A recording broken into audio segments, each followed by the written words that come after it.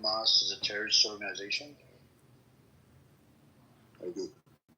I'm not going to lie. I do. You do, right? You do think Hamas is a terrorist? Yes, I do. So were they terrorists before the 7th of October or after? Again, Rio, can you please mute up, bro? Can you please mute up, bro? Stop coming up the mic, man. Stop trolling. Again, look, Amir. I'm not up here pretending to be some kind of scholar. No, I didn't say you pretend. I'm saying I want to know your opinion. Do you think that they were terrorists before 7th of October or after? I don't know, but I can say that what they've done, to me, is a definition of terrorism, from what I can see at this point. Okay. I don't know enough about the history. I'm not going to lie. All right. So I put the link in the chat for you. You should read up on it. Hamas was propped up by Netanyahu. It blew up in their face. Prior to 7th of October, there was 10 days prior to it, Egyptian government gave alerts to Israel. There's going to be attack in the next 10 days by, with Hamas or, from the other side. There was actually 3 IDF soldiers, female soldiers. They were working in front of the monitor. They were watching the monitor, whatnot. And they saw a lot of SIM cards being activated on Gaza side. There was a lot of activity going on Gaza side. They reported back to the commander of IDF. IDF commander reported to the NSC, which is National Security Council of Israel. And then from National Security Council of Israel, the call went to the aide, which is the secretary of Netanyahu. And the secretary of Netanyahu knew about the call, that there's a threat, whatnot, in relation to a lot of activities or whatever. They even tried to change the time of the call by 10 to 12 minutes. Now, the question is, the reason why I asked you that question, if they were terrorists before the 7th of October, which they were, according to Israel and America, they were considered to be terrorist entity, Hamas. If there's a terrorist, why would you fund a terrorist entity prior to 7th of October? I put the article in the chat. This is a Jewish Israeli source from Times of Israel. If you read up on it, the reason why they funded Hamas to keep the divide from the West Bank to Gaza, right? So they keep on fighting each other so it doesn't turn into two-state solution. Because Netanyahu, about 2 to 3 times, he had, there's multiple chances for him to turn it into two-state. He said no Palestinian statehood. Even prior to 7th of October, in front of a UN Security Council, he said, he pointed to the map, and there was no Palestinian statehood. From river to the sea, it was just going to be Israel. So now, my question to you is, if terrorist is if Hamas is a terrorist entity, I mean, they're freedom fighters. They're fighting for their freedom. Then what Hamas is a bunch of orphans running around. They're resisting against the occupation. You see what I'm saying? So the occupation is on that Gazan land. It's for over 70 years. The occupation on the West Bank is over 50 years. So what do we do when when there's occupation project like in America? How the black folks were enslaved by these white people, right? There were some resistant fighters, right? In America, people fought against the whites. Did they not? So just like that, you have the colonizer, which is Israel, and they've stolen land since 1947. There's a lot of documentation available, and I can provide you a whole bunch of data that actually will tell you that these people came on the land. There were some skirmishes in the beginning, and British decided not to give these people a state afterwards. After the white papers which were issued in 1939. But then what these people did, they were so fucking demonic, they approached Hitler to get Hitler's help to annihilate British mandate leaders and whatnot. And the Nazis, they're like, fuck no, we're not helping you.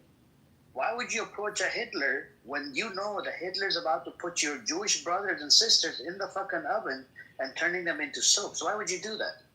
And this bothers me too much. You have a Jewish militia, a Zionist Jewish militia approaching a fucking Hitler. You see what I'm saying? So this is the problem. You know what just amazes me, Amir, is I'm listening to you speak, and clearly you have passion, clearly you have knowledge, clearly you love the Palestinians. I mean, there's no question about it, and there's nothing wrong with that. And I've been on Jewish stages, and I've heard the same passion, the same knowledge. So I mean, there's such intelligence on both sides. I don't understand why these two peoples that are this intelligent can't figure out a way forward. Because I think it's fair to say. Well, let me ask you this. This is a fundamental question, Amir. Do you think Israel has a right to exist? Um, it would look if it was done by consent, with consent. But if I show you the UN report that says otherwise, that after the Arabs denied the partition plan, Amir, you had Jewish militias. Amir, I don't want no, no, but I'm giving.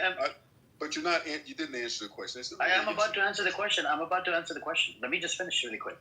If it was done with consent, then yes, it could exist. But it was done without consent by forcing them out of their own houses and whatnot. They ethnically cleansed Palestinians out of their homes in 47.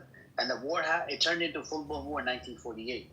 So when you talk to Zionists project, they're very intellectually dishonest. And if you give them data, they always deny the data. And I've been debating the Zionists for a while. So I can provide you data from the UN, from Ilan Pape, from Benny Morris. These are Jewish Israeli historians that said that actually ethnic cleansing did happen. Do you know there's even a documentary, Tempura, they literally rape little girls in different villages to take over their land and houses and properties and whatnot.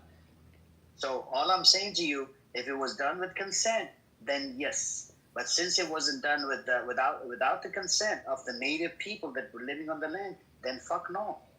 This is the problem we have with the Zionist entity. You see what I'm saying, Project? And since 1947, they've been oppressed and suppressed. The problem, from where I see it, is if you look historically, the Israelis or the Jewish people were persecuted. I don't think there's any question about that. And so, after World War II, when Israel was founded, this was supposed to be a land for the Jews where they would be safe. And I think it's fair to say they've not been safe from the beginning. They've been attacked and so forth. And you can argue the reasons for it. I'm not here to argue it, but I think it's a fact they've been attacked. So this incursion, if you will, on the West Bank and these other areas, from what I can understand, like I said, I'm not a scholar. What I can understand, it was to create some kind of a buffer to prevent these types of attacks. Now you can agree with that or disagree with that, but I think the reason why I asked you the question, do you feel Israel has a right to exist? Because if the answer to that question is no, then I don't think we have a way forward. But if the answer is yes, then I think possibly there is a solution that doesn't involve just constant state. Project, how do you say stealing people's homes a buffer zone? Okay, how do you justify that? Let me just say this, Ace, and I look. So I think Amir mentioned the United States and what happened in this country. I mean, we have a situation right now where we're dealing with what we call illegal immigration from people from Mexico and other places. Right, but the point is, the people coming, the Mexicans, will say these are areas that are historically Mexico, that they were taken by the United States. So we could go back, if we go talk about history and say, and relitigate that situation. At some point, you got to start right now, currently. But what I'm saying is, you have to start where you are. You have to start at some point. You got to say, okay, here's where we are. How do we move forward? So how do both people? So are Americans just running into Mexico, kicking people out of their homes, and just settling there right now? Well, no, not right now, but exactly. But what I'm saying is, okay, you say exactly, but what I'm saying is, people from Mexico said but that's what happened. But that's what Palestinians are saying. So what I'm trying to say is, this is not. They're not trying to say They're not saying, okay, Israel, Tel Aviv, we were kicked out. We need to get that back right now. They're talking about the piece of land, which is very small, that they do have, that it won't get recognized as a state that's under occupation. That they're just trying to mind their business and live. They can't live without the IDF, without Israel breathing on their neck and then saying it's a buffer zone. Could you imagine how ridiculous that is? Over 700,000 illegal settlers come in, take your home without any, just walk in and say, hey, it's my house, with the idea, you're out now. Now, like as we speak. How is that buffer zone? How is that security? You're gonna get hostility when you steal people's homes repeatedly, or you say this is a buffer zone. You go into Lebanon for that reason. It's a buffer zone. Oh, we think this part of Golan Heights, etc., Sheba Farms, these should be Israeli because of some biblical text, right? So people that are living here, and again, these are recognized borders. We're going to build a buffer zone, and the buffer zone is just going to go into your land, and we're going to go and get our settlers to come and live here. And now it's just our land. It's illegal. I'm talking about international law, but international law is illegal. Do you not see? No, I understand what you're saying, Ace, but with all due respect, if when Israel was established some 70, 75 years ago, right, if they hadn't taken a square inch of land, if it were just the original configuration, you honestly think that the people in the surrounding areas would be content with that? I mean, be honest with me now. When your land is divvied up without you being part of the discussion, when there's literal terrorist attacks taking place on your land, when you open the doors up, so Jewish people unfortunately not welcomed after World War II, and they needed somewhere to go. So you open your doors wide open. You let them in. You were not. The Palestinians were not responsible for what the fuck Hitler and his cronies did. You let them in. You even show your home. You break bed. You break bread. You bring people in out of just humanity. Next thing you know, those same people are taking your home right underneath you. And then there's a Nakba. There's hundreds of thousands of people displaced, and they're never allowed to return back home. They're essentially refugees. I'm not saying any side is perfect, but you do have to understand that if this is you and this is happening to you, you're going to sit there and be like, what the hell? Is there not going to be some sort of tension here? I guess what I'm saying is we are where we are now. So are we going to? How do we move forward? Is it going to be this constant? I mean, from all my entire lifetime, this area has been engulfed in upheaval. It's been violence in this area my entire lifetime. So is this going to be something that's going to go on for eternity, for the rest of everyone's lifetime? Or is there going to be? I do have a solution though. So, according to Hamas charter, they're okay with the 67 borders, right? They're like, it's okay. We could go with the 67 borders, which means the West Bank, Gaza, and East Jerusalem to be part of, which I agree with because I don't want Palestinians to live with rapists. I look at Israelis, the people that have served in the IDF for over 50, 60, 70 years, they're motherfucking rapists. They've been oppressing and suppressing Palestinians for over 70 years. You got 920 motherfucking checkpoints in the West Bank. You got Gaza under occupation. Literally, the settlers were living inside the fucking Gaza, right? About more than 8,000 of them up till 2005. Even when they left, it was still under occupation. They couldn't even go past 7 miles on fucking water. The airspace occupied, the borders occupied. They did a blockade for over 10, 15 years. Even the fucking chips weren't allowed. And they keep on doing blockade after blockade after blockade. Collective punishment is in their fucking disgusting blood, these Zionist fuckers, right? And I don't even think they're Jewish. They're just atheist motherfuckers. I don't know where the fuck they came from. According to the U.S. government website, they literally says it's only about 200,000 that are connected to the Holocaust. The rest of these motherfuckers, I don't know where the fuck they came from. And this is the problem. And they're demonic piece of shit. Nobody wants these people, and they're disgusting. The Israeli passports. People look at Israeli passports, right? Nowadays, what countries are doing, they're making them fill out extra paperwork because they're scared for national security reasons that what if this is a baby killer that just killed a fucking baby in Gaza and fucking, roaming free on the streets of Australia or something. That's why Australia even put sanctions on some of these leaders like Ben Gavir, Smotrich, and a whole bunch of other psychopaths. And other countries are doing the same thing. That's So bad. yeah. That's pretty bad because you have people starving. I understand that at their point that Israel had a right to defend themselves back then, but right now people are starving and people just need let food. project finish. Go ahead. Give me 30 seconds and I'll be quiet.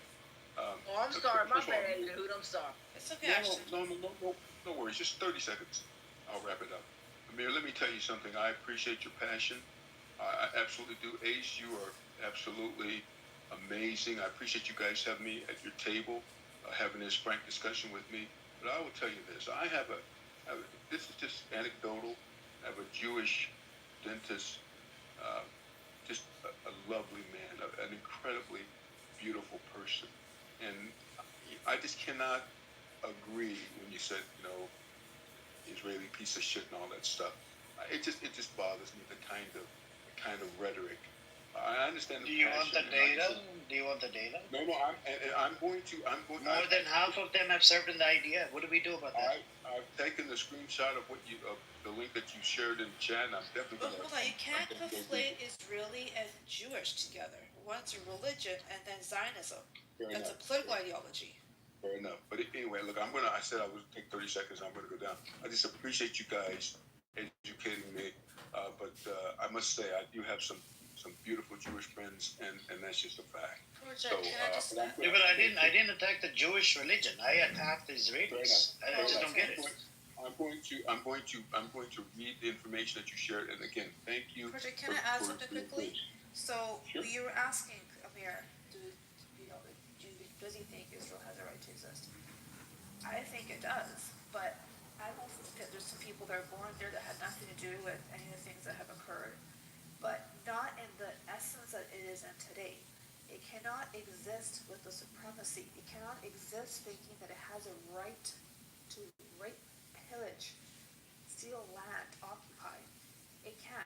The only way to move forward is, and one thing that bothers me is if anybody thinks there's some sort of equality here, the upper hand has always been Israel. They've been funded by the U.S. since inception, 1948. They have the world support. The underdog has always been the Palestinians, by far. The only way this works is if Israel takes its colonialist mission, steps back, pays reparations, the same which way the Germany did for the Holocaust survivors, and helps rebuild, apologizes, moves back, gives Palestine its autonomy, as any country has, its freedom to have economic zones, to build its economy, to live freely, not to be oppressed, not to have their home stolen in the middle of the night, no crazy checkpoints. That is how they can exist. But the problem is Israel refuses to do that. Absolutely refuses it. So who is the one that's stopping in the way of peace? It's Israel. Palestine just wants to exist in peace. That's it. Don't you see that project at all? I hear what you're saying. I don't agree with everything that you said. I really don't. I think it's fair to say that the Israelis, the Jewish people were the underdogs at one point. I mean, 75 years ago. No, now. I'm not talking about But that time period. I don't think you can just look at. I think you have to put it in context, right? I mean, you can't look at people that were treated the way the Jews were treated in Germany. Well, how does Palestinians fault? Why are they responsible for how they were treated? And that's the problem.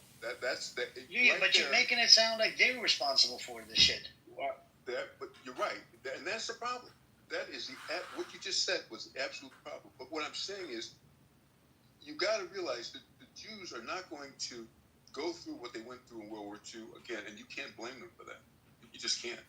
So at least I can't. So the Palestinians is okay, justified to go through what they've been through, and they're doing it to the Palestinians. They're killing their babies, burning them fucking alive every single day, sniping their children every fucking day. It's okay for them to get attacked just like they were attacked. A disgusting behavior, disgusting. I just can't believe you just. I'm not justifying anything, and I'm not trying to offend you. I'm gonna. No. You keep on bringing up how they were treated, whatever. How is that fucking Palestinians' fault? That has nothing to do with Palestinians. I'm saying. Why should Palestinians give two fucks about what happened to them? It's with them, and they should go back to fucking Germany. Blame Germany what they did. Why isn't the responsibility on the shoulders of Palestinians? Disgusting. Like this is the type of rhetoric that I get to hear on this app all the fucking time. Though how they were treated, bro. How is this Palestinians' fault? They're not the one that oppressed and suppressed them. They're not the one that put them in the ovens and turned them into soaps. Oh.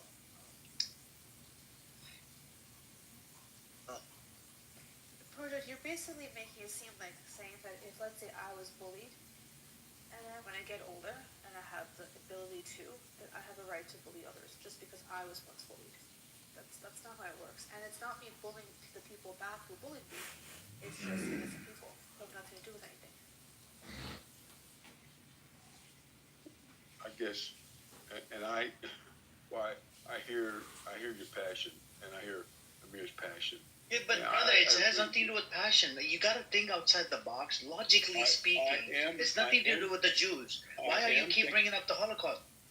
Because I think we have to bring that up. I mean, I think you cannot have a discussion without bringing it up. Then why aren't you agreeing on the history of Palestine? How they freaking took over, how they bombed the shit out of the British Mandate Palestine. They bombed the shit out of British Mandate leaders. How they took over. The British decided not to give them a state after 1939. You're right. I mean, you're right. Okay. Let me ask you this. One question: If the Hitler was about to put your people in the fucking oven and turn them into soap, why would a Jewish militia approach a Nazi? They approached a Nazi twice. Havana Transfer Agreement, 1933, and in 1940 to 41. Why would these Zionist fuckers approach a Nazi? That's my question to you. If you can answer it, I really appreciate it. They did this. I'll give you facts. I'll give you data on this. And the Zionists, they actually agree on this. So if you can provide me an answer on this, I would really appreciate it. You should ask yourself every time somebody brings up a Nazi or Hitler, whatever, why would a Jewish militia that was heavily involved, bombing the shit out of the British Mandate leaders to force them into the state called Israel, the same gang members, why did they approach the fucking Hitler to get help from a Hitler when they knew the Hitler is about to put their people in the fucking ovens to turn them into soap? I'll give you the data. I'll put the link in the chat from Lehi Jewish Militia Gang, 1940. Fucking they approached the Hitler. I'm going to take a screenshot of it, and I'm going to do the research. I mean, I promise you that. But I said, Ashton, you get up here and speak your piece. And again, I thank you for inviting me to your table. Appreciate it. Look, I knew that back then, and I keep saying back then, yes, Israel at the time had the right to defend themselves at the time. But right now, in this time, people are starving.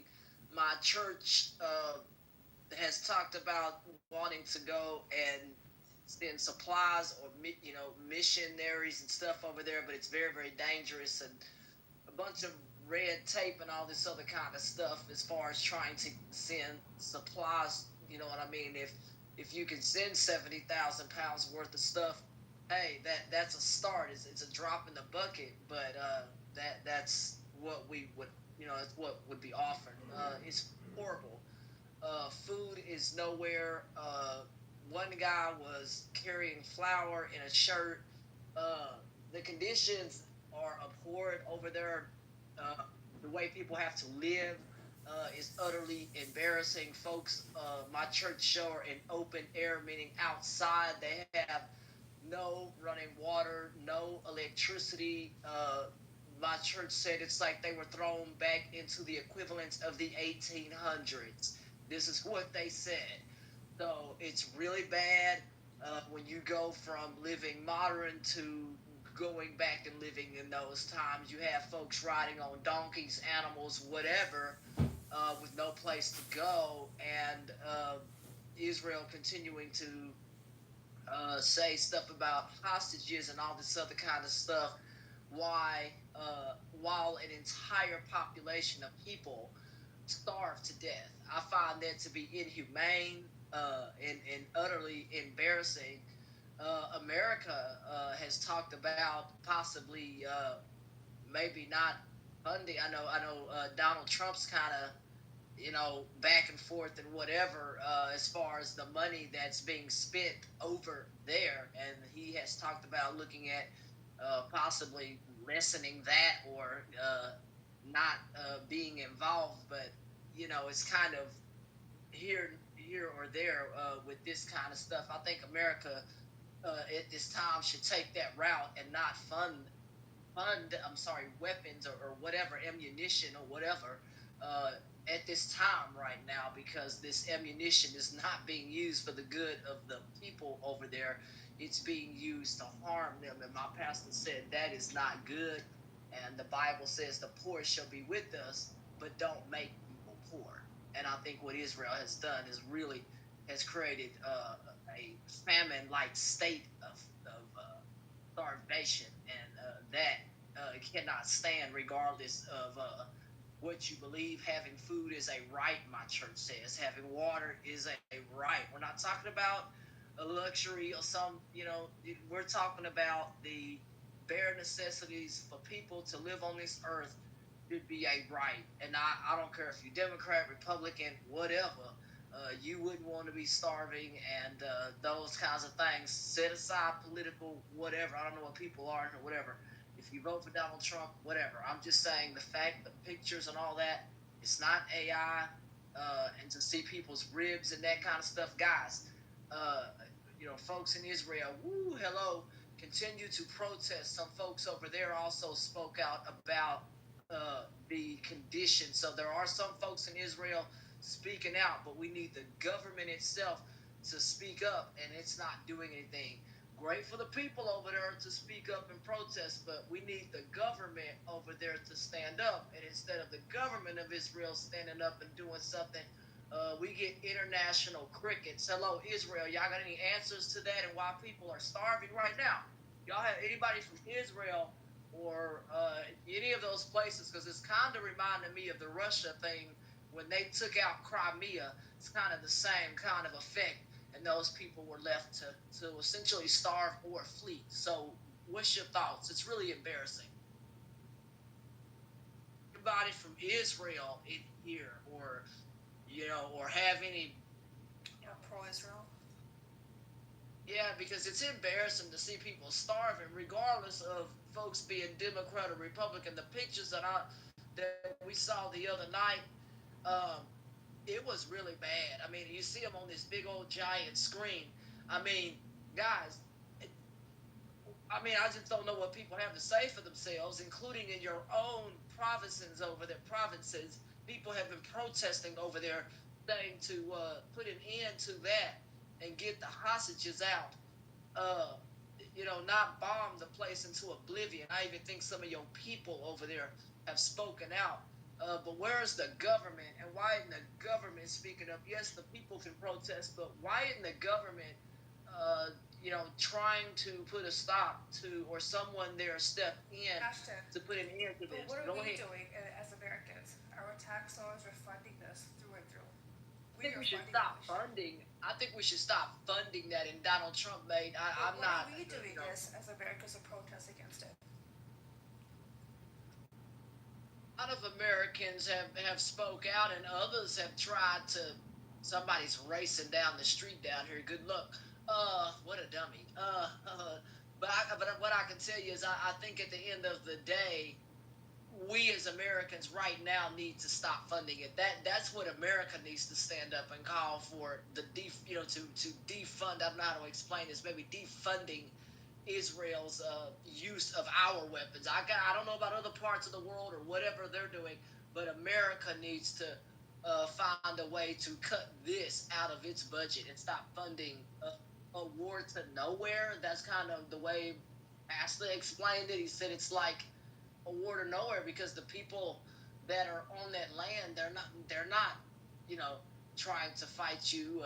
They're trying to survive and live, and they're kind of caught up in the crossfire, and that's not fair. That an entire population of people are punished for And the fifty few is the percent way are it was children. explained. 50% are children.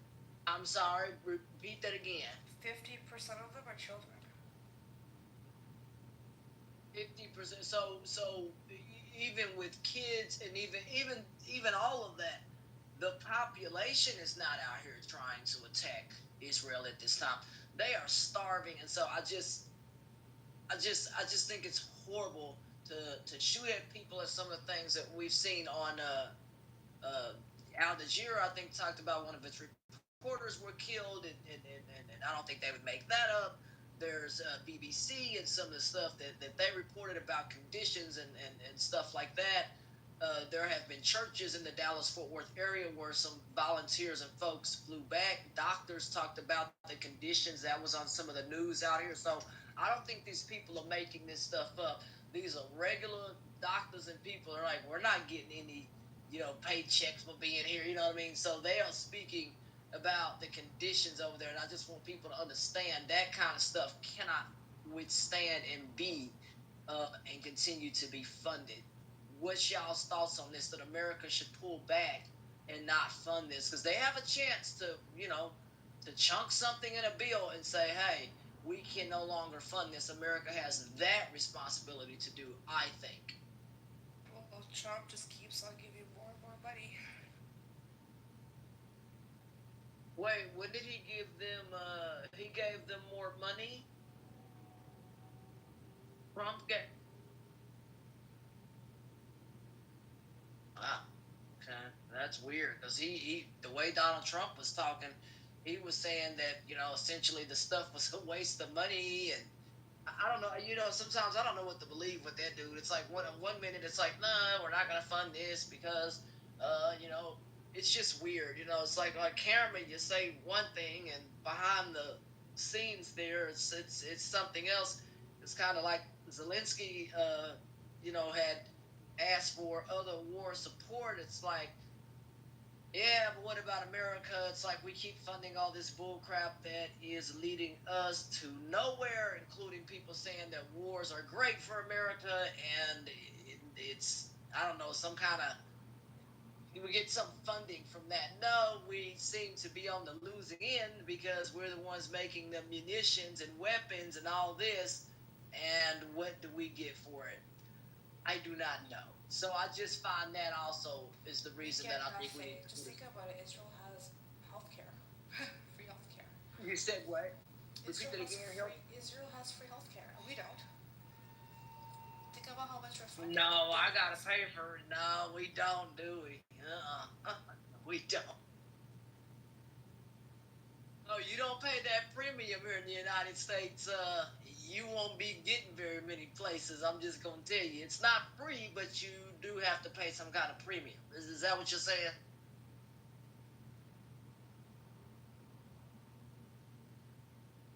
That over there, they don't have to pay that. Is that what you're saying? They don't have to pay any of that weird stuff. They're lucky. Wow.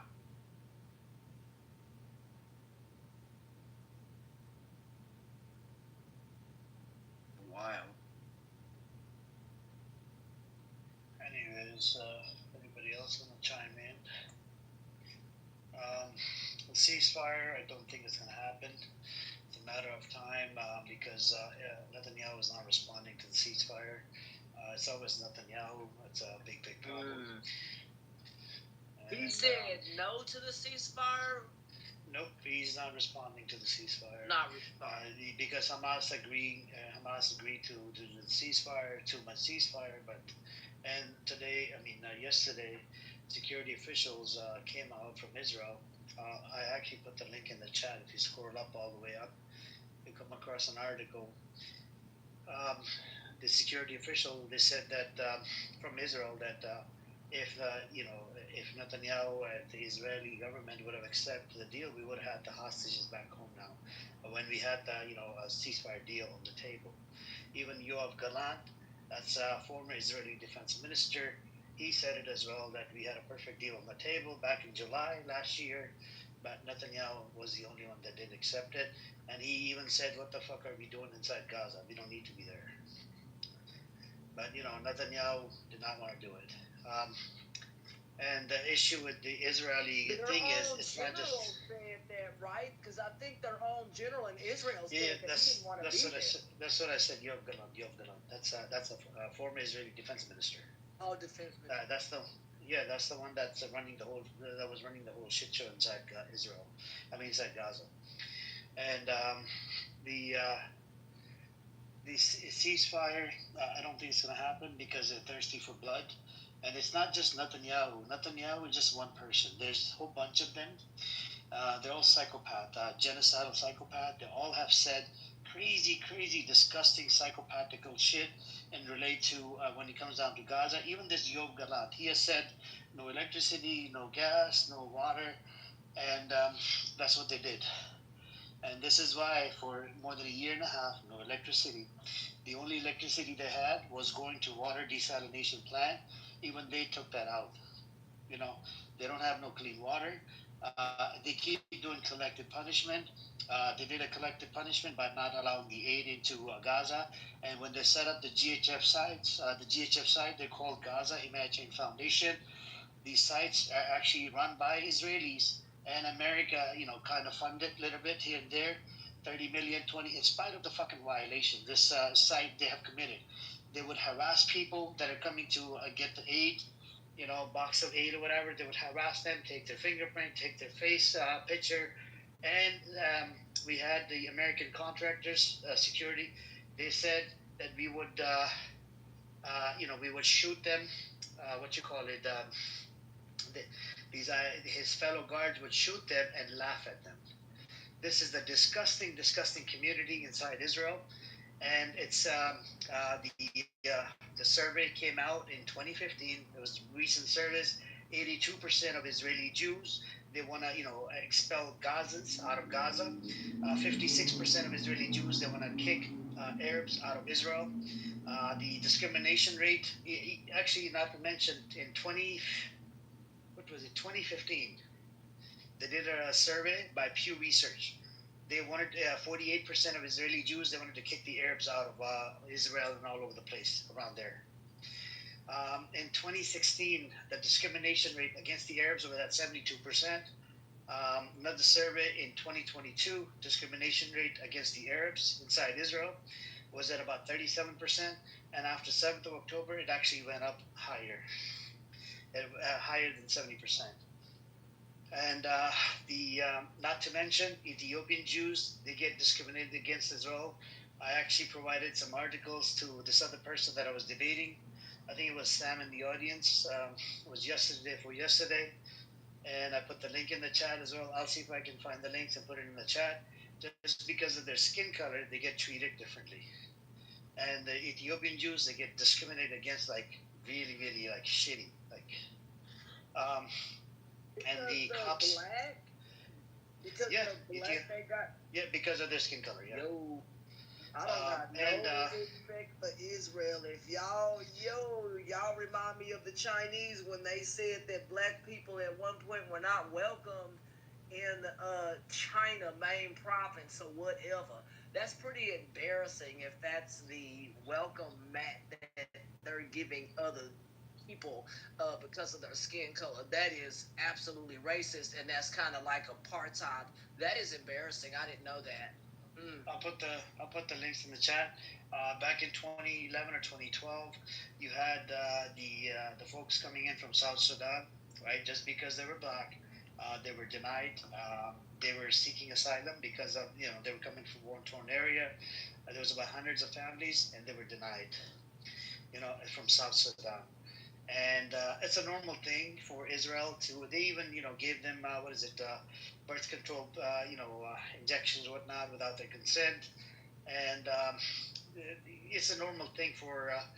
And you wouldn't believe it. At one point, they wouldn't even allow them to give blood because they saw these people as maybe they're filled with diseases, this and that. Even though you can run the test on everybody if you have any diseases, because of their background, because of their skin color. There's a lot of fucking racist shit that goes on inside Israel.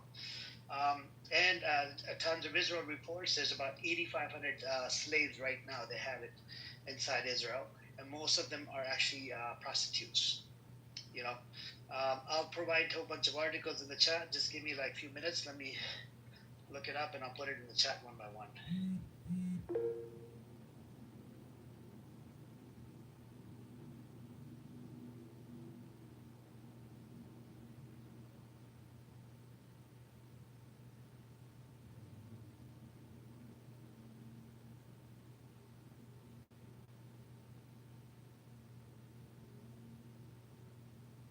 Yeah, this stuff is it's not good to have racism lumped on top of creating a war on people at this time that are starving and not letting aid in. I just want people to think, man, when you're hungry, what you know, I don't know, I don't want to say starving in America because I don't.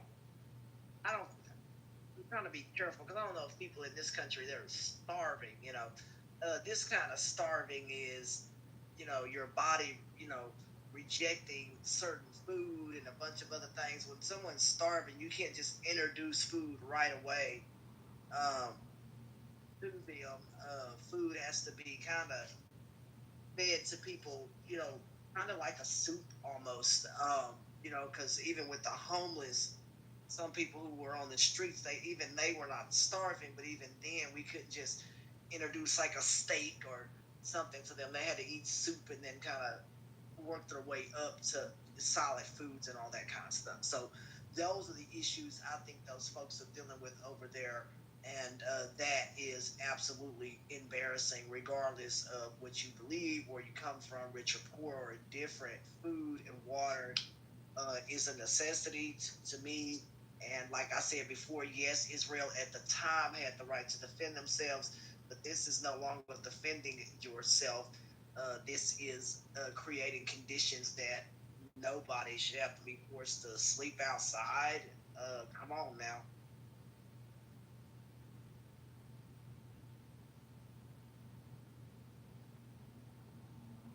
I put the report in the chat. Ethiopian kids weren't even allowed to register at school at one point.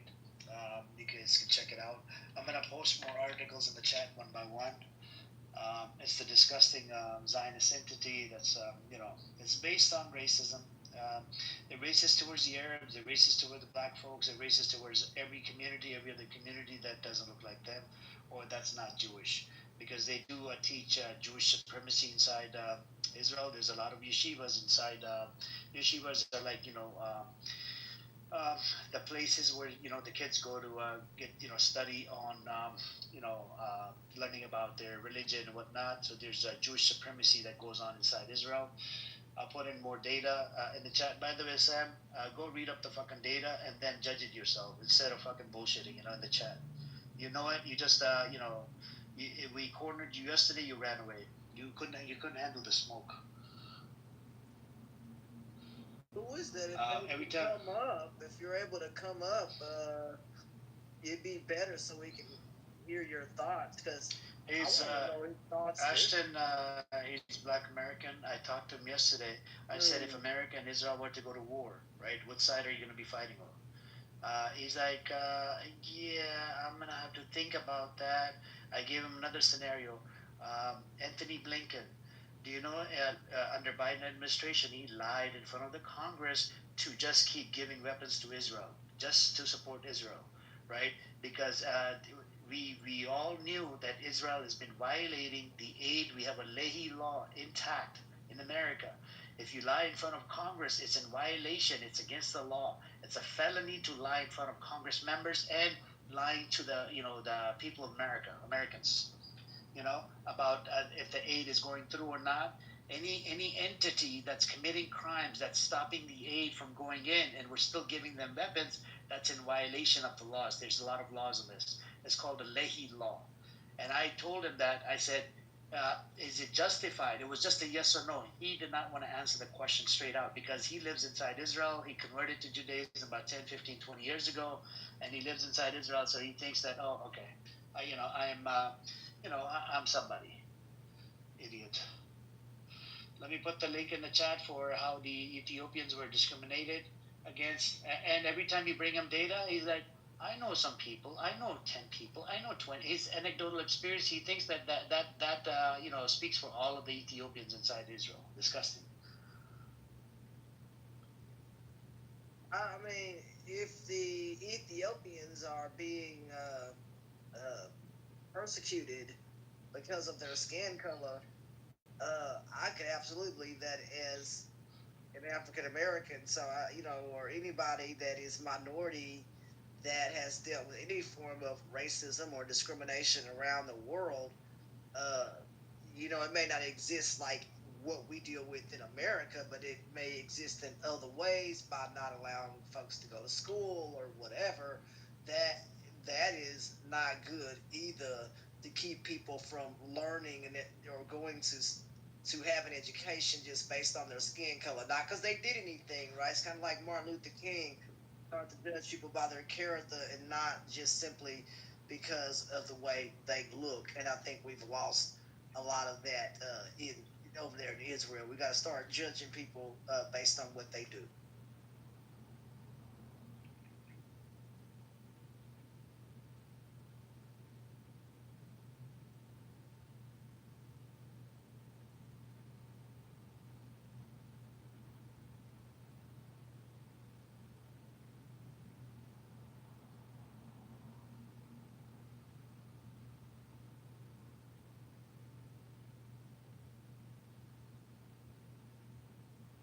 So I'll read that. I'll read it out to you guys. How Ethiopians are discriminated against Israel, and it's very disturbing and disgusting.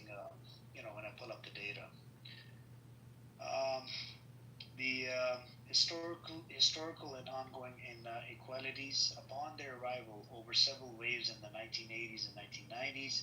Ethiopian Jews faced widespread racism. Their Judaism was frequently challenged by religious authorities, and their contributions were marginalized, often perceived as second class citizens. This is reported in the report that I posted in the chat, if you guys read up on it, by Himanium. And particularly egregious example, blood donations of Ethiopian Jews were discarded in the 1990s due to unfounded fears of HIV, a policy later condemned as discriminatory. Socioeconomic disparities. Poverty remains widespread. Roughly 50% of Ethiopian Israelis live below the poverty line, and 63% rely on government assistance. Employment disparities persist, especially for women, though their workforce participation grew to 75% by 2016. Ethiopian Israeli women earn significantly less than peers, predominantly in low wage positions. Educational gaps are narrowing. The 2023-2024 data shows that Ethiopian Israeli students matriculation eligibility 93.4% now nearly matches that of peers 95.2%, though performance disparities in advanced university track thresholds remain. Heavy policing and criminal justice. Government data reveals major over policing. Ethiopian minors are arrested and indicted at disproportionately higher rates, up to 3.8 times more than their population share, and adults at nearly twice the rate. Between 2014 and 2017, criminal investigations against Ethiopian Israelis um, rose by 20%, even while they declined overall. Sentencing among youth is also harsher. Ethiopian minors are 3 times more likely to be imprisoned compared to non immigrant Jewish peers. In response, the 2016 Palmer Commission produced a 71-point integration plan with a multi-million shekel funding aimed at addressing socioeconomic and educational disparities. Number 4, public backlash and protest. A viral 2015 video of an Ethiopian Israeli soldier being beaten by police triggered widespread demonstrations, bringing international attention to police brutality and racial profiling. In 2019, the fatal shooting of Yehuda Biadga, an Ethiopian Israeli man with mental health issues, sparked new waves of protests, reigniting frustration over violence and systematic neglect. Number 5, complaints and legal interventions. In 2021, the Justice Ministry recorded 458 complaints of racism. Ethiopians and Arabs were the most frequent complainants, each accounting for 24% of cases.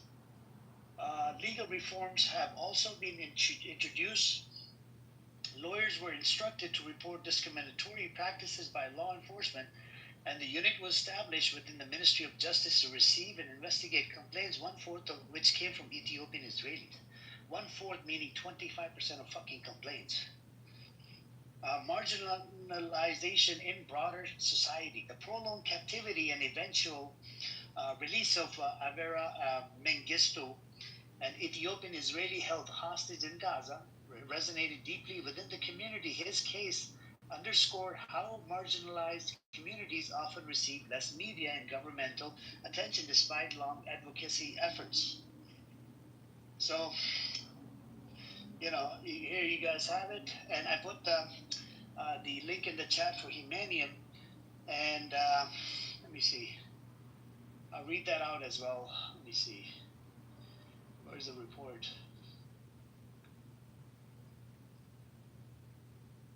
All right. I'll go over the report. I like reading this out to the people. That way, people might get educated and relate to how Ethiopians get treated inside Israel. Disgusting behavior that's going on and on since 1980s and 70s.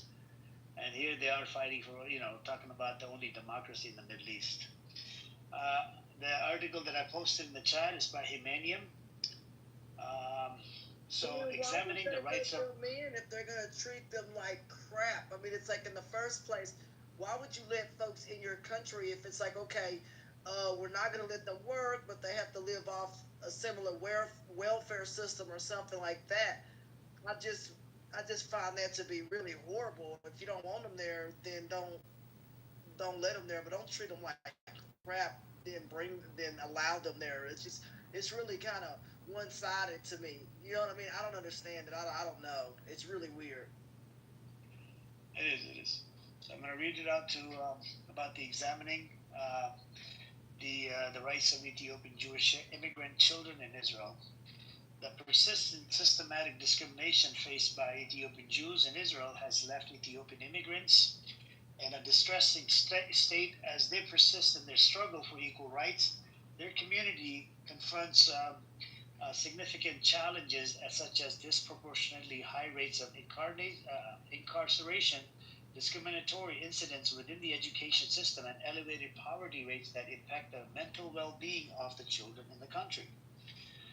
Realities for Ethiopian youth in Israel. Ethiopian Jews began migrating to Israel in the late 1970s amid the Ethiopian civil war and famine. Due to their historical isolation, they developed distinct religious practices diverging from mainstream Judaism. As a result, their unique identity has contributed to challenges. Fully integrating into Israeli society, where they are not regarded as first-class citizens. The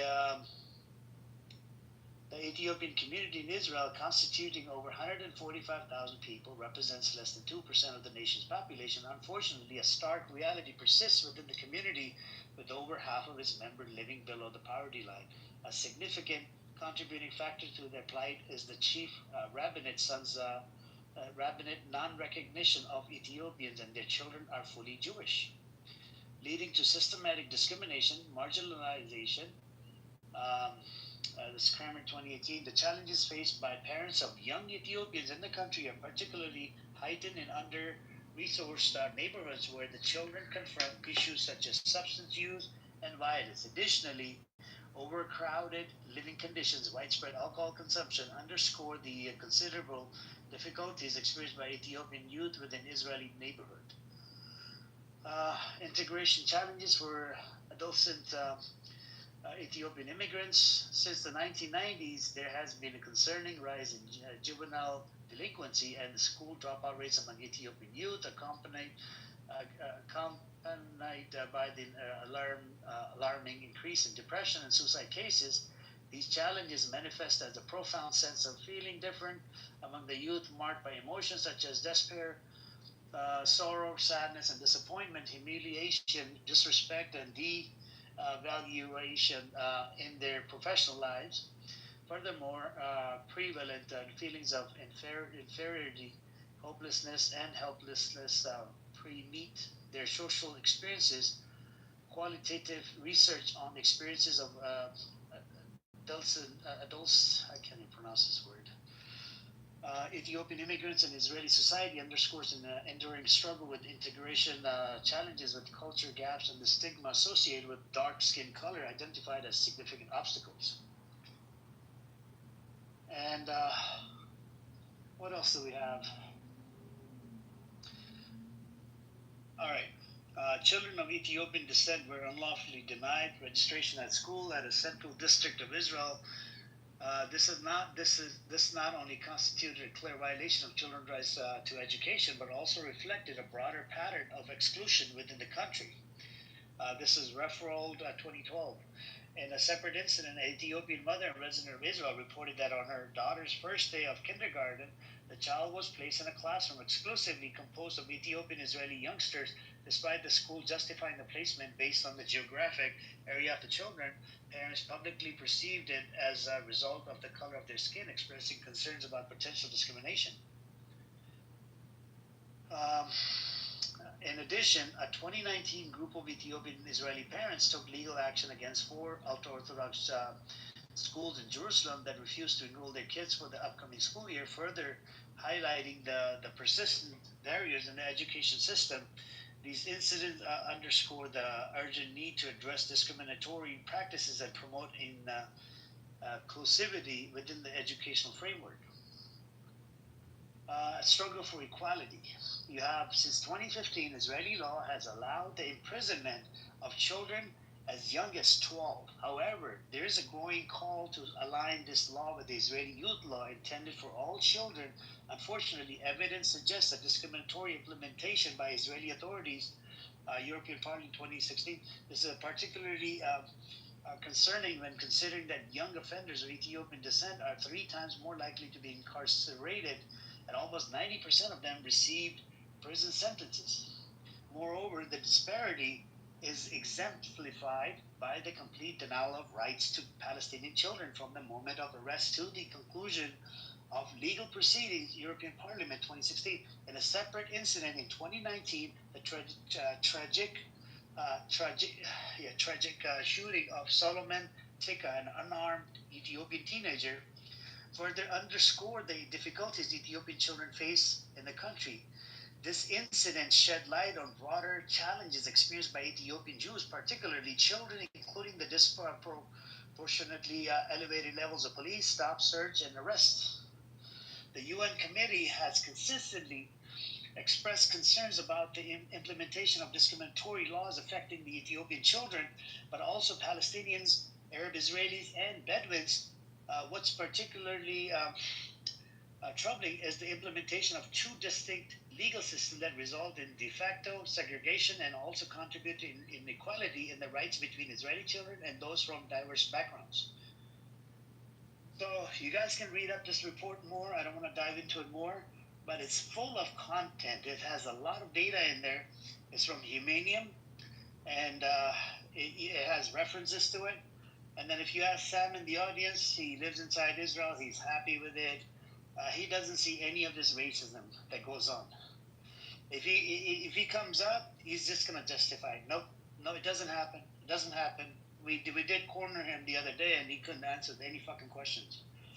The Sam right here, this guy Sam, he lives inside Israel. He's from America, but you know, what do you do? It is what it is. Anyways, if anybody else want to come up, let me see. Who else is in the? If anybody want to come up, you guys welcome to come on up and maybe add value to the conversation. There's a lot to talk about when it comes down to Israel, from discrimination to fucking, being apartheid, and apartheid to occupation, to genocidal state. You didn't debunk shit. You want to come up, Sam? We could talk about an Ethiopian thing. You want to go over the report again, Humanium? Read the whole fucking report. How the kids over the even the Ethiopian kids get discriminated against. Disgusting, disgusting. And you just have to give what injections, right? What was it? Birth control injections and whatnot to the only to the Ethiopians, right? You didn't deny entry to the hundreds of families that were coming in to seek asylum from South Sudan just because of their skin color. You didn't do that, right? And I remember Sister Eze shared it as well from Uganda. Was Uganda or something? They didn't rescue them. The Jews from the Uganda or something. Let me look it up. Hold on. Let me dive into it.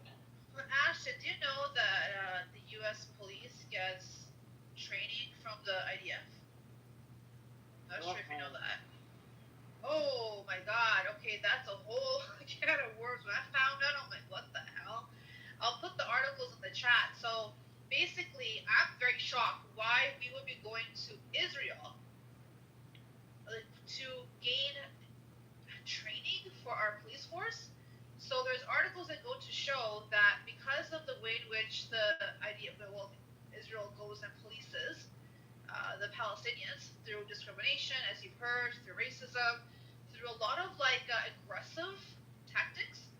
That's what's been trained and passed on to our freaking police force. I'll put it in the chat. I should read it. I was just baffled when I first learned about it. I couldn't imagine why we'd be going to work with the IDF for police training. This made no sense to me at all.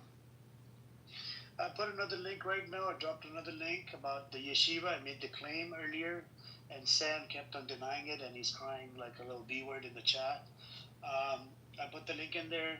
They arrested the embracing racism rabbis at pre-army yeshiva. Lord Hitler urged enslaving Arabs. Recordings show instructors at Settlement Academy openly promoting Jewish supremacy. Principal says Arabs wants to live under Israeli occupation due to their genetic inferiority. And this is two rabbis at a pre-military religious academy in the West Bank settlement were recorded making derogatory and racist comments about Arabs, defending Adolf Hitler's worldview, and openly promoting Jewish supremacy. So this is one of the, I could say probably 20s and 30s and 50s schools that they have that actually promote Jewish supremacy, that teach Jewish supremacy. They think that they're the God-chosen people, and this is where they have it wrong. You can't think like that. You're educating people that you're the God-chosen people, and you're fucking committing genocide and killing and butchering and slaughtering kids, men, women, whatnot. Are you denying this article, Sam? Are you denying this, the Times of Israel? Are you denying the Jewish source? It doesn't matter, private or non-private. It's a freaking yeshiva. It doesn't matter, private or not private. A lot of people, they like to send their kids to private. I don't know what he's talking about, man. Just an idiot. So they do teach Jewish supremacy. That was my fucking claim from the day one, from the jump. Who is that? This guy is Black American. He moved over there, converted to Judaism like 10 or 20 years ago. He lives on a stolen land called Israel. Wait, do you deal with racism, sir? Well, you say he's a Black American. Do you deal with any kind of discriminate? I mean, I don't know, but the Ethiopian people, it's embarrassing because they do, and that's sad. Yep. This is, he came in here, and he's even said it himself. He lived here for about 20 years, and he lived in Israel for about 10 or 20 years. And we asked him multiple questions. He keeps on denying it. It's just because he loves Israel too much. I don't know what the deal is. I don't know. When you move to Israel, I don't know what happens to you. The whole thing changes. Like, you don't see any more racism, no discrimination. You look the other way and relate to everything.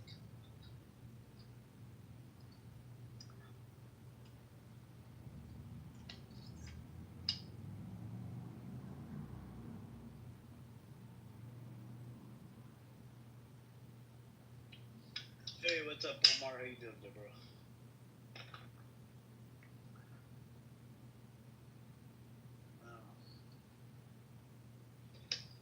Anyways, that's where we're at right now with this whole data and shit.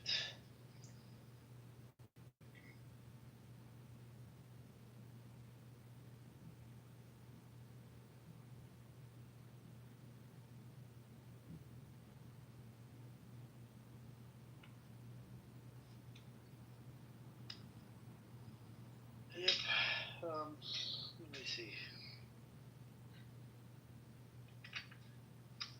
Let's see what else is available. Yep.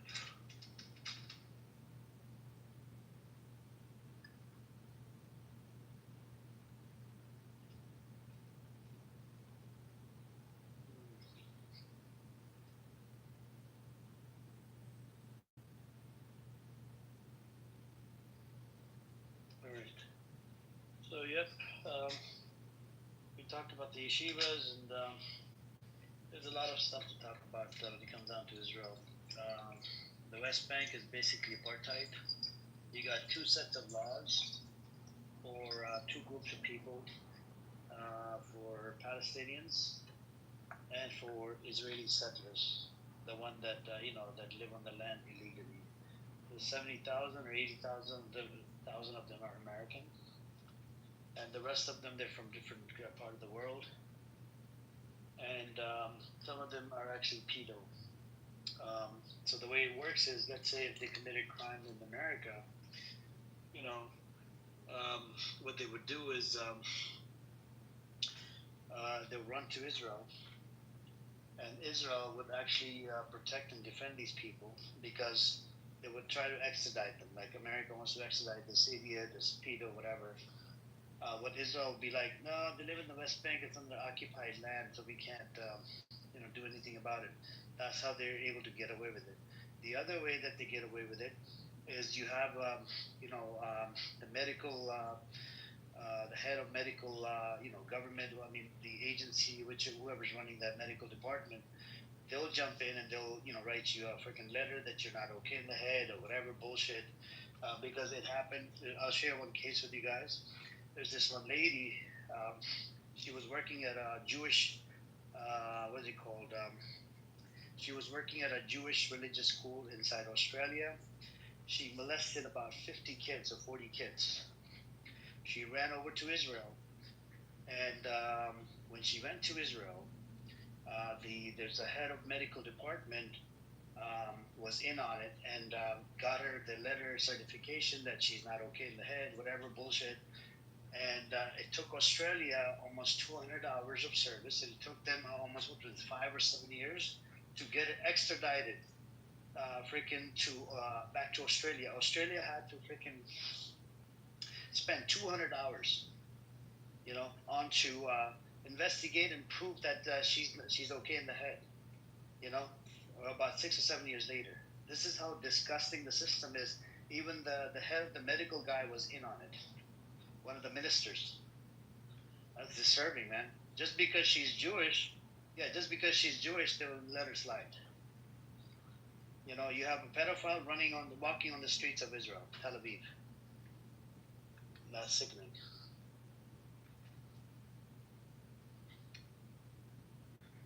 I don't know, man. And then we had a recent case in Las Vegas. The guy is literally accused of fucking pedophilia behavior. He runs over to, the state attorney. She's an Israeli Jew.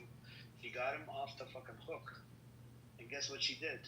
She got him off the hook. He came back out, walked on the streets of Vegas, packed up his bags, and then he left back to Israel. And there was about 8 guys that were arrested. Only this one was able to leave. Because what? Because he works right under Netanyahu. And they think they're above fucking law, right? Again, with the Jewish supremacy, that I'm the chosen one, I get the upper hand. There's no laws that can go against me. I'm above the law. Disgusting. And then this pedophile works right under Netanyahu. Disgusting.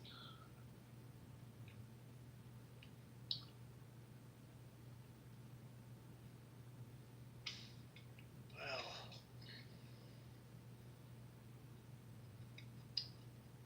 anyways, what else is new with you guys? Let me see.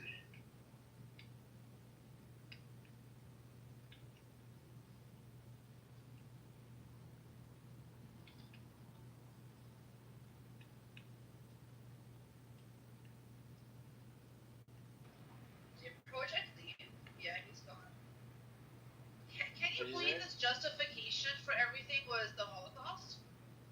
And because I have a nice Jewish dentist? Like, what the fuck?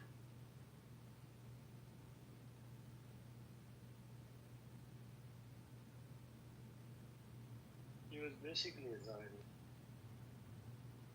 Oh yeah, a Zionist kind. This is the problem with some of the Zionists. Like, I think Abu says shy Zionist.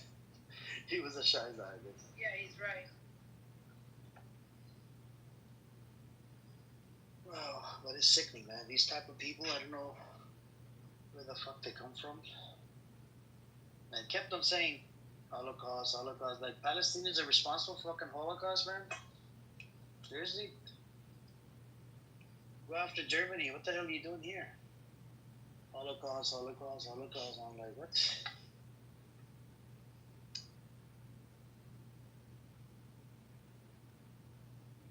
Anyways.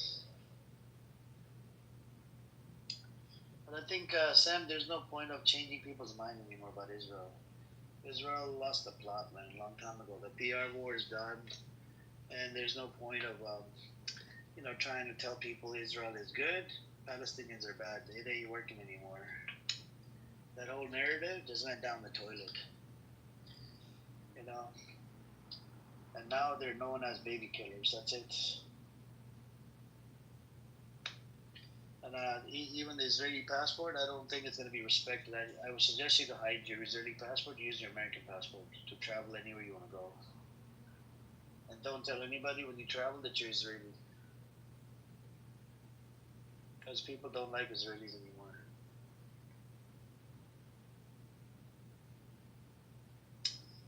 It's a disgusting behavior, man, that comes out. Well. Anyways.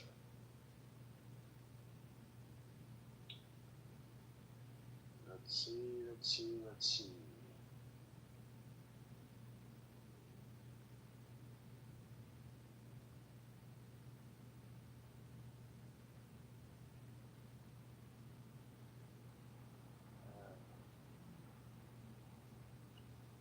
Anyways.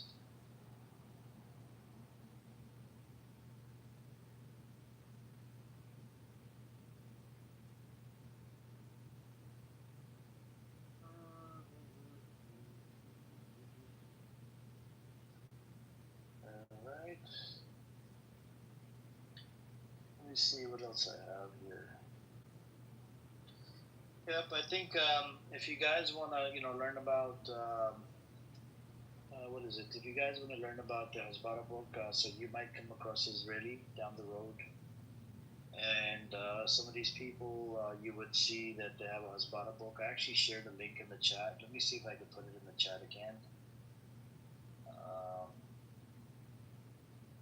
There's a Hasbara book that these people use, and they're well trained in using a Hasbara book.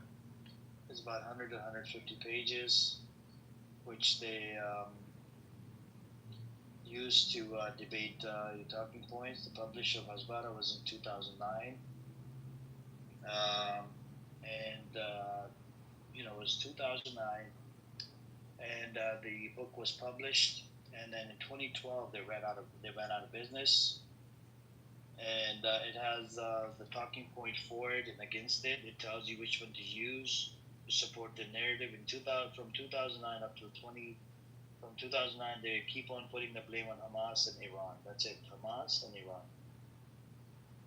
And the biggest threat in the Middle East is actually Israel. It's not Iran or Hamas. And how could you make the claim that Hamas is a terrorist entity when Netanyahu funded freaking Netanyahu funded Hamas? This is the problem. Delusion. And right now Netanyahu is giving weapons to what? They're giving weapons to ISIS members, and it's all posted in in their own Times of Israel article. Let me put the link in the chat. Where's the link? Salam. What's up with the ocean?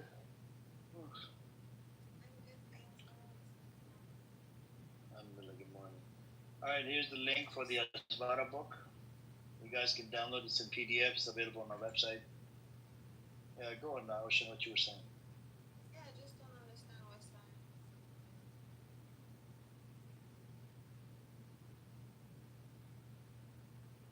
He's so, active in his opinions and statements, but like you're not making sense.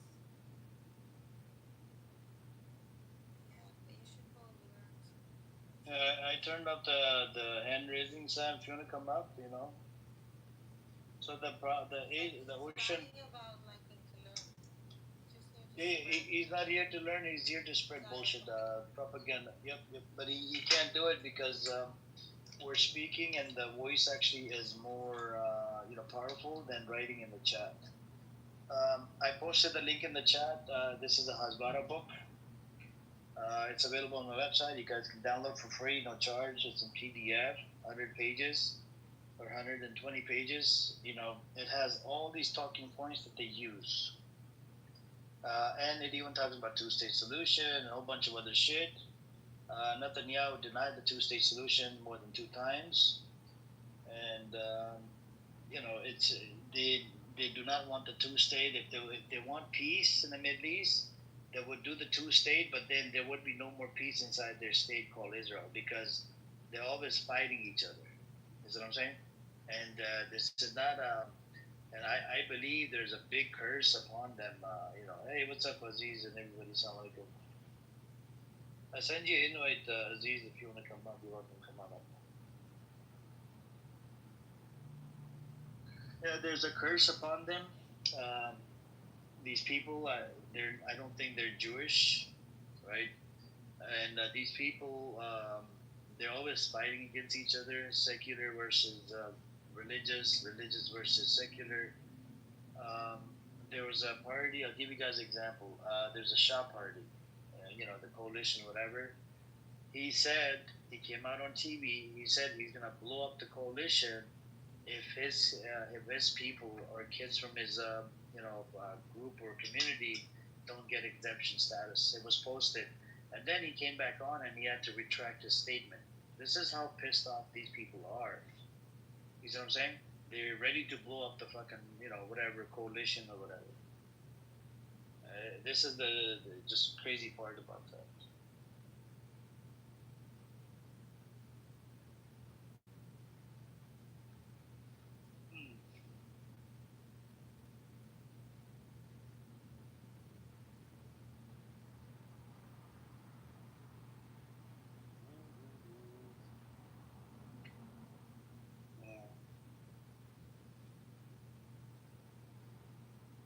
See. Let us see.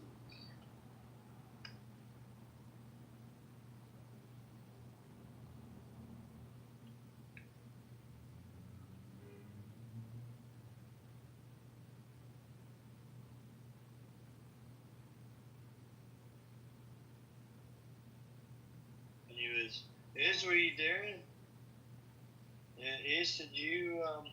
Did you listen to that where Bibi versus what's that guy's name? Who? Bibi versus Ivan? No. You didn't hear the altercation? Shuki played the clip the other day. You were not in the room? Ask Shuki to play. Okay, I'll ask Shuki to play it. It was crazy though. It was really crazy.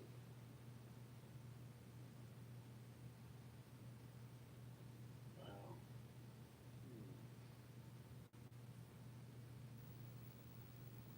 Anyways, let's see. Let us see.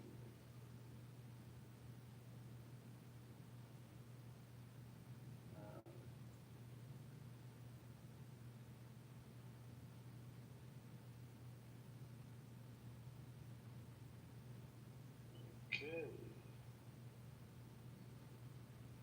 Wow.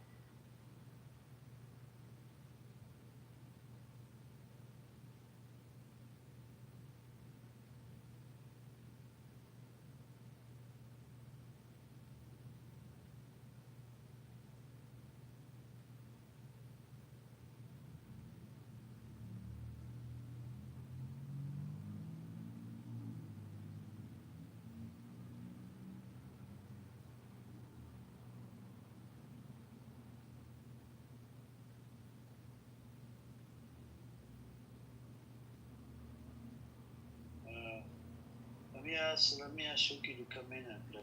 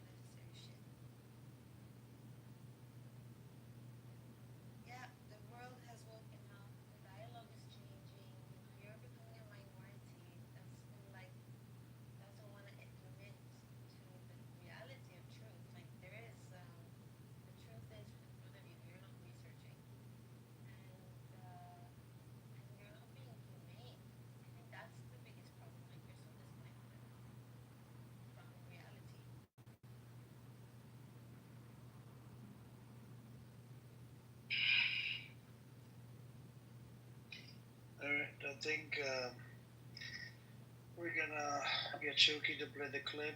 Did you want to say something, Bella? Did you want to say something, Bella? Are you there? No. Wani, did you want to say something before I get Shoki to play the clip? No, we may not just listen to everybody. I think it's pretty much. Okay. Okay, let's listen to the. Yeah, let's listen to the clip. Shoki, go on, brother.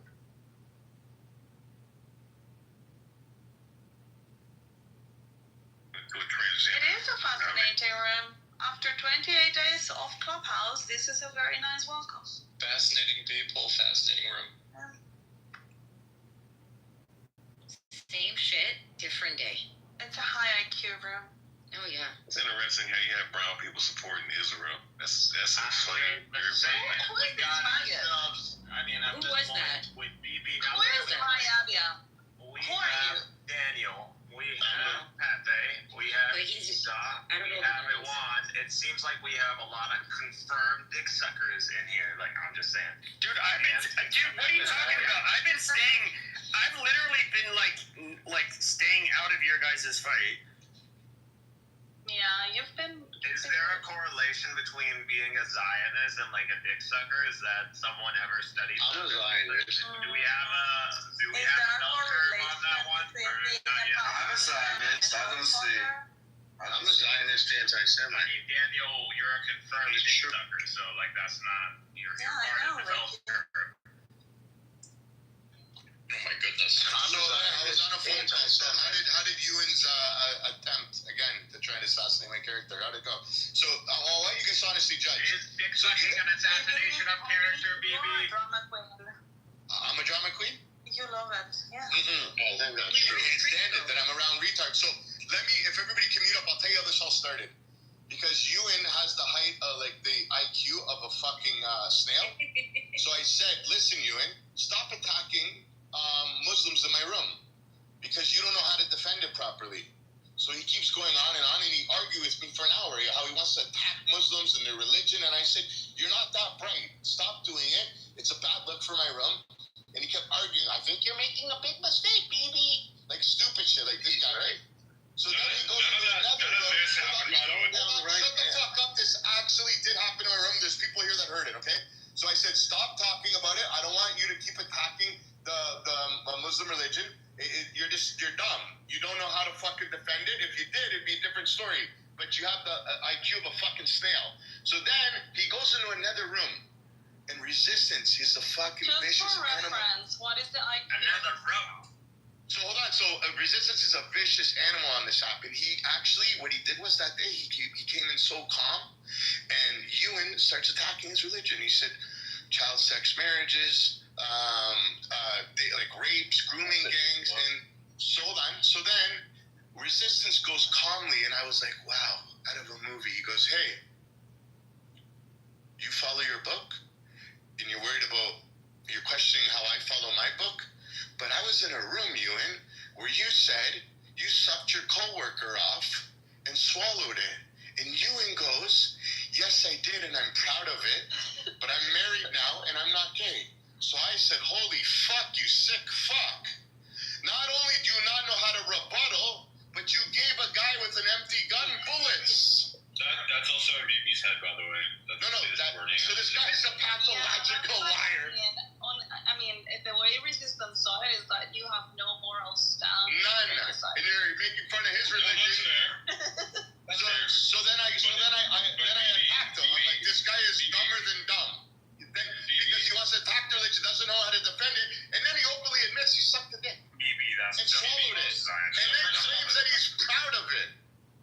First off, Well, I mean, you say like there's nothing wrong with it. Ask Daniel. I don't compare Ewan to Daniel. Daniel's married. That's his lifestyle. Ewan goes, listen, I decided being gay wasn't for me after I sucked it and swallowed it. Who says that shit? Literally, you're supposed to know that before you suck it, you fucking loser. I mean, You're not supposed to go around and say, listen, I want to find out if I'm gay. Let me suck a couple of cocks. It doesn't work like that. I guess you changed your mind after that. No, it doesn't work like that, bro. Muslims are a bunch of cocksuckers. I know, it's pretty gay in here right now. Sorry, bro. Yeah, I think that was directed towards you, and he was talking about a cocksucker. I mean, you like training, so. Simon, you're a faggot. And then the whole funny thing is they already played that. They played 2 videos, and everybody declared that that wasn't me. But you're still going on. You believe your own lies. You said. Well, I mean, okay, so most of the discussions that I've had. And then the idiot teams up with a raging anti-Semite to attack a Jew because he's such a low-life fucking loser on this app. No, do you know what? Yeah, you're a low-life. You're a low-life. You're the worst fucking Jew. That's the problem. I'm a proud Jew. You're a worthless Jew. That's the difference. No, you're kind of a scumbag. No, because you don't know how to fucking rebuttal. You don't know how to argue with people. So his rebuttal was, there's grooming gangs, and there's over like 20, 30 raped every day. And somebody goes, give us receipts. He goes, what do you mean? It's everywhere. They go, prove it. He goes, everybody knows. That's not proving it. That means you're a fucking idiot. Because if you actually could fucking prove it and show stats, it would have been great. But you don't have them because you don't know how to rebuttal. So you make up a stupid fucking lie. I think That's not a lie. That's actually you guys realize that you've been debating. You're the one getting. I'm not getting upset about this. 1 hour because you are measuring who sucks more dick of the 2 of you. I know. The difference is I don't suck dick. I mean, yeah.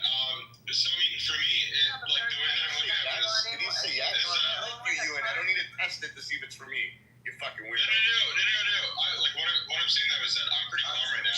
Evie's the one that's freaking out. You gotta chill here. Get involved. No, Vivi, you gotta chill out. Like, just relax, dude. I'm trying to. It has nothing to do with being homophobic. See, you're missing that's the whole problem. You guys are all missing the context. What are you talking about? You're attacking a Muslim on the app. You don't tell them. If you're gay, you're gay, right? That's nothing you can do about that, right? That's just who you are. God bless you. You don't tell people, I just tried to suck a dick. I swallowed it. I'm proud of it, but I'm not gay no more. I'm married and I have kids. And he's fighting with the guy that hates Muslims, like a Muslim that hates Jews. Baby, that makes you bisexual. Daniel, do you think that Baby, you are bisexual. Daniel, if you fall in love with me and you leave your husband, do you stop being gay? Oh, he's still gay. He's bisexual then. That's my whole fucking point. And he got extremely offended that I told him that. And he said, no, I'm not. And he started getting angry because he made a room and he's like, so what? I sucked a dick 19 years ago. And he couldn't stop saying it. I'm like, yo, bro, you should have lied about that fucking part. You're fighting with a in your Muslim. 40s, you like hanging out with trannies. Hold on, let So Daniel talk. I was at 19 at the time. No, just ask. What if it's just a dick? No, I think it was, but he swallowed it too. So No, what's it just a Yeah, but I'm like, I could give zero fucks about this. I don't care about it. It doesn't bother me in the slightest. It's like, Bibi, this is the thing. You're the one that's screaming right now. I'm like, because I'm ashamed of how stupid you are. I'm embarrassed that you call yourself a Jew. You tag up team with a fucking raging anti-Semite. What do you mean? He said I'm like Jew. No, I'm Jewish, but like, I'm not like. Jewish? Since when? Oh, it's okay. What are you talking about, Isaac? Now I want to hear it. Since when? Yeah, since I was a child. My mom's Jewish. Why is this the first time I hear about this? I don't know. Because we weren't talking about. Yeah, well, because I don't really follow it. I'm not religiously Jewish. I'm just ethnically Jewish. Like, I don't really follow it at all. He's Canadian. He doesn't care about religion. They're pulling your Jew card. It seems like people are pulling it out now. You can't So pull that. I'm 4% Jewish. Do I get to say I'm Pending Jewish? further approval. According to my DNA, I have 4% Jewishness in me. Do I claim to be Jewish? Mazel tov. I'm 14. It's not like we have a central database. It's not like we have a central database and can pull people's Jew cards. Yeah, exactly. Do I get a Jew card with 4%? 4% Jewish in you is just a bit. Yeah. Thank you, Shuki. Appreciate it.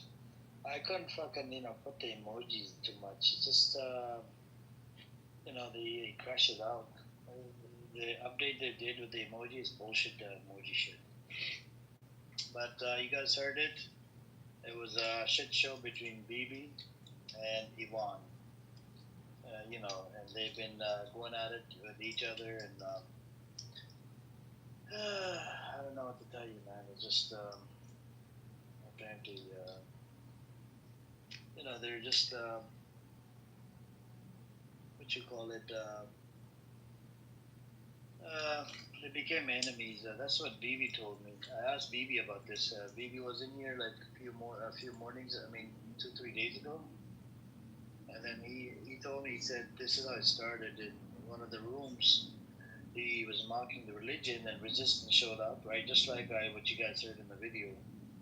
And Resistance just was, he was being nice or whatever.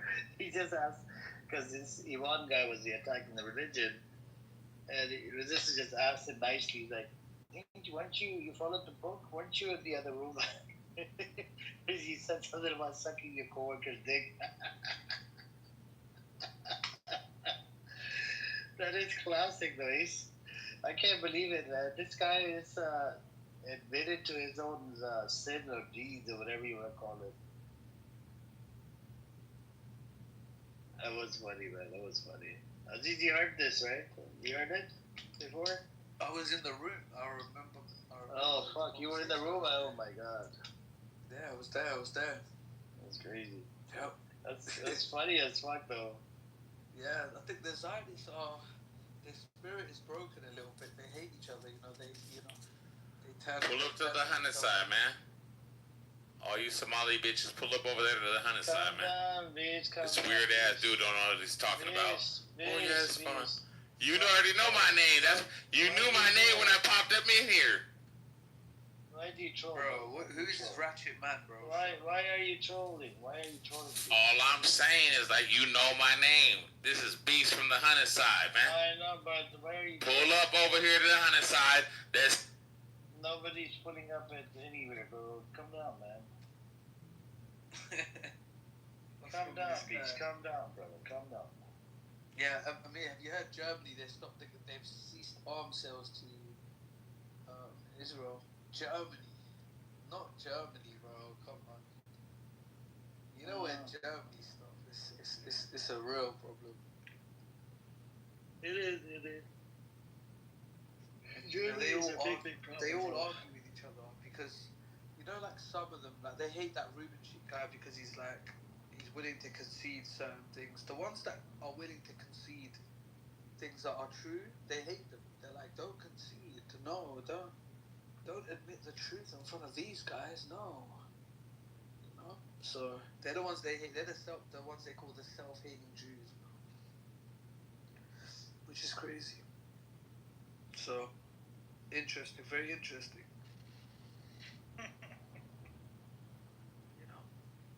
I'm interested to see, because they don't make their big rooms. You remember their big rooms? It used to be like one of those, those super churches in America. There'd be like 5,000 people in there, bro.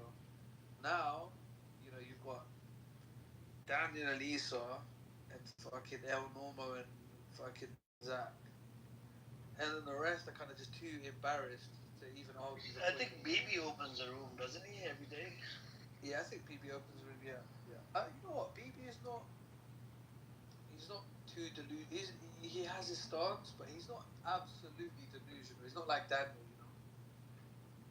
What about he's still Harry? obviously a Zionist. What about Harry? But he's willing to concede some things, What about Harry?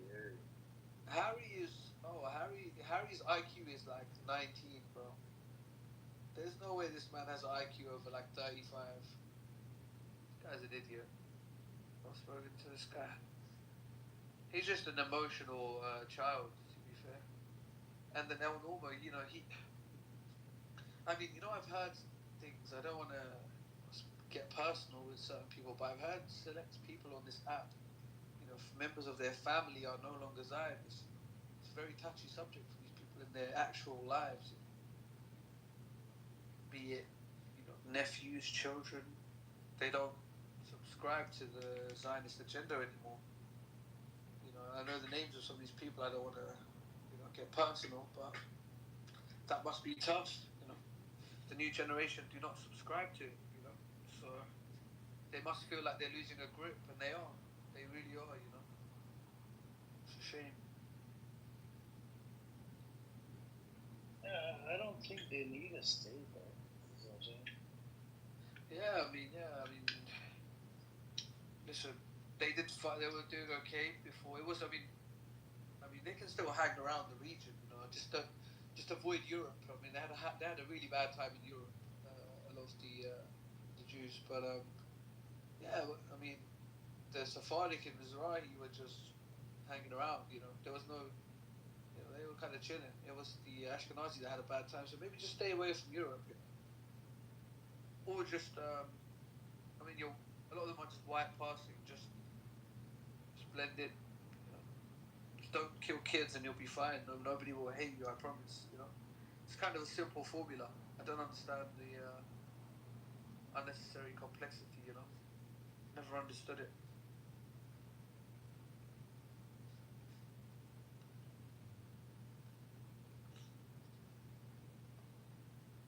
Yeah, that's true. It's tough to agree to any of the shit that they say. So majority of the time, it's all bull. Yeah, but I think and I think now more than ever they will be unwilling to concede. You know, because you know they're losing a grip. You know, they're losing touch. They're losing control. You know, so they can't afford to concede things because in their minds, an inch is a mile now. They're on the edge. You know when you're on the edge, and you kind of, you know, you can't move how you used to.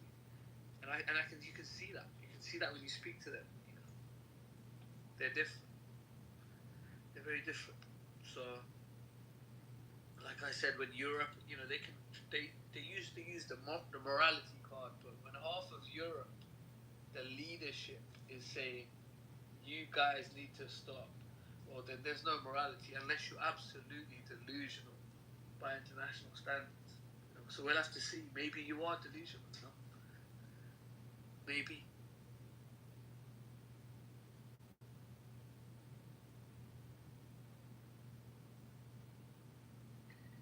That's true.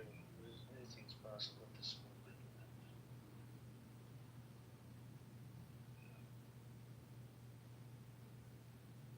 I think Israel needs to be demilitarized.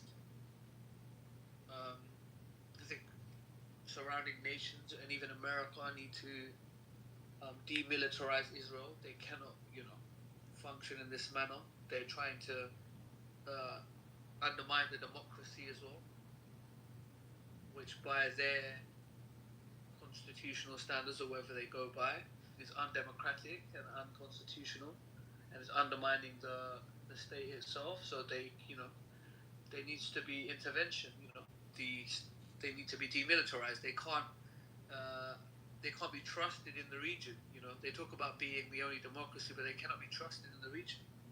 They've shown time and time again how heavy-handed they are. We've even seen, you know, terrorist attacks from them. You know, we've seen a bunch of actions that suggest that there needs to be intervention.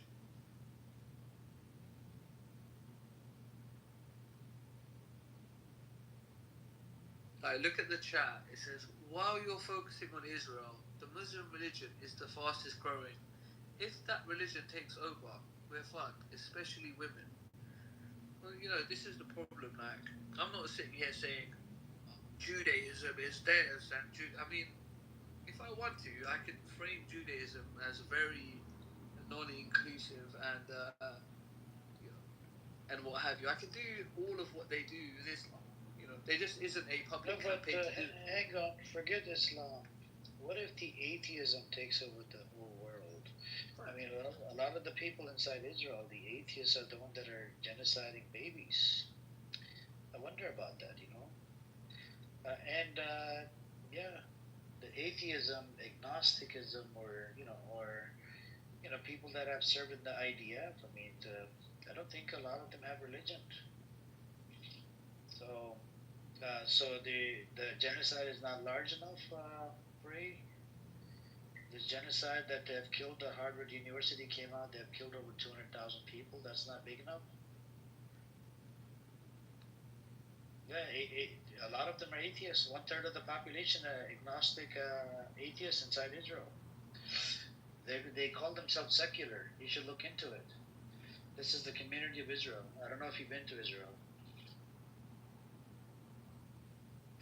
And apparently Hitler left his Christian religion as well, by the way. Yeah, I mean, Stalin was an atheist, right? Was he not? Yeah, he was. How many people did he kill? How many Muslims and Christians did he kill? You know, way too many people were killed by that man. But Bree, by that logic, I think people should join Christianity. I mean, what the Crusades done. I mean, they were literally killing Muslim bodies and Jewish bodies. And they even kicked the Jews out of Jerusalem. Muslims are the one that brought the Jews back into Jerusalem, and they were protected under Ottoman Empire.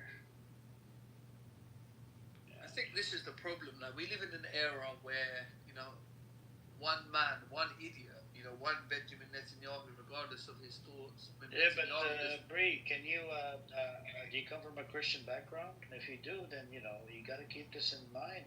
The amount of killings that were done under Christianity, that was really disturbing. The Crusades was the big one. But anyways, carry on, Aziz. Yeah, no, I was just gonna say, this idea that there's so many people. Well, we can see, Stalin was one man, Netanyahu is one man. It just takes one man.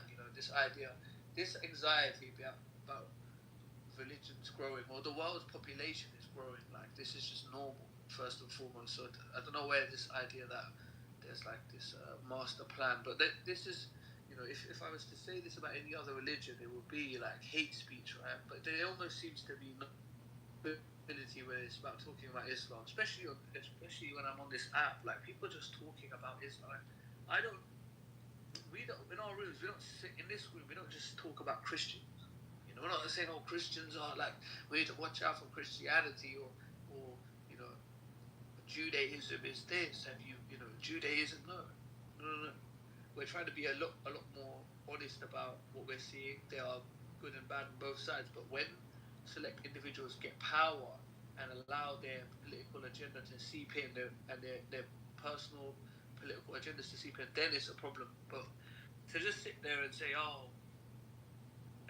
this religion, well, I could just do the same for you, Bree. Just do the same for you. So, and you have to just sit there and eat it. Like, just keep that same energy. If I was to do that, I'm not going to do that because I'm not an idiot. But just keep that same energy. By the way, Bree, your facts are wrong. Moors were not enslaved by Muslims. You should look into it. I think you're mistaken, Bree. You need to, I think, learn some history lessons. Seriously. Bree, you're an American, so how the fuck do you feel about the white people enslaving black people for so many fucking years? Oh yeah. Should they get reparations? That's actually recent. Should they get reparations? You're an American. To talk about the American shit that's happening. It has happened. Bree, reparations? Should white people give reparations to black people? This is, that makes you a hypocrite. You're talking about other people and this and that. But Amir, you have to remember, like, when Maria, I would suggest you use ChatGPT instead of writing shit that doesn't make sense. It's just, a lot of the shit that you write in the chat is just bullshit, fake made up. Amir, you know what it is? She even mentioned how women are in trouble. I mean, women in America got the vote in 1920. The first university on earth was made by a Muslim woman. The rights that Islam was offering women did not enter the fold in Europe until like 1800s. So women couldn't even vote in here in America. They couldn't. The 1960s, guys. Yeah. Right.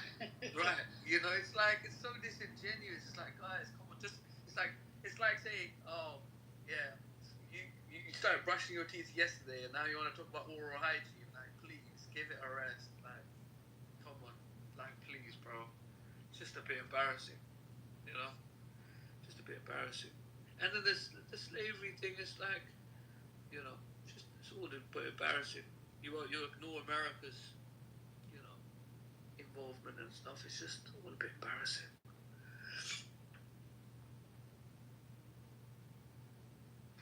It's just embarrassing.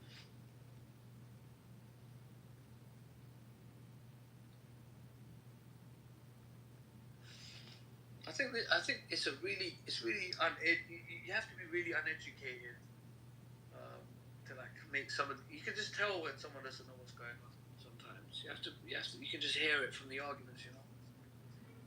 Like Bree can't even formulate a good argument. It's just kind of rhetoric, you know. So a bit embarrassing.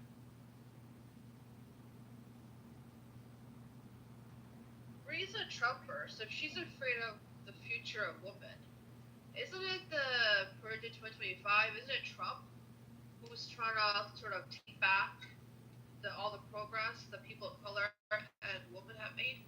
Isn't it his party that's saying stuff about religiously, you know, the right to a woman's body and all that? So shouldn't you be more worried about what the fuck Trump is doing? Because since you are a Trumper, But you have to remember, all you need to do is scratch one itch for these people, and then they will ignore every other policy of their favorite candidate. Like this is how dumb identity politics is. That you can literally tell them, we are going to shorten queues to Six Flags, and they're like, yeah, I'm going to vote for you, yeah. And then it's like, bro, you ignored every fucking other policy because that's the only one. You know, you seem to go Six Flags a lot, so he scratched your itch. Now you're going to ignore every other fucking thing he said. It's that dumb. It's that stupid. But they can't see it. You know, there seems to be a lack of self-awareness. You know? So, Bree, you could even come up, you know, and maybe articulate yourself a little better. Seems like we misunderstand you. You know.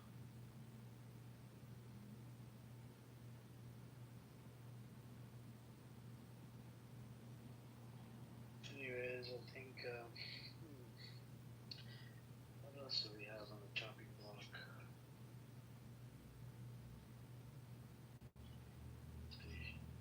But Aziz, is the climate of their arguments and whatnot, is it changing when you go into the Zionist rooms, bro?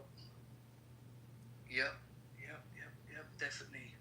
Do you think there's some hope? Well, you know, you gotta remember when the Nazis when they stopped the Nazis, they didn't want, like, it wasn't like they were reluctant, you know, but you know they knew there was an impending reality. They didn't want it to happen, but they felt it happening, and you can feel that. You can feel it in the rooms, you know. You still have your crash outs like Zach. He's an idiot, doesn't have a clue, but some of the people that were trying to intellectualize it, they, you know, like the roadies and stuff, they're gone. They won't hang around. They're gone. You know, they don't want to have the actual debate anymore. You know, like scared. You know, you can hear it. You can't win it anymore. There's just too much to defend, and it's impossible.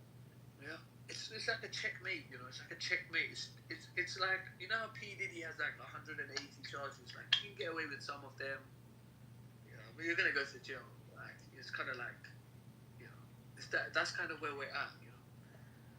And I think the big mistake, I think Hezbollah has destroyed Israel, because if you just admitted a few things, maybe we would get somewhere. But because you didn't admit anything, now we know you're lying. You know, it's too obvious now because you just defended everything. The aid workers, the flour, Hindra job, you know, all of these things you defended. All the blown up hospitals, everything was blown up churches as an accident. Everything that was wrong was an accident.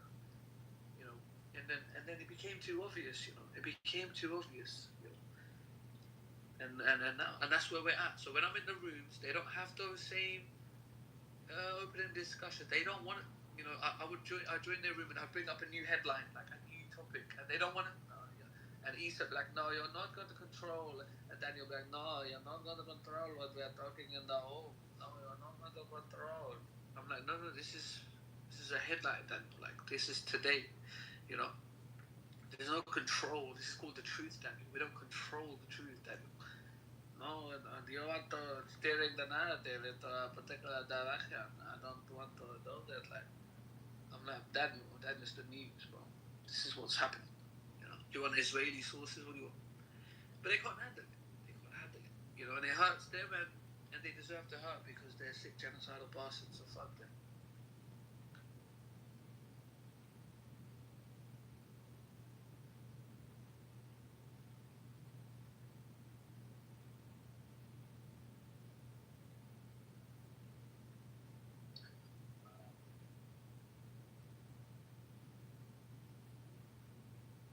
You were too much of a coward to come on stage to have a conversation and said something inflammatory in the comments. So yes, a conversation was had with your cowards.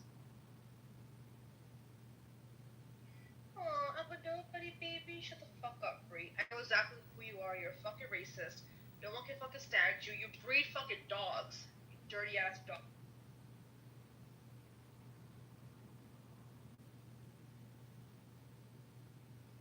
Oh, I got proof of it, okay? Backyard dog breeder, freaking animal cruelty, your dad. Good morning. Why are you wasting your time on some scumbag in the comments like a keyboard warrior? Like, just ignore them. Yeah, that's true. She's a fuck. If the person has any courage, they can come up and have a discussion. You're right. Otherwise, she's a coward. Insignificant. You've got to let dogs bark in the audience, I guess. What's wrong with dogs? Nothing's wrong with dogs. They just have a purpose. To bark. Barking dogs seldom bite. That's actually very true.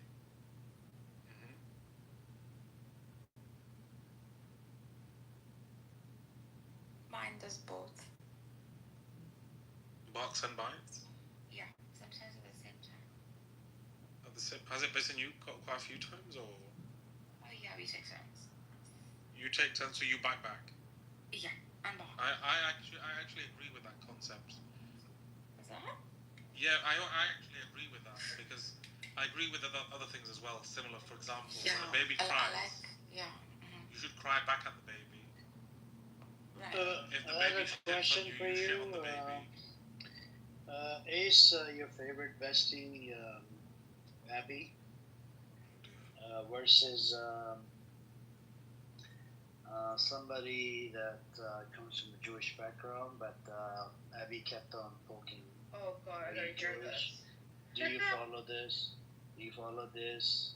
Is Abby the lunatic, the lawyer? She's a lawyer. Yes. She's a lawyer like you, General. Yeah, but I don't. I've listened. She uses to her, iPhone, brother. She uses iPhone. She uses iPhone. That's irrelevant. But and she works for the APAC. She doesn't sound like a lawyer. She works a for the lawyer has APAC. a way of thinking. She works for the APAC. Oh, then she's a bootlicker. She works for the APAC. She does, and she's a Zionist. What kind of lawyer is Who's an APAC employee here? The Abby, the lawyer. Yeah, well, what kind of lawyer is she? She is a retired lawyer, I think. Isn't she? I don't think she was ever a lawyer. No, she was a lawyer, and then she did exactly. That's what I heard. Criminal, okay. So she has me blocked for no fucking reason, right? The reason why she has me blocked because of running these rooms against Israel. You know, they look at me as a fucking Jew hater. But anyways, if you guys don't want to listen to it, Shuki will probably play it. Up to you guys because Shuki has the clip.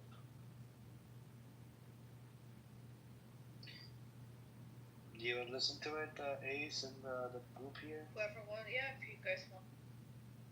I don't know. You guys want to listen to it? Go ahead. Alright, Shuki, you can play it, brother. Thank you.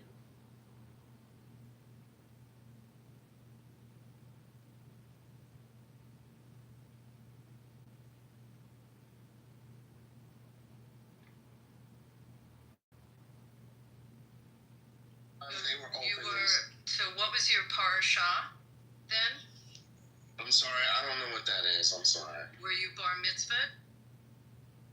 No, I never got bar mitzvah again. But you went to Chabad. Were you a member of Chabad? No, we weren't. We weren't. Hold on, Abby. 1 second. He said that he wasn't bar mitzvah because of why? Because often, again, we weren't able to access the Jewish community because of the level of anti-blackness that we engaged, that we received. But you just said you went to Chabad in Culver City. Yes, in Culver City, we went to Chabad. But again, we didn't feel welcomed often. But if you were Jewish, if you grew up in a Jewish family and you're a boy, and you went to Chabad in Culver City, then they would insist that you have a parasha and we weren't welcomed.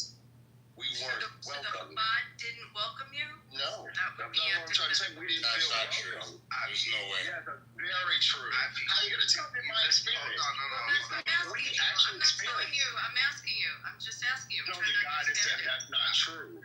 Yes, we did not feel welcome. Yes, we were let know you're not welcome in this space. Were your brothers bar mitzvah? I don't have a brother. I don't have any brothers. Were your parents? Did your mom and dad have a bar mitzvah? My mom, no, she wasn't actually. My grandmother was, but my mom, she was bar mitzvah, but she didn't practice it. She ended up changing religions. She converted to Christianity early on in her 20s. You were brought up Christian by her then. But I picked it up later on. She later on began to try to raise me Jewish and ingratiate herself in the Jewish community. Well, let me ask you this. And so was my dad. Well, let me ask this question. I'm going to hand it back to Abby. Do you consider yourself Jewish? Yes, absolutely, yes. But your mom converted to Christianity, and you said in her 20s, so yes, and then she attempted to raise. Yeah, did you go to church? She attempted to. I grew up interfaith, so she attempted to raise me. You went to church. Yes. What kind of church? Church of God in Christ, Kojic, because she wanted me to have some roots in the Black community, because she felt. So when you went to church, you were following Jesus? Yeah. It was more of a cultural experience more than a religious experience. So your Jewish connection was once in a while. You're saying going to a Chabad in Culver City, but you did nothing in your home to be Jewish because your mother was Christian. Well, we did observe Purim. We would go to. When we were invited to Purim events, we observed that. We did observe the Sabbath. What did you do at Purim? We went to Purim events. We just go in. What did you do when you went? What do you mean we would give? Yeah, what did you do when you went to a Purim event? What did you do? We'd go into the event. We'd go to the. What happens at a Purim event? Well, why am I getting? Wait, hold on. No, she's just acting like she's not. She's just trying to understand what type of Judaism you practice. I want to know what you were.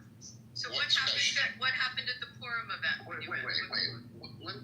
I want to know this. What do you do when you hear the word Haman? Why am I under interrogation? This is another thing that I experienced growing up Jewish, right? It was the constant questioning to validate my Judaism based on my skin color. So it was always, well, how are you Jewish? You just said you're Jew, and I'm not trying to figure out how you practice. Those are basic practice questions. I asked that of someone who's Asian too, but someone who's purple. It doesn't matter. It does. Hold on. We're trying to qualify it. Ma'am. No, sir,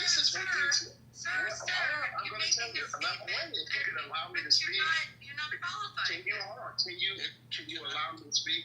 Often what we would do is we would get interrogated, right? How they would ask my mother, like, how are you Jewish? Was your mother Jewish? Was your grandmother Jewish, right? And they would only do this to my mother. They wouldn't do this to anyone else. They would even do it to my stepfather. Are you Jewish? Were your parents Jewish?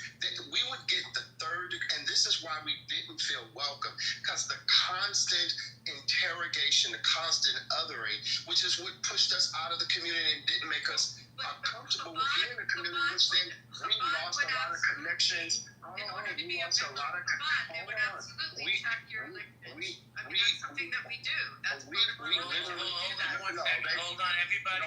That's not true. Hold on a second. Now I'm gonna be as respectful as I can. Abba Hadama, whatever your name is. Yeah. Did the young ladies asking you literally the basic questions that if you're gonna say you're Jewish, any Jew should know? I'm just keeping it real with you, bro.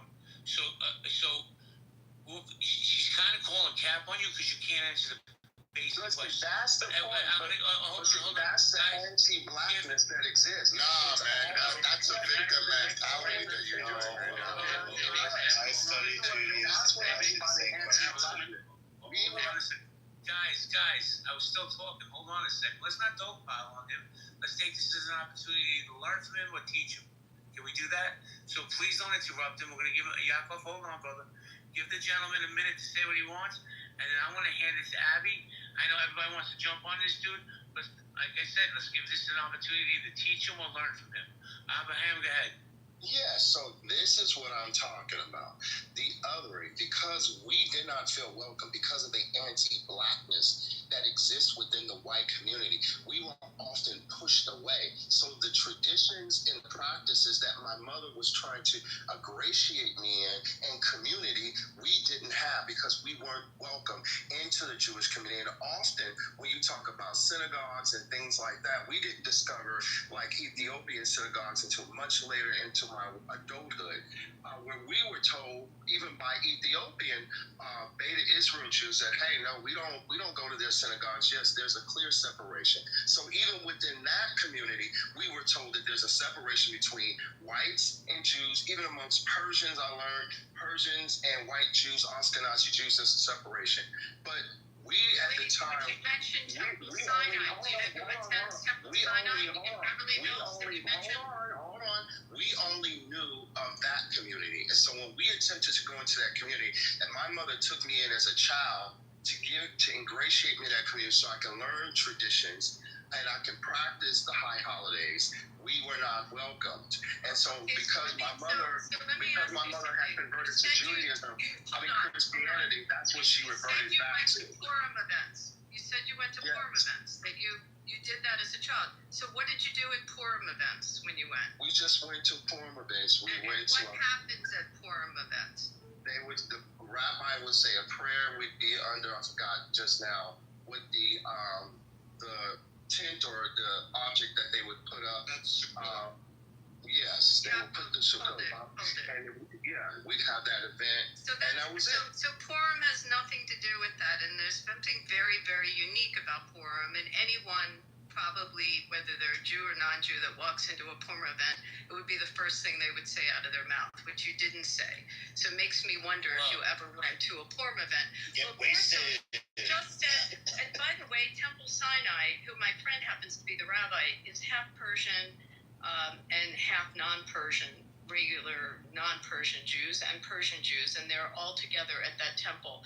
So I really don't know where you're coming from with that, but I really question, you grew up Christian, and now to say that you can opine on being a black Jew, we have lots of black Jews that are on the app, and they say something very different. And there's black Jewish synagogues. There's a black Jewish synagogue in the city I grew up. Can I jump in for 1 second? But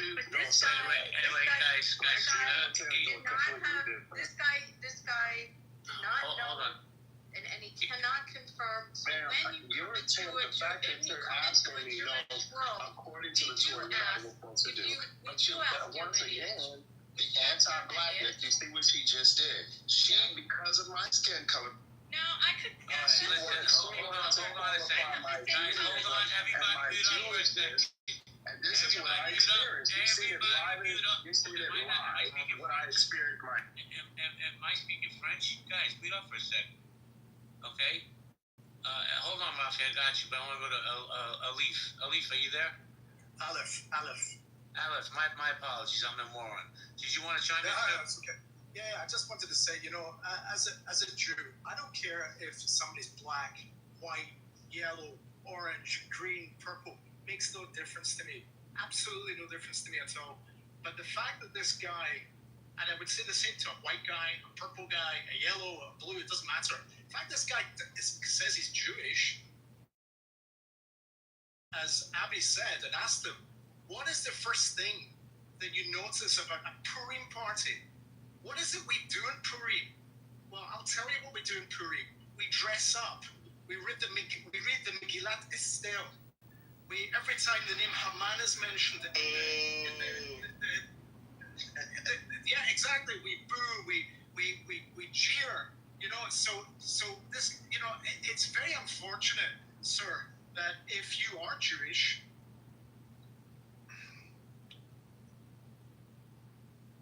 Oh, you got a phone call. Everybody, hold on. This is what black people have to deal with who are Jewish. Okay. They're alive and living in color. Because you're not. I am. Listen, guys. You're anti-black, and that's why you have this You're anti-Jewish, Well, and that's your hold on a problem. second. I'm going to say one thing, man. People can say whatever they want about Abby. One thing you're not going to say is that she's anti-black. That's so stupid. I gave you plenty of grace and space to hang yourself. You did a hell of a job. If you want to come back up, just don't be intellectually dishonest. Can you do that? Rafi, go ahead, Rafi. I'm interrupting. I've been trying to get something out, and I wanted Abby to actually hear this one. He made a statement that in California there was a organization for black women to help them start up businesses. And he said that there was a Jewish man that went out of his way to constantly shut them down. And I wanted to ask him about this Jewish man, if he can come back up. Some questions, how he was shutting them down, what cases was he bringing to the courts, because I know they wouldn't open the case if there was nothing valid behind it. Like, if there's nothing behind it, they would say, listen, you don't have a case, we're not going to waste court's time. So I just want to bring him up and ask him, who is this Jewish man that he's speaking about? I just want to know the specialty dish he ate for Yom Kippur. So, can I speak to that's not an anti-black thing? Yeah. Wait. Before you do that, Yaakov, let me invite him back up. Go ahead, Yaakov. Okay, I don't think it was an anti-black thing. It's a concern about people who are trying to come into our temples and our communities and proselytize and convert people.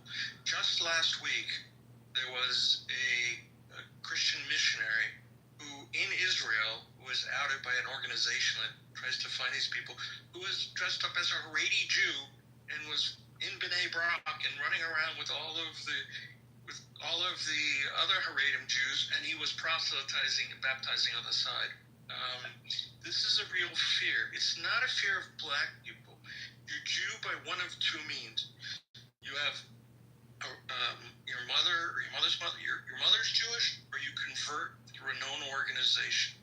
Absent that, you're not a Jew. It's not something you can just say. So there may be some pushback because they were concerned about your commitment to the faith, or they were concerned about some form of proselytation, but I tell you, it was not based on your skin color. It was based on actions or things that they perceived. And that, I'll leave it at that. Well, let me just say this. Hold on. I invited him back up. He's more than welcome to come up. All I ask is that you don't dogpile on him. He will hang himself. Go ahead, Rafi. No, I just wanted to say something to Jacob. I am part of many synagogues in my area. Vivi knows one of them. I'm in different communities where I lived. I stayed in contact with all the rabbis. I help out as much as I can. And even after many years of being in a Jewish community, and all the rabbis know me by my first name, when I had to, I was engaged, and I had to prove that I'm Jewish, even though I attended almost every holiday, high holiday, at the shuls. They all knew me. I participated. I read out of the Torah, but I still had to prove my Judaism, and it took months for me to prove my Judaism. They had to contact my grandmother. That's my mother's mother. Thank God she's alive to help out in that process. She lives in Germany. We had a person from Canada contact Israel, and Israel contacted another rabbi in Germany to help. They came to my grandma's house. They questioned her like she was, like an FBI agent. But I did it to prove my Judaism, because we take religion very serious. It's not just we can go say a few words and we become Jewish. We don't, as a white person, I had to jump obstacles to prove my Judaism. Yeah, yeah. And just to speak on this, because I have an interesting angle to it, I studied Judaism for about a year and a half here in Calgary, and it's not a black thing, man. Honestly, there was black students in there studying all the holidays, a little bit of Hebrew. Thank you, Shuki. Thank you for playing this, and appreciate it. Apparently, I think this came from JV's room or something. Anyways, um, there is actually racism amongst inside the Jewish community, and I actually we had I don't know, Ace, do you remember we had Black Rabbi and a whole bunch of other people? I mean, even Sister Ezra that comes in here, right? We have people like El Normo and a whole bunch of some of these people. They always sort of like call themselves self-hating Jew. You know, you're not a Jew. You're not this, right? It's like heartbreaking. People that are from the Jewish background, they're anti-genocide. They don't support the state of Israel, and they're usually being called self-hating Jews and whatnot. And then they want to question you. Even Buttercup that comes in here, she got questioned multiple times. She's anti-Zionist as well, and it's very disturbing to see people, you know, that are denying their, religion. That they're kafir meaning disbeliever. They're not part of the religion. Doesn't have, or part of the ethnicity. Or sickly.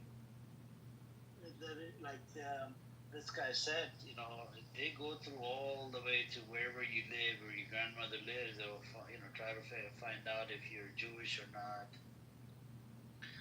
It's a big thing, but at the same time, there's a lot of discrimination that goes in there as well.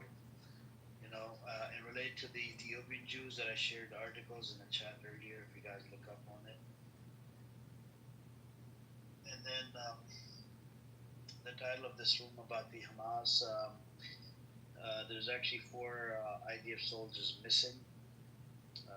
We don't know if the Hamas has it or IDF, or maybe they're hiding inside the bunker. I don't know or hiding inside the ground, away from Hamas and away from IDF, because they do apply Hannibal Directive, and Hannibal Directive is to kill the enemy and kill your own. You know, so that way the enemy doesn't escape. But you end up killing your own, and it's called Hannibal Directive, and it's very disturbing because in America we don't kill hostages when we aim at the soldiers or whatever. Let's say if it's a bank robbery, we're not going to kill the hostages. We're going to go after the people that are robbing the bank. Or a school shooting. Yeah, or school shooting. We go after, the killer. We don't go after the innocent civilians because they don't have anything to do with this. And the life for the Palestinians in Sudan and wherever there's genocide happening, why is Israeli lives hold more weight, or American lives hold more weight than people of color, like in Sudan, Congo, and a bunch of places, and in Palestine. Um, you know, Even when they do the trade, like when Hamas did the phase 1, they exchanged like a whole bunch of Palestinian hostages for like 1 or 2 Israeli hostages. Why is that? Is it because they're God chosen people? I just don't get it, man. And yep, that's what it is. But I don't know what to tell you guys. It's so sickening that this entity is just committing crimes and over again, and they're getting a free pass in America. Here, do whatever you want to do. Now, unless a country can physically get involved, I don't think there's going to be any kind of solution. I wish there was a solution. Even the ceasefire, the security officials came out from Times of Israel and said that they did not want to, if they would have made the deal, we would have had the hostages. They're putting the blame on Israel. We have peace deal negotiators putting the blame on Netanyahu. former Israeli peace deal negotiator. He's located in Quebec. He said thanks to Netanyahu, no deals have been made. And everybody's pointing fingers at Netanyahu, but the issue is it's not just Netanyahu. Issue is Ben Gavir, Smotrich, Daniela Wise, Amichai Eliyahu. These are all ministers, and they're very disturbing and disgusting. They're even going after a female attorney general. She's trying to bring these idiots to the court, bring them to justice because Ben Gavir, he's a security minister.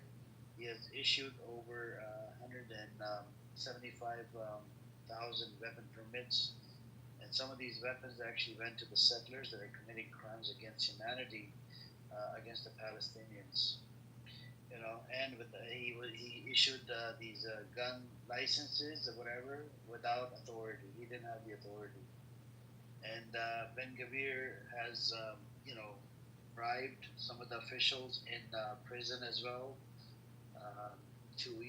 There was one case that he told the leader of one of the prisoner, whatever facility, he said to tell the female IDF to send out a different message on, I think, WhatsApp or Telegram or something. That was the Israeli group, and I don't know what the hell's going on. It's just these people, right? They're mostly involved in what you call it, the intelligence and whatnot. They're always spying on Palestinians, and Ben Gavir supports the settlements in the West Bank. Supports the settlements in Gaza as well. Smotrich, that's the finance minister. He supports Ben Gavir, the settlements in the West Bank and settlements in Gaza, because there was a recent bill was passed in the Knesset that 22 members of the Knesset out of 34 would get to visit get to visit northern Gaza. It's very disturbing and disgusting, man. These people are just demonic. But yep.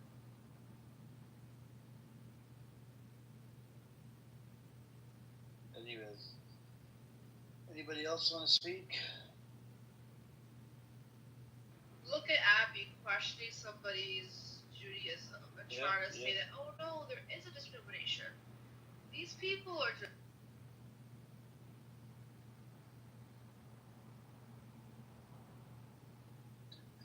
So if this person was white, right, I don't think they would question him like that. Because this person is Black American, they want to question, whether you're Jewish, not Jewish, are you self-hating Jew, are you a self-loving Jew, or what kind of Jew are you? It just. No, but Beer, she questioned the fact that his mom converted to Christianity, and so when you went to church, did you pray to Jesus? As if somehow that's gonna make him he can't be Jewish after that. I don't get it. She's trying to critique him for having any connection to the Christian church, and God forbid it was some sort of cultural experience, whatever he said. Basically, your Jewish mother became a Christian, so now you no longer are Jewish, is what she.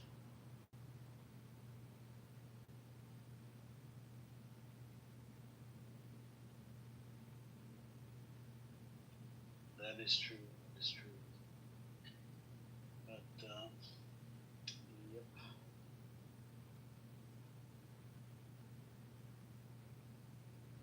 Anyways, let me see.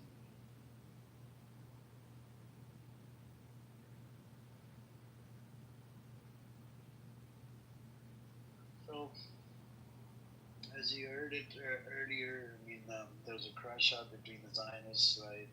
And now this time again, this was another crash out, and it's very hard for them to keep people together.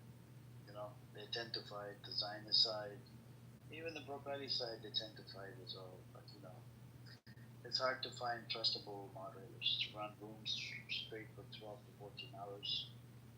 And you gotta believe in the cause to be able to moderate these type of rooms because we get Zionists, non-Zionists in here, and go back and forth.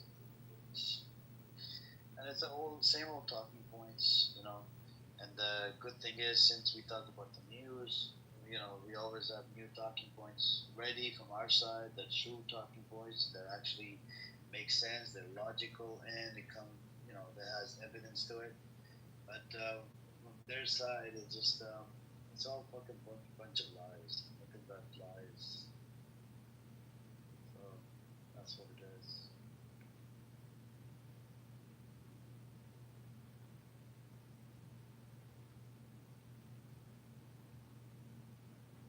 Aziz is right. They're falling apart. They're severely falling apart. They can't have conversations that are relevant to the topic. They just start doing ad hominems. They're fighting each other.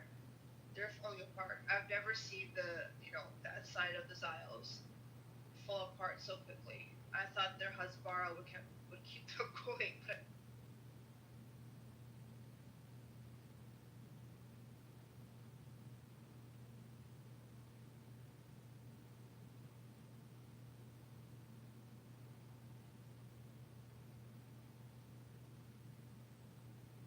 Yeah. But Aziz goes in all the time, so I was just wondering, how is the climate or whatever. But the brother said it is changing slowly, slowly, slowly.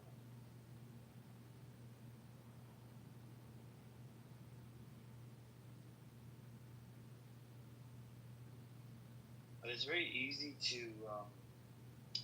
I think anybody can debunk their lies. Nowadays, it has gotten really easy. They're trying to derail the topic, personal attacks, do a bunch of shit, but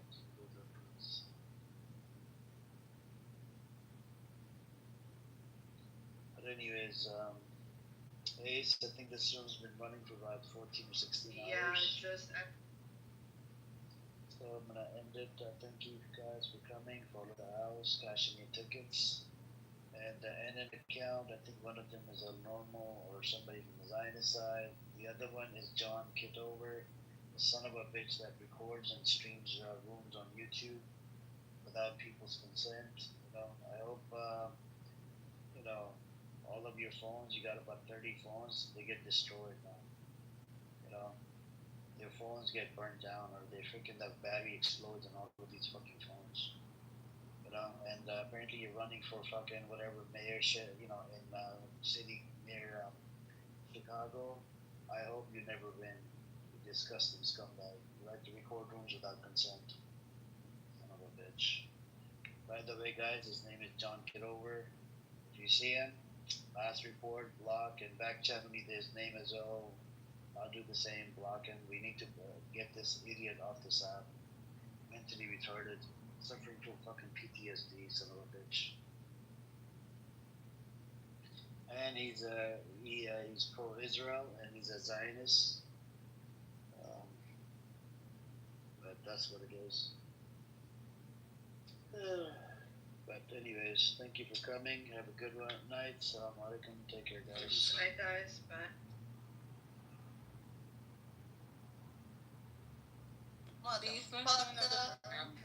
Yeah, he's talking to his other bitch. Motherfucker. Yeah, they're having a domestical. He has a lot of domesticals on this app with females. What's that? Won't get none out of me. Yeah, don't give him that energy. Oh. You're different though. You definitely not changing. I fight niggas at the end of the day.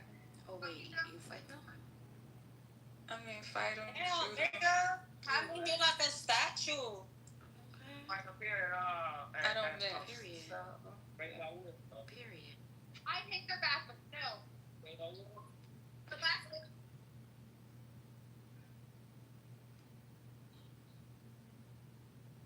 Damn, shirt too small.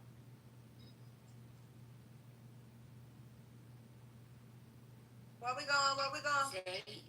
See, they said it in the chat. You definitely might change it. So what? So Lita, No, so Lisa might change it. It's not my job to change a grown ass man. That's not mine. So. He got things on his own. I can't help him. No, I know, but you got the softer side in him. Wait, where we going? Bathroom? The softer side. Girl, I'm trying to go to the bathroom. Because I need to go to the bathroom. Girl. You're not peeling yourself. I drunk one of those big ass, like, I drunk a big one, and then now I'm drinking like a little, like, medium one. Like, it's a large, but it's like not as big as the first one. And, you know, if you ever had a Fat Tuesday, you know that their drinks like really like creep up on you. And at first, you know, when you drink that first drink, you're like, man, this shit ain't doing nothing. Then when you start drinking that second one, you're like, oh shit. It's kicking in. It's kicking in. Text me the address or what? So, Okay. this second one is kicking in.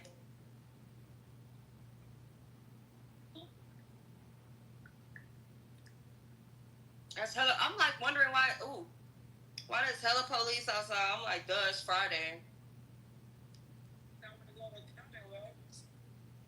Oh, You ain't driving. I don't know what that is. Right here. I don't care. Hey! I don't care. Damn. Hey! Where's she going? Where's she going? I don't know. See if you went to the car. For what? Because I told her you was going.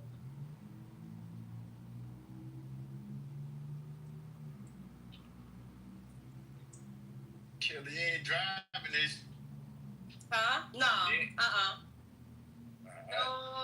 No, don't let me in. See, He don't drink. Because Dean already over there. He's up on the second floor. It's a live right now. Oh, come on. Sent the numbers. He's like, come through. I need a fly nigga with me. He's still. Oh, bring her ass. She acting light skinned right now. Come on, girl. You acting light skinned. She acting light. Well, she's light skinned. She acting light skinned right now. We're gonna go to the right here. Come on, well. We're gonna go. Okay. Yeah, right here. What? Who said that? Who's that talking to me? Oh, Alex. I see Alex then dipped out of here. Uh-huh. He ain't want no parts, huh?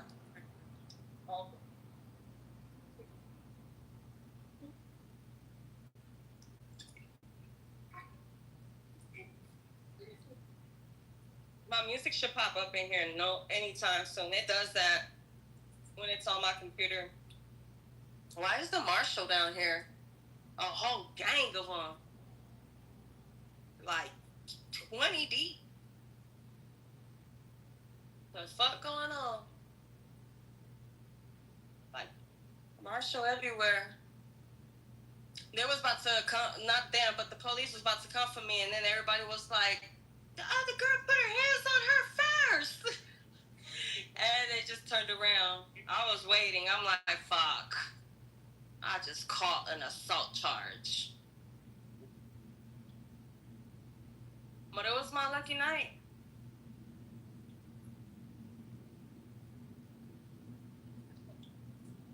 You get it on video. No, but I'm pretty sure somebody did. Bro, it happened like so fast.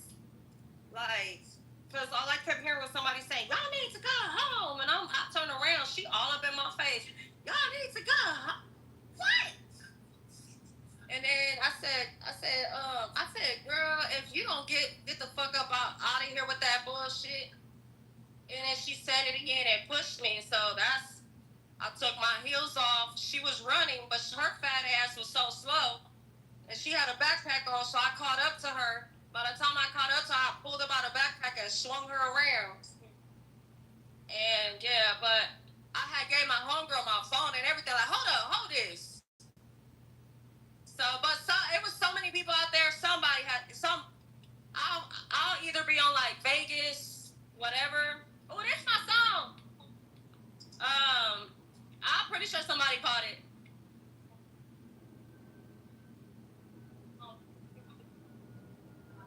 It's cracking down here, y'all. Porque yo soy la que mando. My dumbass. Y'all try it? Give me a second, y'all. I gotta get my ID.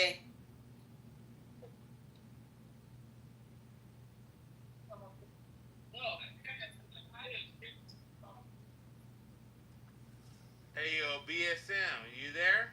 Yeah, that shit was crazy. B, so what was you doing in the other room? Huh? Beast? Hello? Talking shit to you, bitch. What was you doing? Did I call you out your name? Hey, yo, Did I call you out your fucking name? Did I call you out your name, you fucking fat hippo? Shut up. Bitch. Oh my god. I'm about to go in this club. Go in that weird ass club you're gonna go in with your weird ass friends. Fuck you and them too. Yeah, later, on Gershom. I ain't gonna lie, on Gershom. Later, on Gershom. Flame that shit up. Shut the fuck up. On Gershom. Oh my god. Get out. What is it? The website. My boy said he paid $60 to get up in there. Damn. 60 to go up in the motherfucking spot. Tell your homies they ain't got smoke like they don't want no smoke. Shut up. You don't want no smoke, nigga. They don't want no smoke. You don't want no smoke. They better stay in their fucking place. They better know their fucking lane. You don't want no smoke. They better know their fucking lane, gang. You don't want no smoke.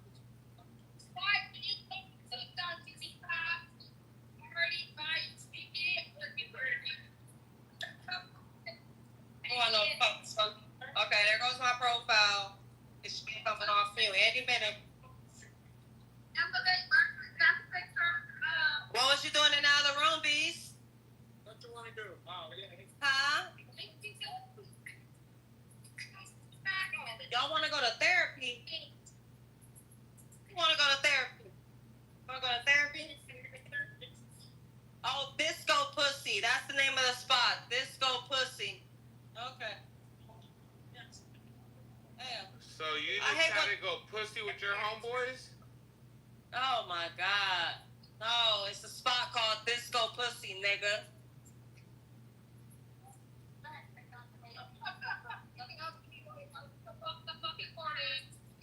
Oh my god.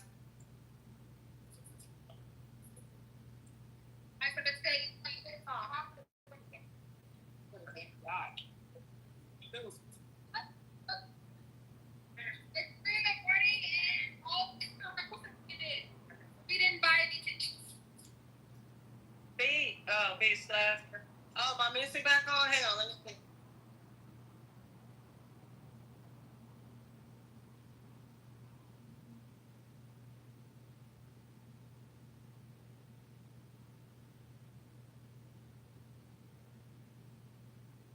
Damn, I don't hear nothing. Oh, shit. You can't stop the rain. Yeah, but what happened? The VP Plus.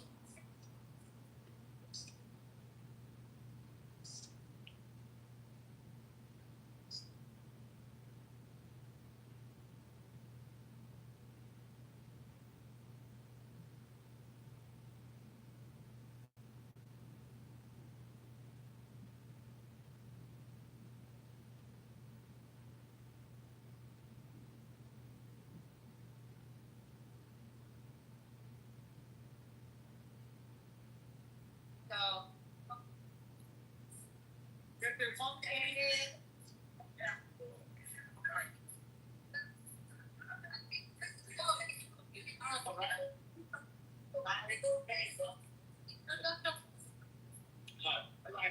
drink got me feeling crazy.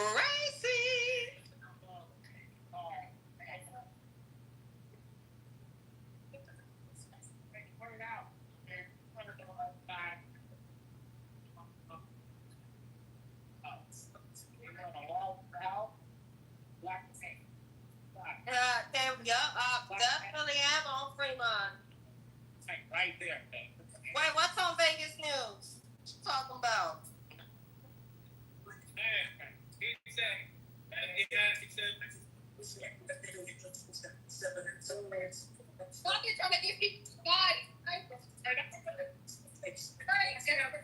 Oh, what you talking about? No, shut up.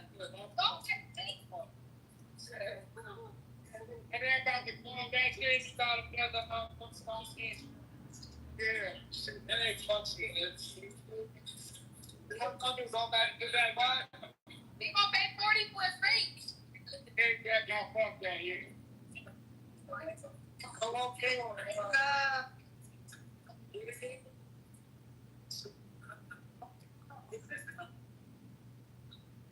on, and then there was already a shooting on the strip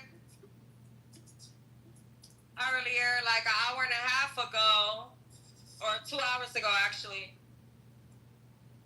right by the horseshoe. It was a shooting. It's about to be a crazy motherfucking weekend in Vegas. I didn't even want to come downtown because it just be so fucking crazy. This my first time downtown in a long time. A long time.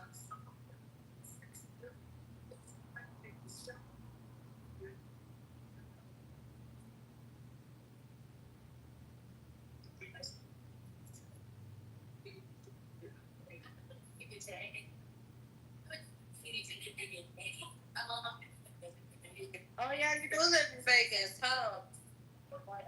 I forgot. Whatever. Come say hi then, nigga. Ow. Wow. Alright, let's go. I'll see you in a minute.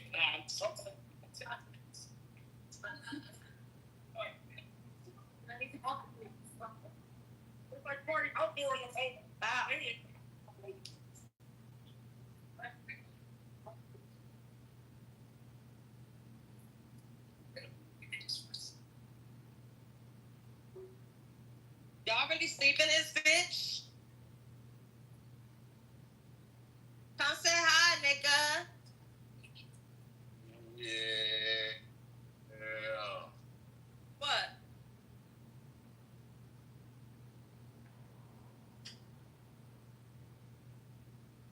Bow.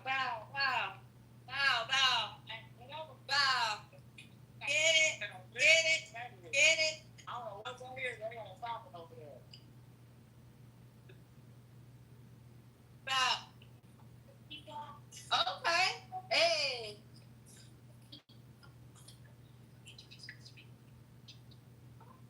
Your friend look like. This beast out of the club. Right. Shit. They outside the club. That's crazy. My dumb ass don't wear heels, so the fuck? I'm dumbass. Don't get hit. Oh, hell no.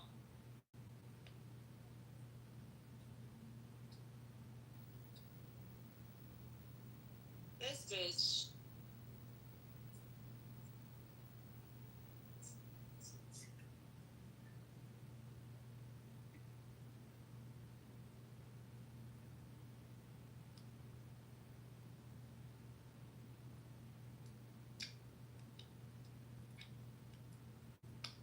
Go the fuck down. I'm scared. I'm just kidding. I said, go the fuck down, goddammit. Two YNs tried to rob the pizza delivery guy and he shot both of them dead in VA. Damn, that's crazy. man shot Wow. them. Huh? The pizza man shot them. Yeah, try to rob the pizza delivery guy, and he shot both of them. Yup. Both of them dead. Damn. He said in VA. Damn.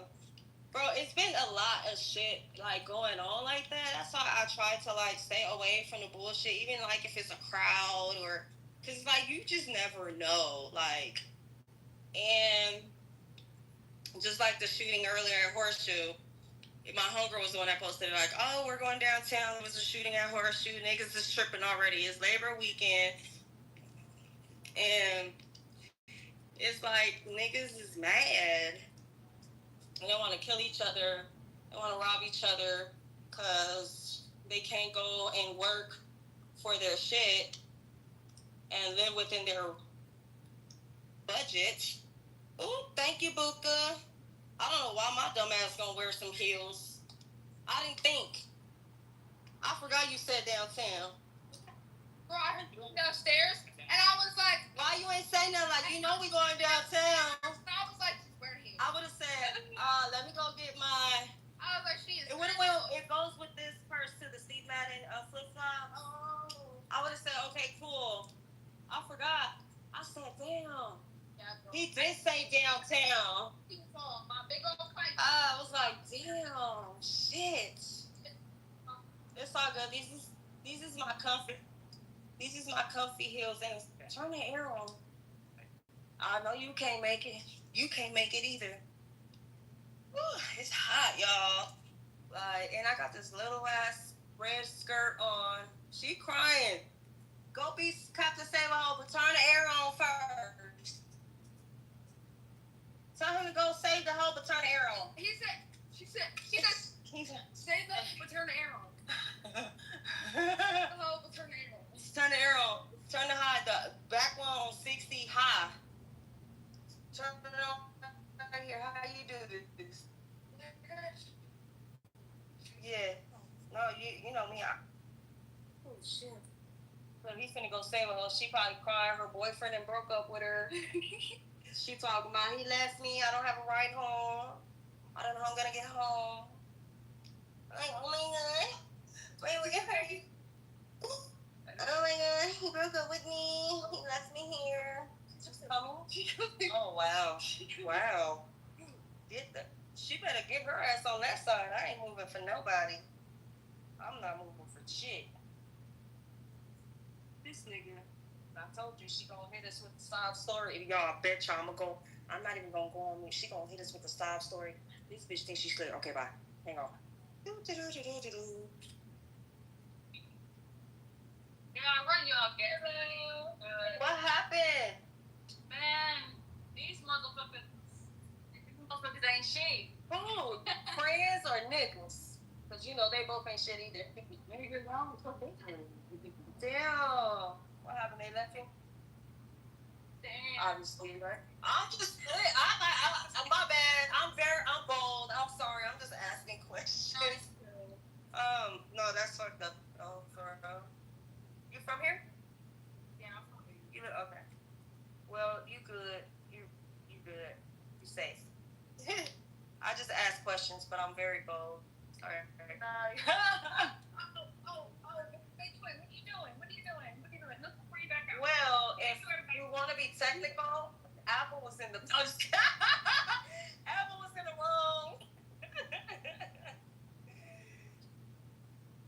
Oh damn!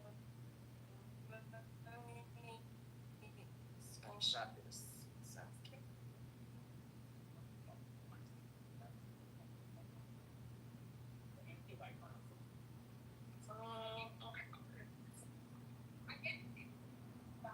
Hey, you don't mind if I fucking spark this? What's it? Yeah, if it would have been a cigarette, I would have said hell.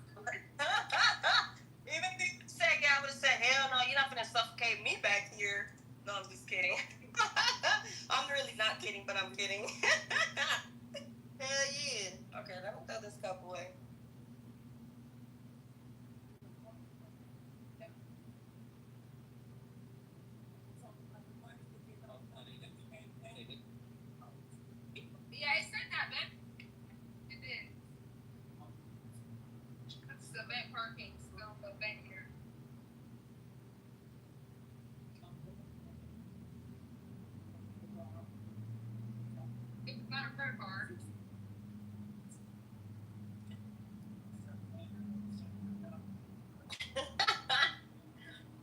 Oh shit.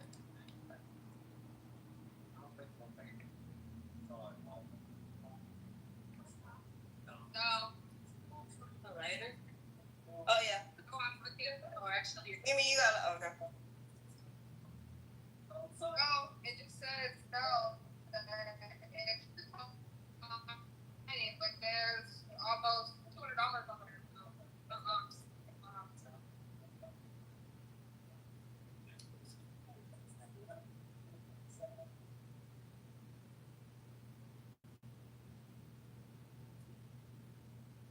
Damn, it's my music not playing. That's crazy. That's fucked up. Which audio?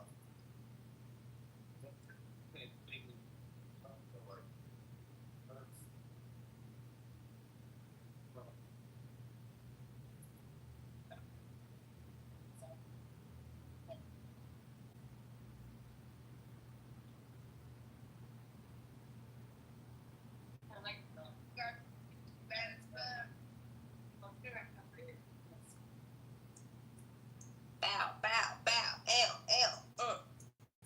stanky doo.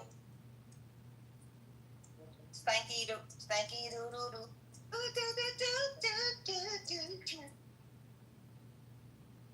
Didn't work? Yeah, it says this part not supported.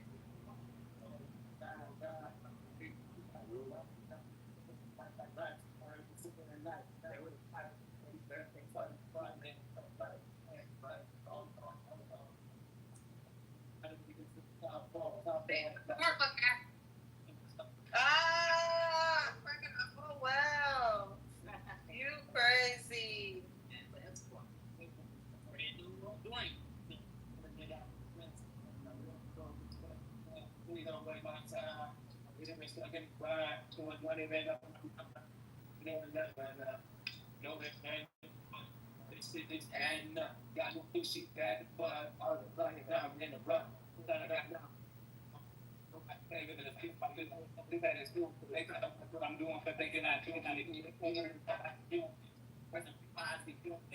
I wouldn't have a rap. Y'all have a blow rap? Another one. Is that a blow rap? Yeah. I think it's back there. Oh, I think that's crap. We can hear it though.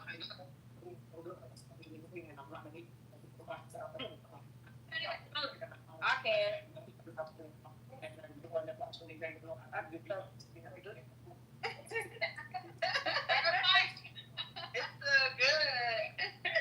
It's good.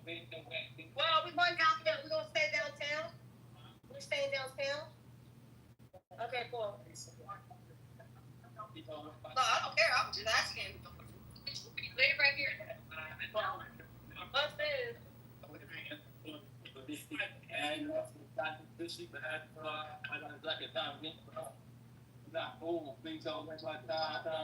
One day that happens. Okay,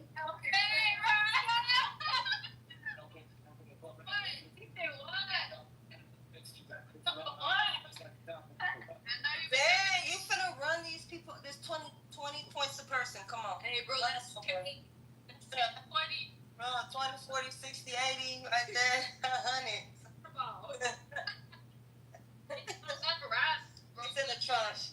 We're gonna stop and grab it. Stop. You verify it? Yeah. You sure? That's what I thought. But some people be like, stop it. Okay, they snap.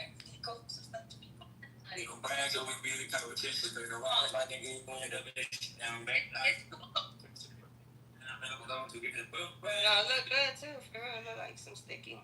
Some product. It look like some sticky.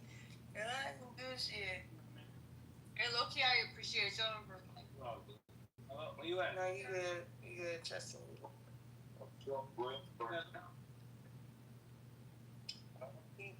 Come to the condo. You got Instagram? My Instagram's Lady Kitover. I'm sad. Don't be sad. Why? Sometimes you just gotta chuck it up, you know what I'm saying? And just sad. I know. We all do. And we all do.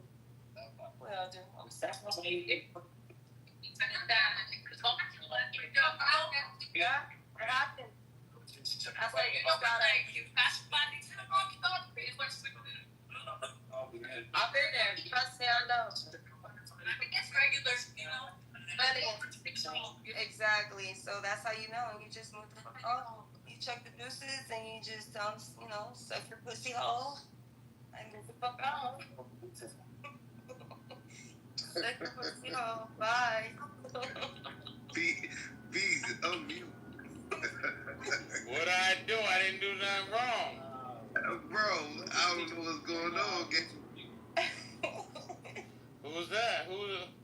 I didn't do nothing wrong. Killer kicked me out the room. She told me I can't come back. Yeah, I don't know. I just looked at in the hallways for a little bit.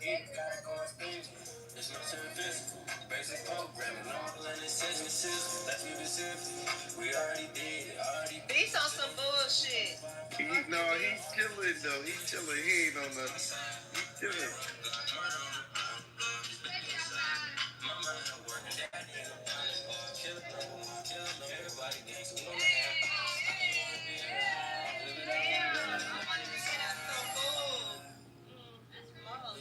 I stay hungry, y'all.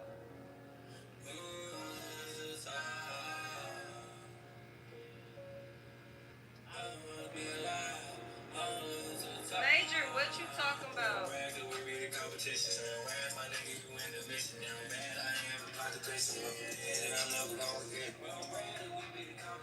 you talking about? What happened? Alright, y'all, so like I said, the homie went to okay, I can't talk really right now because I don't want her to hear me. Alright, y'all.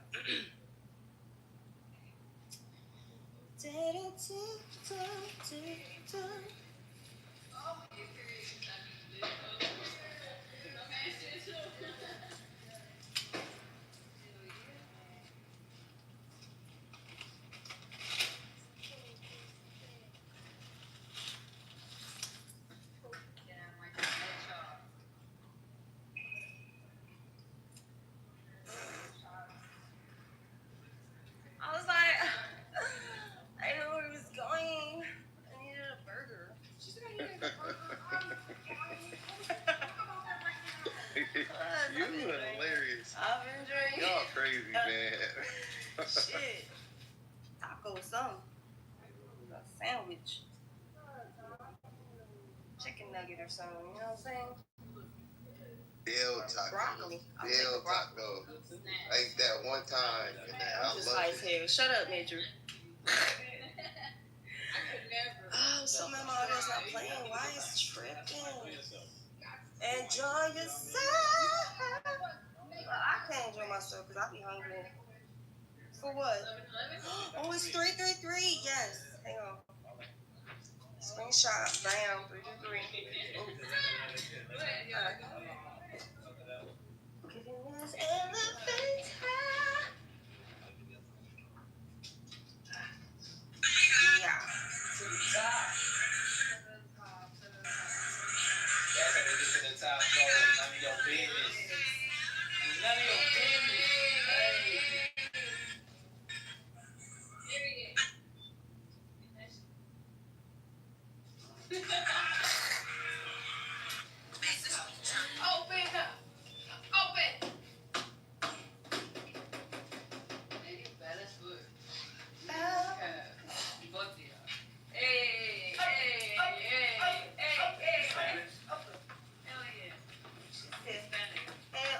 Puerto Rican. Puerto Rico, oh, stay here, man. Oh, yeah. Man, what y'all got in here? I know y'all got. Oh, where are we? Oh, yeah, I know we got some snacks in here. Come on. She I had to go first. She wouldn't let me let her out. I said, I don't feel right. Sorry. You'll be alright. No, you good.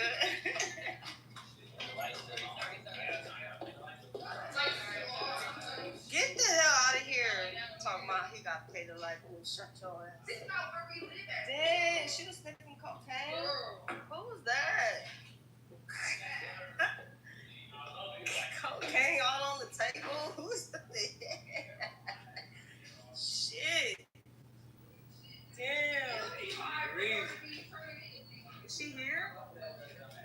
she had cocaine on the table. Oh my God. I just live it up. Hey, live your life. Shit. Live her life. Shit.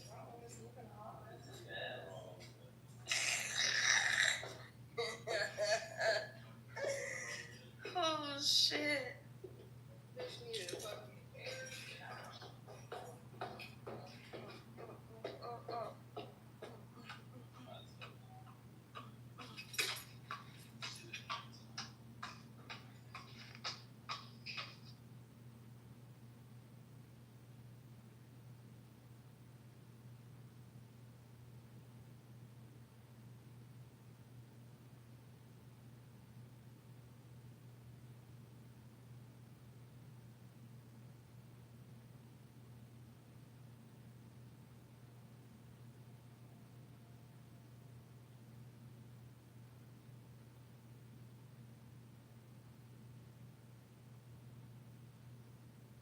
What's up, y'all?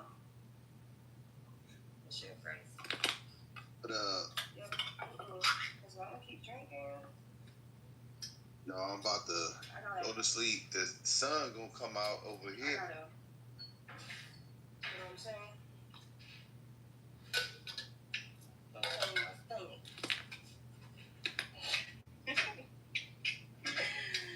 Oh shit! I feel good. Da-na-na-na. And even though da-na-na-na. I feel good. Da-na-na-na. I would not. Da-na-na-na. I don't know whose these are, but I'm wearing them for now.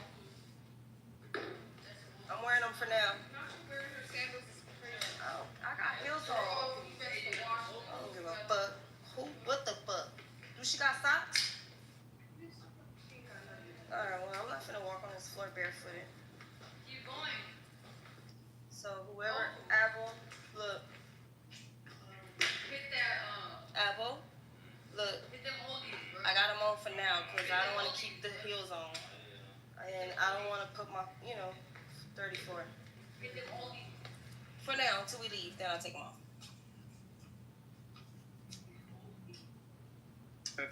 Look at Sam. I feel good. It's nice though. He was a dolphin. Yeah, it's nice. Shut your ass up. Keep laughing. God, man. Okay, yeah. How much is it here? Here. 2 bands? That's not bad. Almost, what, 16, 17? 18? That's not bad. Upstairs, downstairs? That's not bad. Okay. Downtown, too?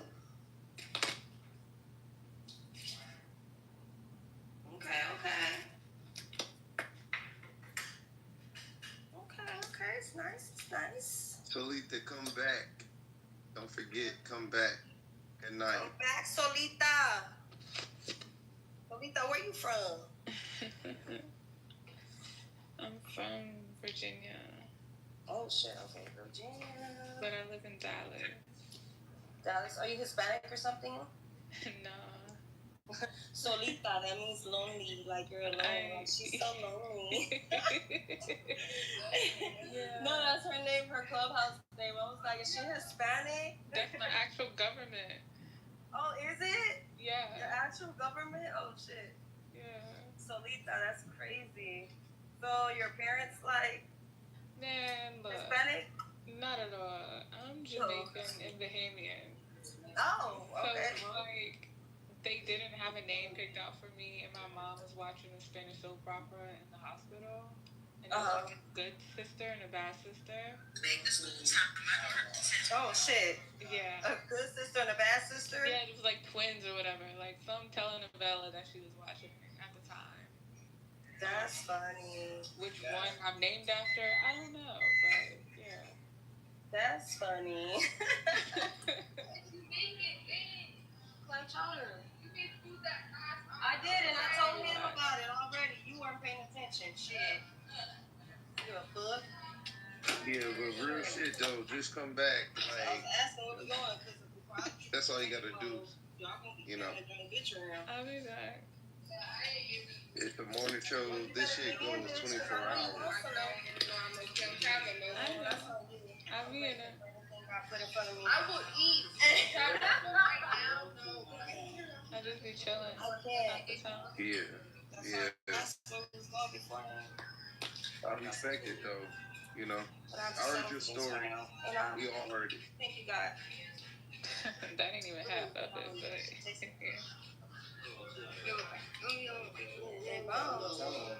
You want a potato? What up, though? What up, Crystal? What up? My song came out today. Alright. Alright, I'll see you in a minute. Give me 1 second. Hey, Crystal. Hey, mama. Give me 1 second, y'all. Well, not unless y'all want to hear my shenanigans. But hey, Crystal. She's a bad. Hey, Crystal. There was something. Let me see. I was gonna roll it, but We riding, we rolling. I'm in love with a stripper. what if my fingers break? Stupid. What if my fingers break? I was reading this article. It said that a 24-year-old woman was arrested after a fatal hit and run. Said she didn't want to be late for work, and she arrived and told supervisors that she possibly killed someone. I'm just gonna be late. I'm not gonna run nobody over and kill them just to get to work. Smack them cheeks. Yeah, hell no. I'm not doing that. Someone else. You scared the shit out of me. You didn't hear the door open? No, I didn't. Oh my God. That's because he kept doing this. Just worried about this side. Yeah, clam chowder. Leave my clam chowder alone. I was. Hi, I'm good. How are you? Lady killer? Hey. I'm turning this air on. Oops, sorry. Oh my God, this thing is sad. Yeah, but I don't do that, so whatever you want to call it. Snow bunny. I prefer blind guy. There you go. What's this, Crystal? Oh, your song. My new one. Okay. Hey, yo, what's up with this bitch Diddy over here? And now all of a sudden she want to be cool. And at the same time, when I was violating some other bitches, the bitch didn't say shit. Oh, shit. Hey, B. Hey, yo, what's up? So, I ain't gonna lie. Bitch Diddy sat there on mute and just let some people try to go at me. But at the same time, bitch, I don't give a fuck about you or any of your dads. Fuck Somalia. Fuck all that shit, bitch. And die slow. Bitch. What? Die slow. Die slow, bitch. Not too much, bitch. Nah, fuck that bitch. Chilling. Back bowling. Yeah. No, man, I just buried my brother. Yeah. I've been chilling. I'll get back to it. Girl to help you out. Hi. I'm here though. Chilling. That's why I've been out the way.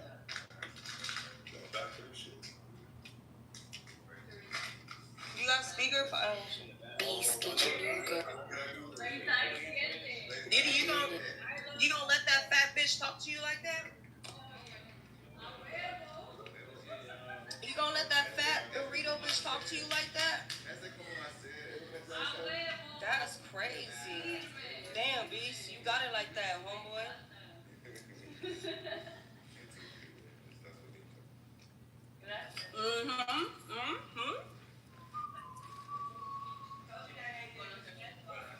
Man, Beast been cool, man. That's my brother. Single exit.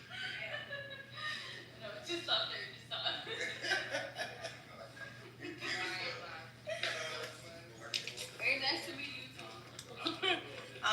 Killer. Wait a second. We good people. What? Are you Russian? No, I'm asking. Yeah, he is. No, I'm just kidding. I'm talking shit. Yes, I'm not rolling shit. Yep. Cause I was, when I drink, I gotta eat some.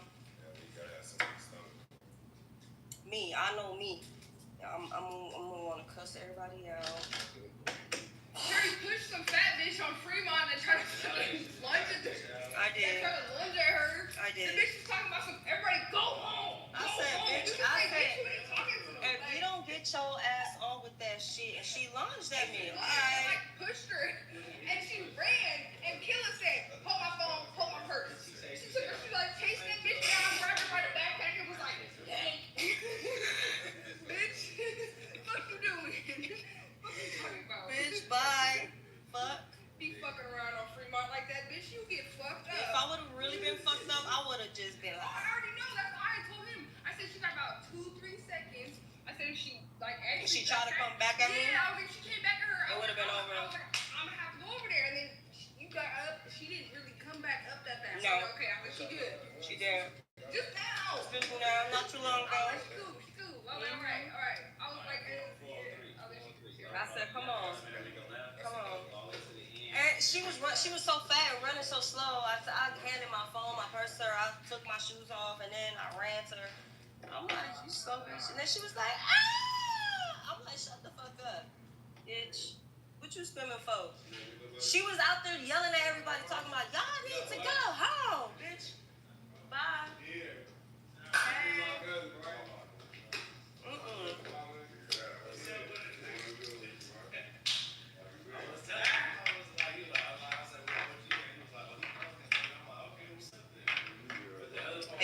Letters. What's up?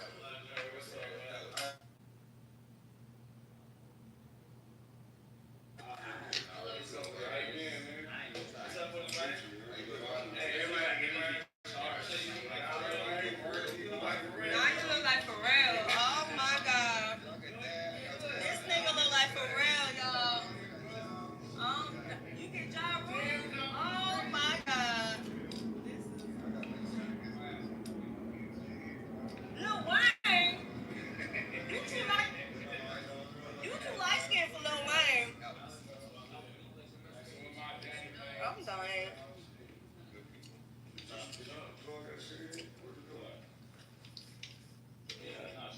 What's up with it, man? How you doing? I'm good, man. I can't complain. But what you been doing? What you been doing? Yeah. Waiting to get rich. Waiting? Why don't you go get it instead of waiting? Because it's coming. But you gotta go get it. You do usually. All the time. Okay. Bro, that's the dumbest shit I ever heard you say, bro. He said, I know. We don't understand. You crazy, bro. You crazy. We here, though. We blessed.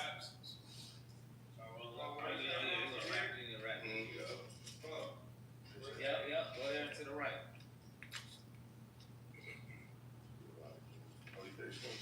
Yeah, that's what further down. She is.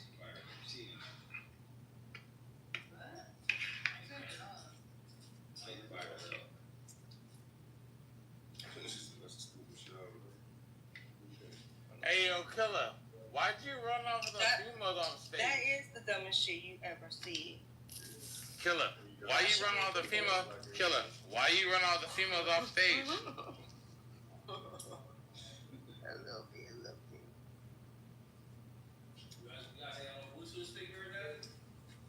I just seen. Hey, yo, Killer, why you run all the females off stage? Charging, right? See what I'm saying? What was you bumping in the car, Young Thug? Yeah. Get the fuck out of here, yo. Killer ran all the females off stage. That's on Killer, gang. Killer and her homeboys are from Gershom Ran motherfucker all the females off stage.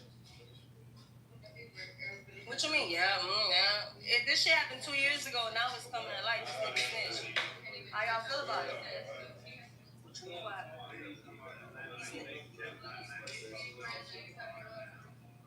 He told the officers, "I'll tell you anything you need. Here's my phone number. Just don't let the world know." Huh? Who was getting fucked? Young thugs bitching. Wait, what other part? Who was getting fucked?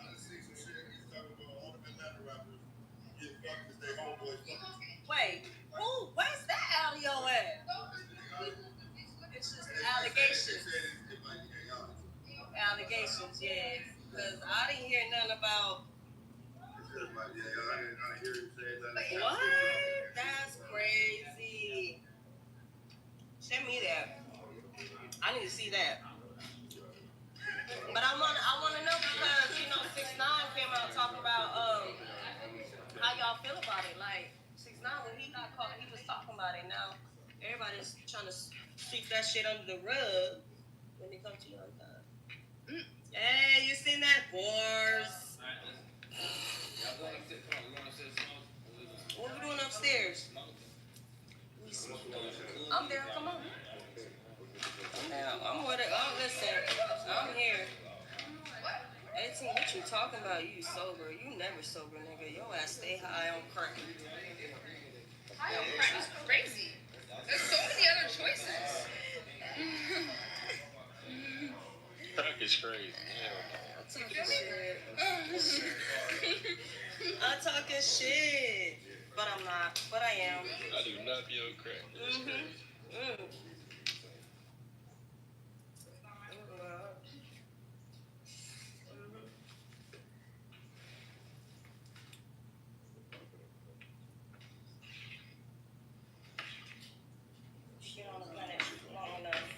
How old are you?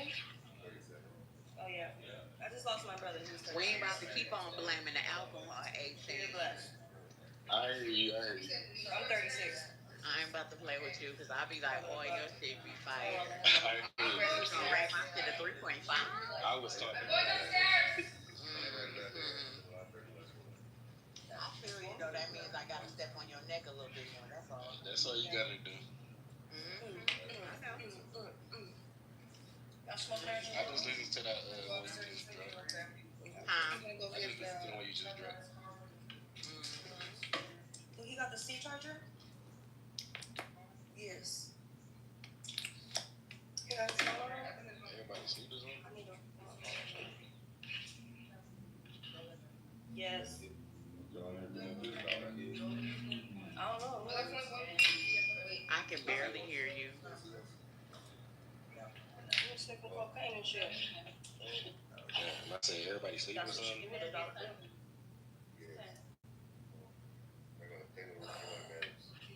What y'all doing? Yes, I do that.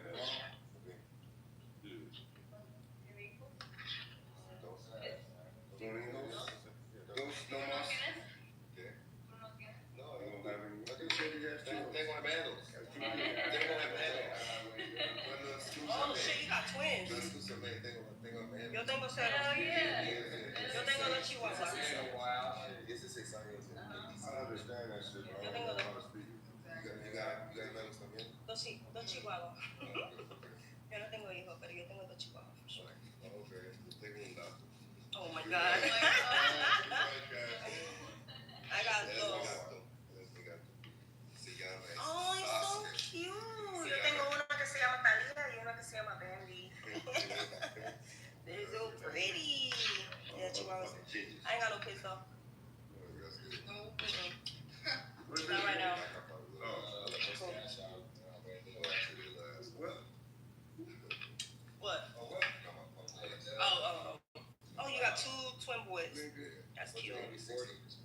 What? 16? They becoming a man. I'm a nigga. They becoming a man, Dad. Upstairs. Upstairs? You can go smoke. Upstairs. Y'all smoking? Marijuana?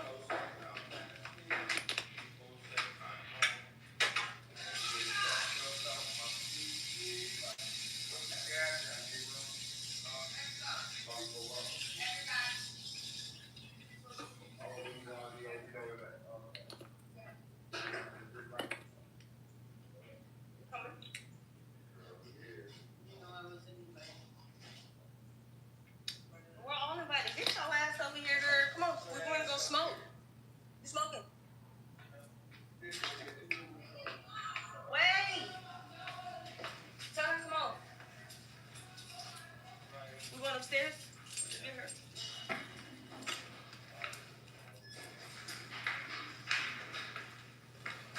What's up, AK? What up, Killer? Yeah?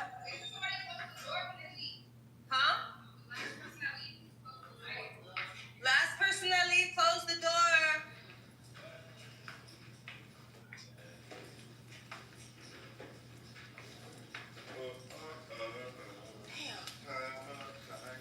Yeah, my son just woke me up. I'm up now. Shit. Oh, shit. Oh. I knocked him out. My bad. What up, though, AK? My bad. I'm over here. Crystal, my ass over here with my volume down. I didn't even know y'all was talking. I swear, I thought the room was just quiet, bro.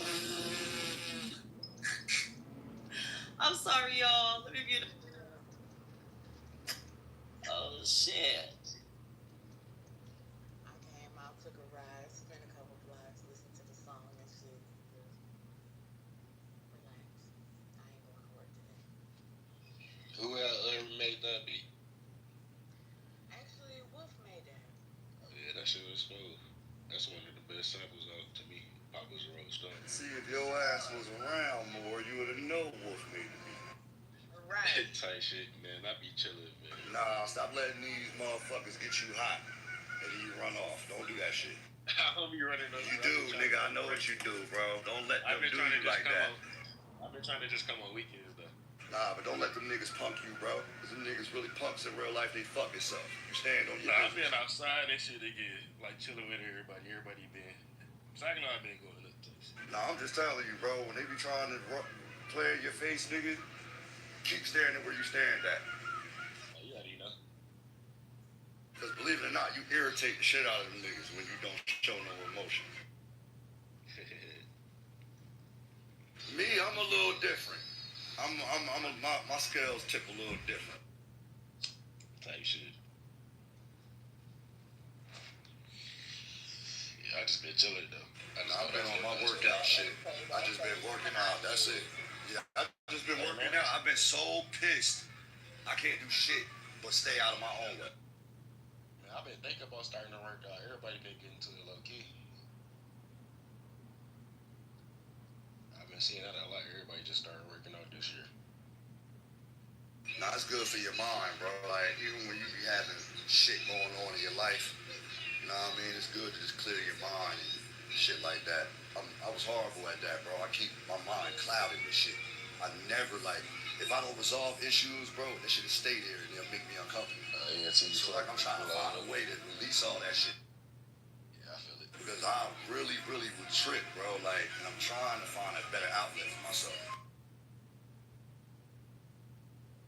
Shit, it be like that sometimes. Yeah, I'm up with my baby right now. He up watching fucking Elmo at 7 o'clock in the morning. You said Elmo? I ain't seen a kid watch Elmo forever. But my son right here watching Elmo. The nigga woke me up. Yeah, that's some classic shit. I had a bunch of. I'm grown as hell. Nah, Chris, you know what? I think my son been sensing something off with me. Yeah, like, so he been up under me like a motherfucker. Kids be knowing for sure. Yeah, and I noticed that about you Geminis. Y'all. Oh, we emotional. I can't front. We are emotional, but don't ever think for 1 second I'm gonna let you press my button.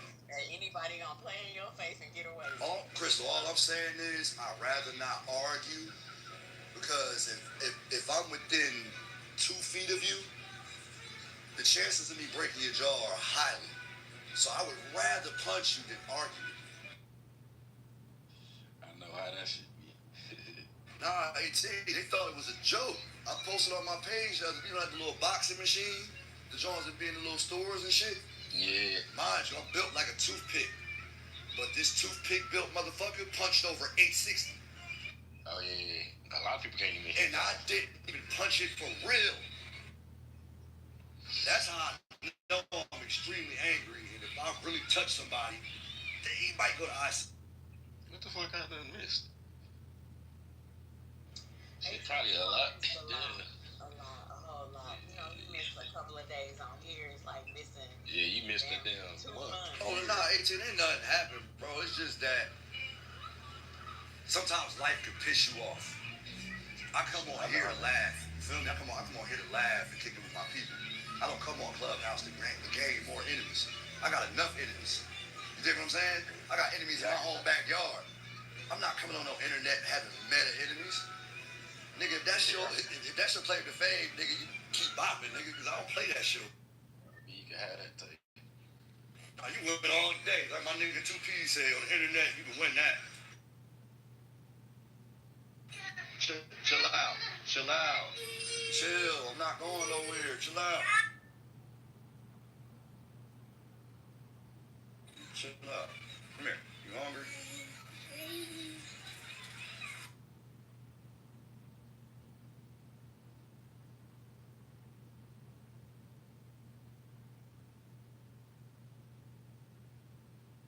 I used to fuck with the Uncrustables. Yeah, I got him some Mickey Mouse waffles. I'm not gonna make him some. How old is he now?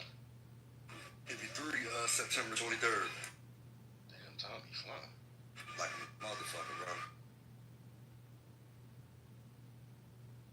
Peanut butter and jelly together, it smells funny.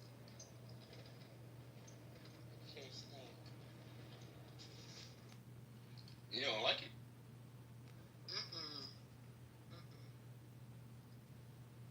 I ain't never heard nobody say that before. My son's such a picky eater. He used to eat peanut butter and jelly like all the time. Oh, Tasha, thank you, sweetheart. But mind you, I get up on a daily basis at 4 a.m. I'm letting my girls sleep in. I'm up being daddy right now, and I'm up every day. And that's what I be talking about. That's why I did that song. That is exactly why, because y'all don't get enough recognition, especially the motherfuckers who putting in the work for real. Yes, you do. We appreciate you, Crystal. No problem. Shit, shout out to the women, boy, because this ain't no easy job. Nigga, you ever had to make a diaper bag, nigga? Man, yeah. To make sure everything in there, you can't forget nothing. Man. Had to do that shit 3 times. Glad I'm over that face. Yo, my girl told me the other day, she said, you know what? I think I'm cool with just one kid. I said, yes. Yes. Lucky motherfucker.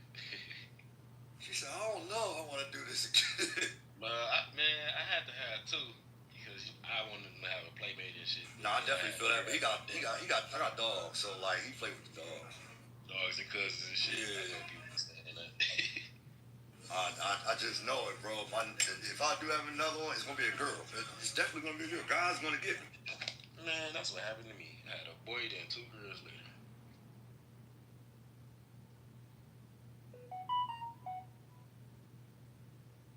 What y'all got going on today, though? Man, I'm trying to figure out what I'm gonna do today. Monday, I'm trying to see who barbecuing or something. I'm chilling today. Tomorrow I'm working, and I'm working on Monday. Get a little double time. Ain't that double time or something on the holiday? That's that good one, huh? Yes, sir. When you get overtime, it's like $29 an hour. Oh yeah, that's smooth.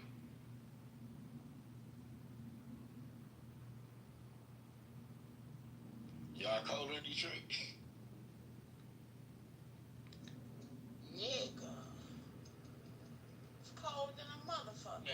hot and cold out of nowhere. Hey, ain't you about an hour out of Detroit? Something like that, right? An hour and a half away.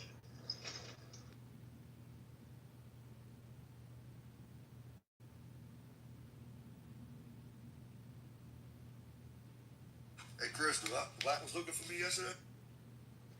I have no idea. I fell asleep early as hell. Oh, okay, I'll find out. Because I think SDJ had hit me. It was like they was talking about, in the room or something like that.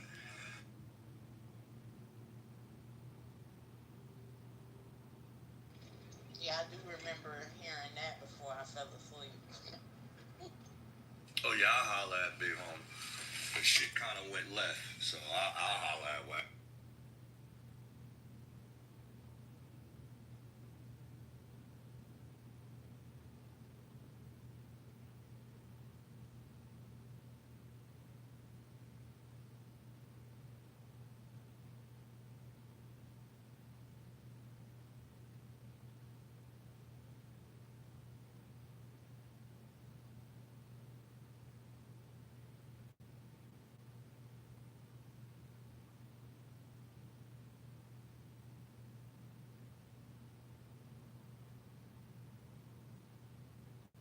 Yeah, today seemed like it's gonna be a chill day.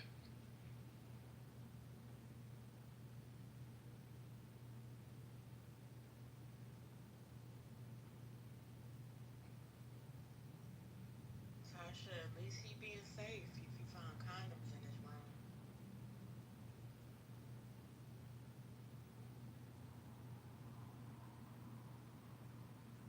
Oh, me.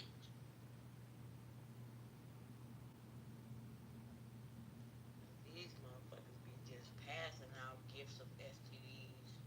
Man, that shit so high right now. Man. I'd be scared. And then be bragging about it on the internet. Bragging about what? That is diabolical.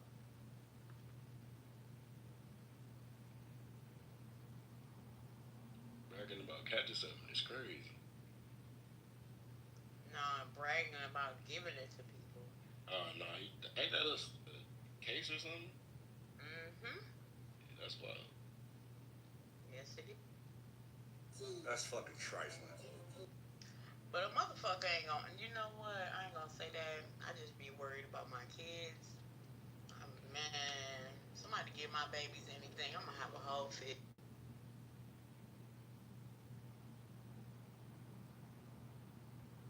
Man, I ain't ready for that talk yet. I'm close to it, though. That's crazy.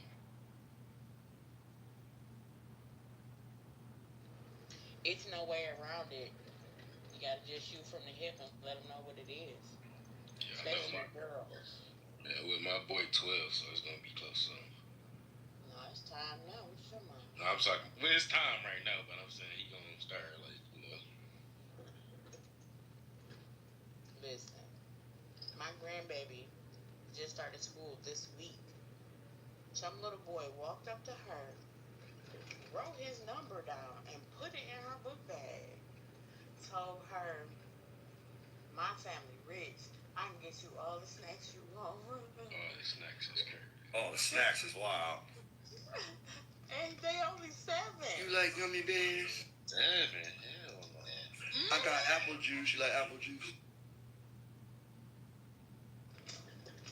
And she a Gemini. So I told my daughter, I said, hey.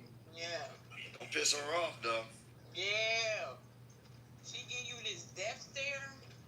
Look like she looking through you, right? Yeah. And I was like, Noelle. But I don't usually call her by her name. I call her Tootie. See, I didn't do the whole 2-person thing. I did like a switch. Like I'm one way, but once you flick that switch, I'm something else. My grandbaby do not play. Like, she didn't even dare her mama like that. Like, yesterday, her mama was asking her something. Like, why she hit her sister. And she just stared at her for like 5-10 minutes. Almost about 10 minutes. She's like, girl, Ma, I'm about to punch her. I said, no, just give her a minute. Because she's probably mad. She was like, I hit her because she tried to bite me.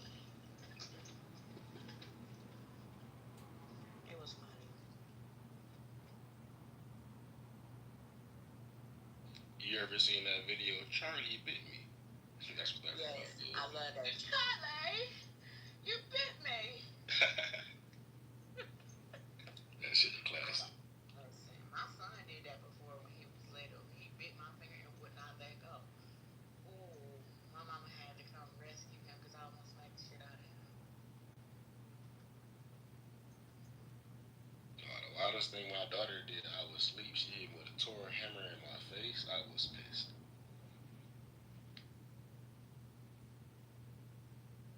I had like a little knot on my shit. What, she gave you one of them cartoon dooms? Man, I woke up, bro. I just reached my arm out and grabbed her. I had to look for a second to see who it was, and I let her go. I was like, oh my god. She made your ass see colors. Man. That gave my son some fucking stars.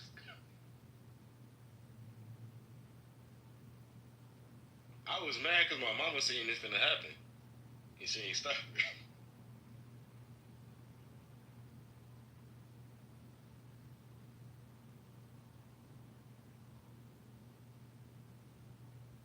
That was probably that one wake up call. I'm like, yeah, nigga, I'm hungry. Time to get up. Man, no, they just play too damn much. She started laughing and everything.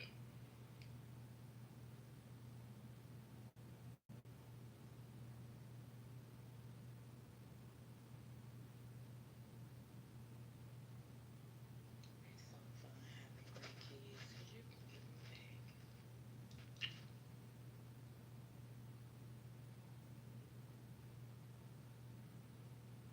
I know that's how my mom would be.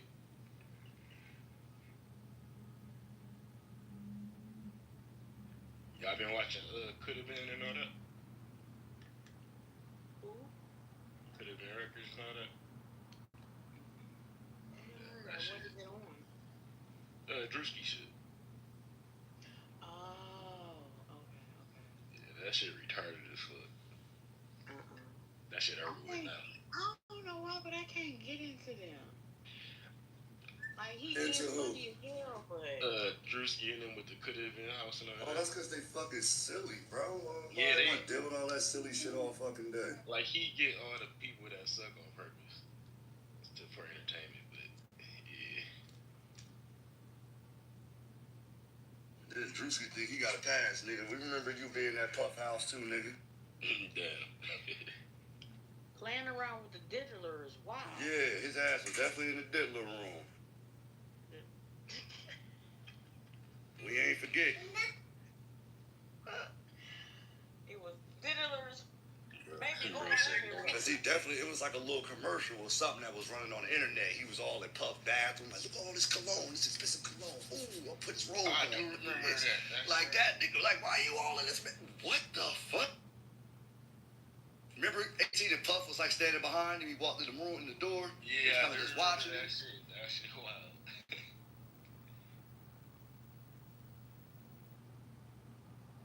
These niggas is doing extra shit. Whatever happened with Diddy? Like he still got some shit going on. I mean, we know he beat the main parts of it, but he's sitting on some other shit. So we gotta see how that goes. Type shit.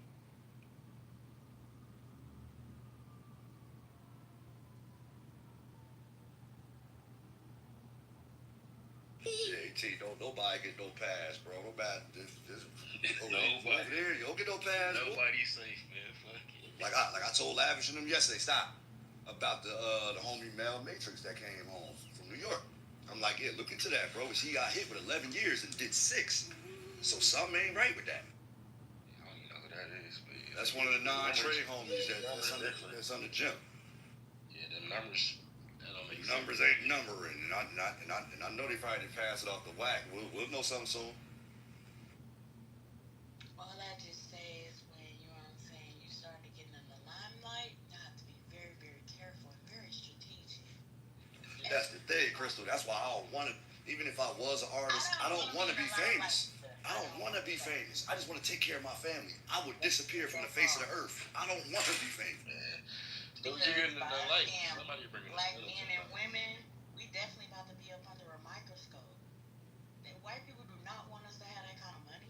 They Fuck don't want no. us Stop, son. Get up. Shit. Get up. As long as we stay in the bare minimum of poverty, they good with that. That means y'all gotta come back to us and get whatever the fuck y'all need and want so y'all can move like y'all need to move. Not even move like we need to move, like we want y'all to move. That's it. I mean, that's because we the biggest consumers and shit, so you That's like a fact, matter a but lot. if we start investing in ourselves, we gotta get nothing from them, period. Gotta start being smart. Yeah, people been talking about that shit for like 20, 30, 50 years type shit, so I don't know. But the bad part is we got that crab in the barrel type of mentality. Word is bomb, Crystal. Shit's sick. Yeah. How you gonna hate on another black person? Motherfucker, I'm just as broke as you. Exactly. I just get up and go to fucking work. Tired, hurting, exhausted. I still gotta do what you gotta do.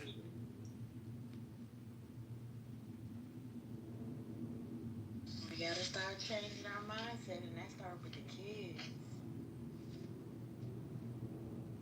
That shit feel like it's going to hell in a handbasket.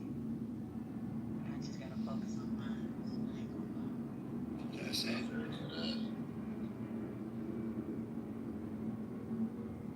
Like my daughter, my youngest, my baby girl, she can draw her ass off, and she just started tapping into piercing. So I'm trying to push her into investing in herself more. She done bought a kit and everything. I said, your next step, write a business plan, and then you can go ahead and start investing in yourself by buying your cards, buying more kits, and then she gonna go into tattooing too. Oh yeah, that's the move. One of my homies, his son, he started a bow tie company, and that shit doing real good right now. I think he been open for like 5 years now, and he only like 12 years old. That's beautiful. That's what's up. That is beautiful for real. He ain't got no $750 bow ties, do we? Nah. Yeah, that's clip-ons. Yeah, that's diabolical. You got the bow ties for like 25 and shit, all types, and he talk like you won't think he that young at all. That's what's up.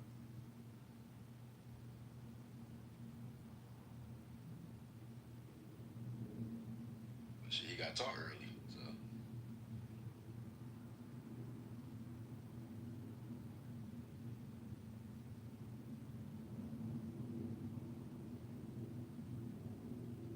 I think he's trying to start a shirt business too right now. I gotta talk to him. I might talk to him in like maybe a month, so I gotta see what he doing.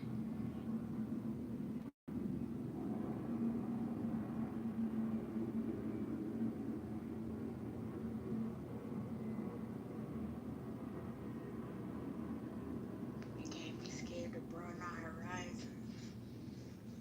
Man, what? My son got a great idea. I just don't know how to do it. I gotta do my research. That's what's up. He's thinking outside of the spectrum. I want to say it, but I don't want to say it. Wait, hold on. Not to disturb, not to cut y'all off, but 6ix9ine entered the conversation. Stop.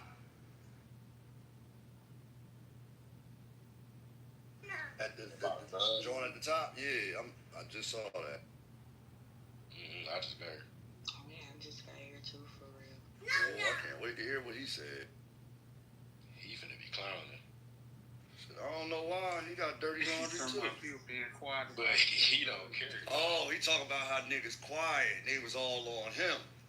Ah, the selectiveness. Oh, he did the same thing with Gunhead. So yeah, he finna be doing all that shit. Cause remember how loud they was about 6ix9ine? 6ix9ine's a red. They right. He damn near said the same thing right there that you just said. Don't be selective. Call a rat a rat. That nigga will tell you, he like, nigga, I snitch. At least I said it. Y'all coming for these other niggas. I'm like, man, this nigga crazy, man. 21 Savage, all these jokers. Yeah, Twitter been going crazy with all this shit. I don't know if it's real or not, though, on Twitter. You'll never know what that shit is. We don't know what's real in general no more. All this shit a fucking... Everybody, fact, AK. Shit, everybody pointing their goddamn finger. That's why I mind my fucking business. I don't care enough, bro. I just be, feel me? I don't give a fuck either way. Just don't cross my path. We cool. Act like I don't even know these niggas.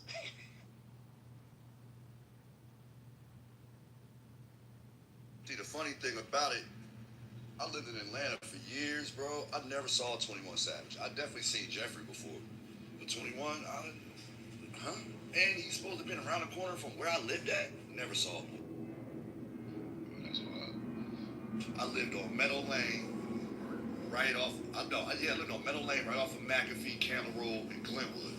He claims Glenwood is some apartments that's right behind Meadow Lane. That look like them apartments they did in that Vice series, bro. I'd never seen none of them niggas. Ever. How old is he?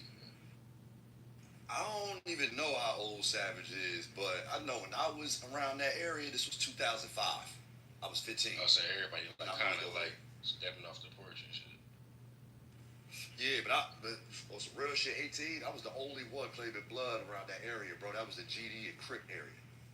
If you know anything about that area, that is a Crip and GD area. Like, and I was the only, because I didn't know I was from out of town. So I was the only Damu that was walking around there until I met niggas from the neighborhood. Yeah, so you was still standing there and shit. About it. Yeah, that's when I first found out about Gangsta Disciples. I didn't know what they were until a nigga told me.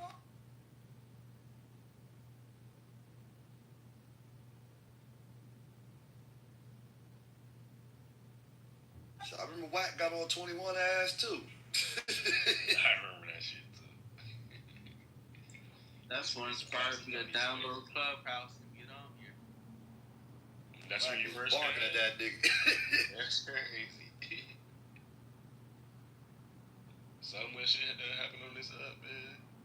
Man, niggas better leave Wack the fuck alone, man. I don't know why niggas play with Wack, but I think I can't like put 2019 on that. Yeah, that shit. Yeah, so much shit been happening. No, I can't 2020 December. When niggas was doing invites and shit. I was on this bitch trying to network and then this shit turned to. I think I came around 2021, somewhere in March.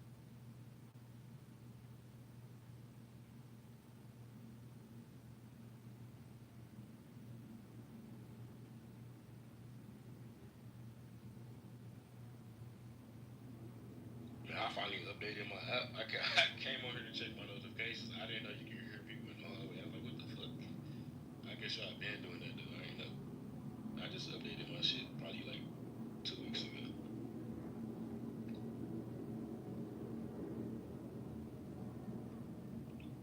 And people are getting it. I just got on.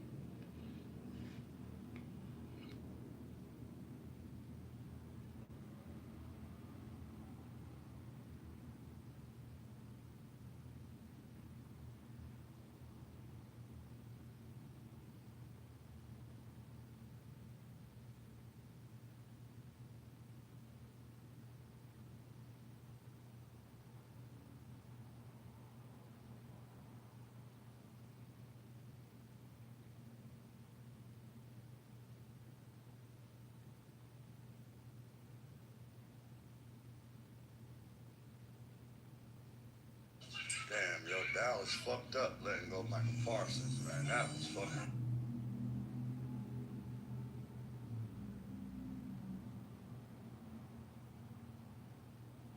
I can't even lie. I don't be knowing all the sports shit. I just be betting on it. Man, I know Pitbull would been doing backflips, boy. I know that. Rest in power, bro.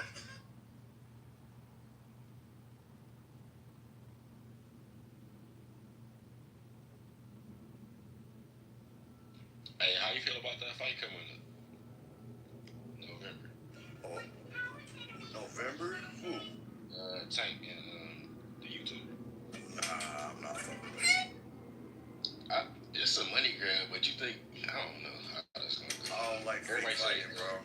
I don't like fake fighting. Everybody said it's gonna be rigged. I said, nah. Tank had said he wanted to put his hands on him for real when he fought. You know what I'm talking about. Like, what's up with Tank and Lamont Roach? Like, don't we still have to Then fight? everybody saying that's why everybody mad because they say he trying to dodge that fight. You know why? Because he didn't win. He didn't win. And the crazy thing is, you being a champ, knowing and the people telling you you didn't win, I would want to fight the nigga again. Like, fuck it, I'm gonna fight him again. Like, why you? I don't get it. I think he's gonna do the money grab for this and then double back on that. It's easy money for him. Yeah, but you shouldn't want to play like that. You end up getting hurt or something like that. Like, you feel? I don't think Jay can hurt that man. Bro, Jake, he ain't no hoe. I ain't gonna lie. Like niggas be like, I beat. No, the fuck you don't. That nigga know how to box for real. He hit hard. it ain't even about even knowing how to box. All you gotta do is catch him with one flush shot for real. Yeah, because the height difference is crazy. The weight difference is crazy. I'm like, yeah, he gonna be punching down. He's gonna punch down on Tank. Like, it's like Tank is short. Like two professionals, this would never happen. That's what I'm saying. This shit is all funny money fight, bro. Like,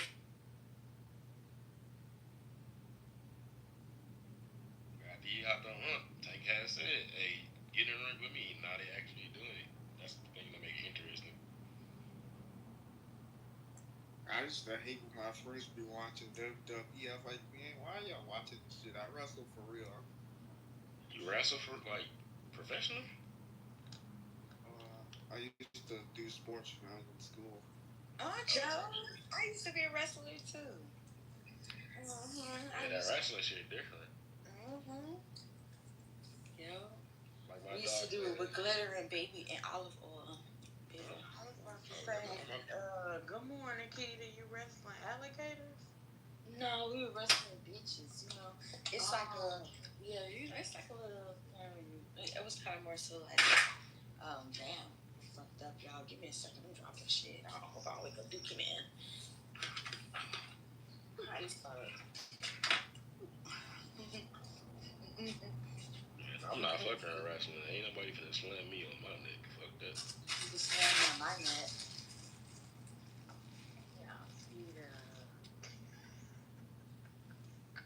Yeah. Yeah, I'm done. It's Christopher.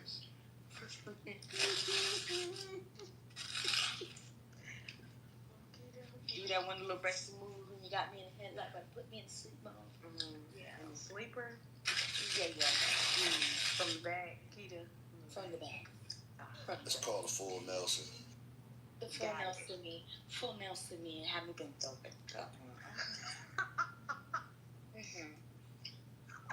Yeah, I when I wrestled a female one time. I was like, damn, I ain't doing this no more. Was she the big tail ass? Why? What was the like? Was she like a manly girl, or like was she like? This is my first time doing it, you know. I just want to do it type of girl. I slammed her about 4 or 5 times. Oh, did she slam you? She was trying to, but it didn't work. So you physically slammed this girl on purpose, knowing that you couldn't, knowing that she couldn't slam you. She was in the competition. The fuck? So you saying that was the quickest way to try to get her out by slamming her? I mean, yeah, do what you got. He was surprised when she got the fuck back up. This bitch won't be down. He's like, damn, bitch, lay down. Lay down. Bitch. Lay your strong ass the fuck down. Get your arm off my neck, bitch. Yeah, work. Look, I won. She done got back up. I left my girl a message. Said I'd be coming home. Now, the crazy thing about wrestlers, bro, they can put you in a lock from virtually any position. Like if they can catch you the right way and lock your ass in that shit, you in severe trouble. That's right. Like I had an older cousin that was a high school wrestling champion. That nigga used to do some crazy shit, bro. That's how my nigga Travis is. He had won 3 times. He won American Ambassadors. That's crazy. But yeah, that nigga used to fuck people up in that ring. Y'all like my hair? What color is it now? All right, it's nice, Kita. Thank you. $25.99, 10% off. Yeah. Shit. Shit, I needed something, y'all. I can't just twist my dress and not get myself right in case I want to be a hoe of the night. Yo, that's fire. I like it. Thank you. Hold on. Yeah, that's dope. I like it. Is that Joe saying that? Yeah, I got a new hairstyle I want to try, but I'm scared. Joe. Not trying to be funny. You can see Joe? I love Joe. you that said that. Okay. Hey, yo, is tripping, yo. Look at the link. Look at the link in the chat. Yo, he's gonna go back to jail, bro. He's gonna go back. I like you, Joe. How long is on probation? Who? My probation? Nah, Bro, that nigga got like 15 years. if he do anything, y'all gonna take my arm? Y'all gonna help me pay my probation off so I can get off in November? No. That's the road you gotta walk, my nigga. We don't have to walk that road. What the hell you just saying? I said, everybody help me pay off the rest of my probation so I can get off in November. You said we like your head. Wait, Kita, how much is it? Well, right now, it's like How much more you owe? I owe like $1,500. That's it? Yeah. Been on probation? You got that? No, nigga, because you know I didn't know they said that you gotta turn it in 3 months before your actual date of your termination date. Because I was gonna let it ride out for the rest of the year till January. Wait, what? January, February. Yeah, I didn't know that. What the shit? So I'm like, Never heard of no shit like that. yeah, I was like, what? And one day, I had my last visit. I walked up in there. She was like, I'm just let you know, like, they may switch you because I don't be over there where you at. And I'm like, huh? And she was like, and I just want to let you know because I was going to let you just ride out and let you know, literally, let you pay whenever because I don't get in trouble. I don't get them no problems. But she was like, you may get transferred, so I don't want you to get violated. Just try to come up with all your money, the rest of the money. How long have you been on probation? I've been on probation almost 3 years. Oh, okay. And you just let that ride out like that instead of just paying it off and getting it over with, Kita? So what happened was They gonna lock your ass up. No. I got listen. No, because at the time Shoot program, nigga. Hold on, shut up and listen. Because when I first got out, I didn't have a job. As we all remember, I lost my job. I had to resign. So when I got out, I had to resign. I didn't have no work. So, and it was hard for me to find work. So by the time I did find work, I moved in with my oldest sister. So me and my oldest sister, she said, I don't give a fuck, bitch, you still paying bills for real. And I was like, okay. So I had to pay. You ever have no unemployment or nothing?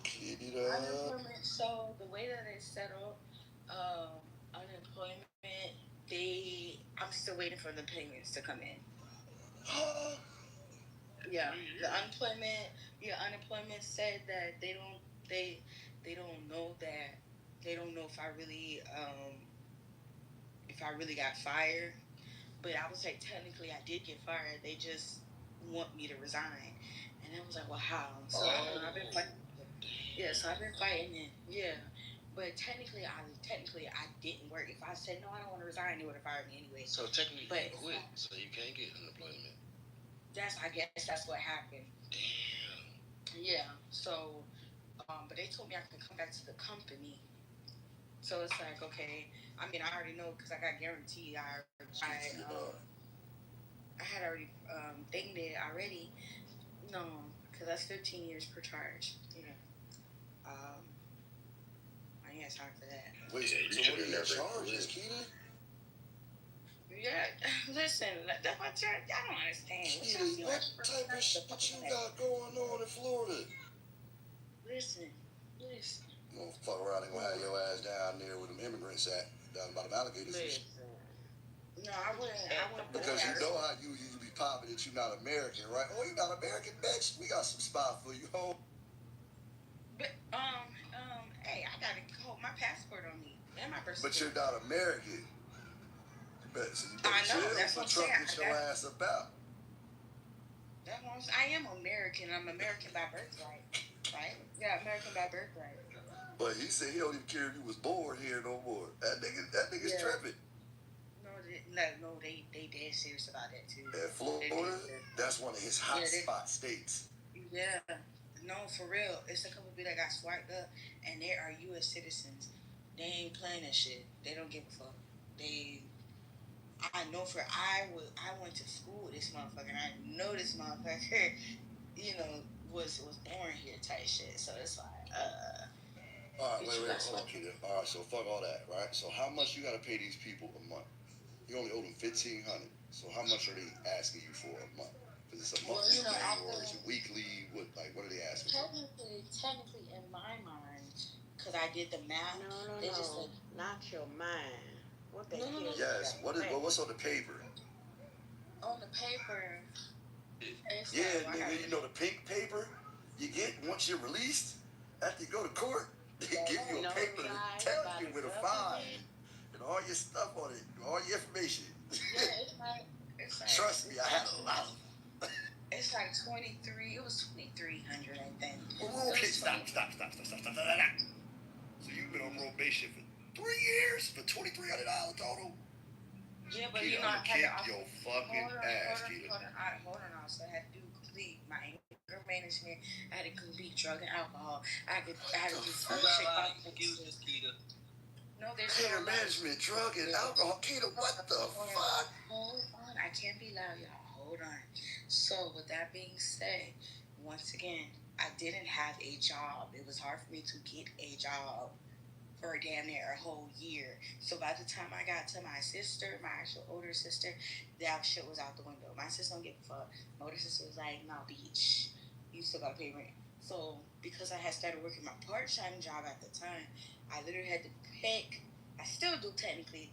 I have to pick between either eating or motherfucking my insurance or my probation. Did you tell your probation about this? Hold on, I got you. Hold on, Keita. Hold on. Pause, Keita. Pause. Okay, sweetheart, I feel what you said, right? That's circumstantial because you got circumstances at that time, right? Which is understandable. Of course, anybody would choose to eat over spending money on something that they really don't got it for. You dig what I'm saying? But would you rather be washing your ass with shower shoes on in there with them big back bitches that could knock your ass loose?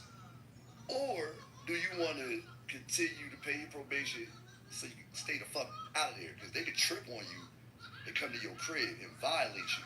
No, I know. That's what I'm trying to see in my lawyer. Because them big bitches in there ain't going to play with you. There's a big bitch in there named Rachel. Rachel the pod boss.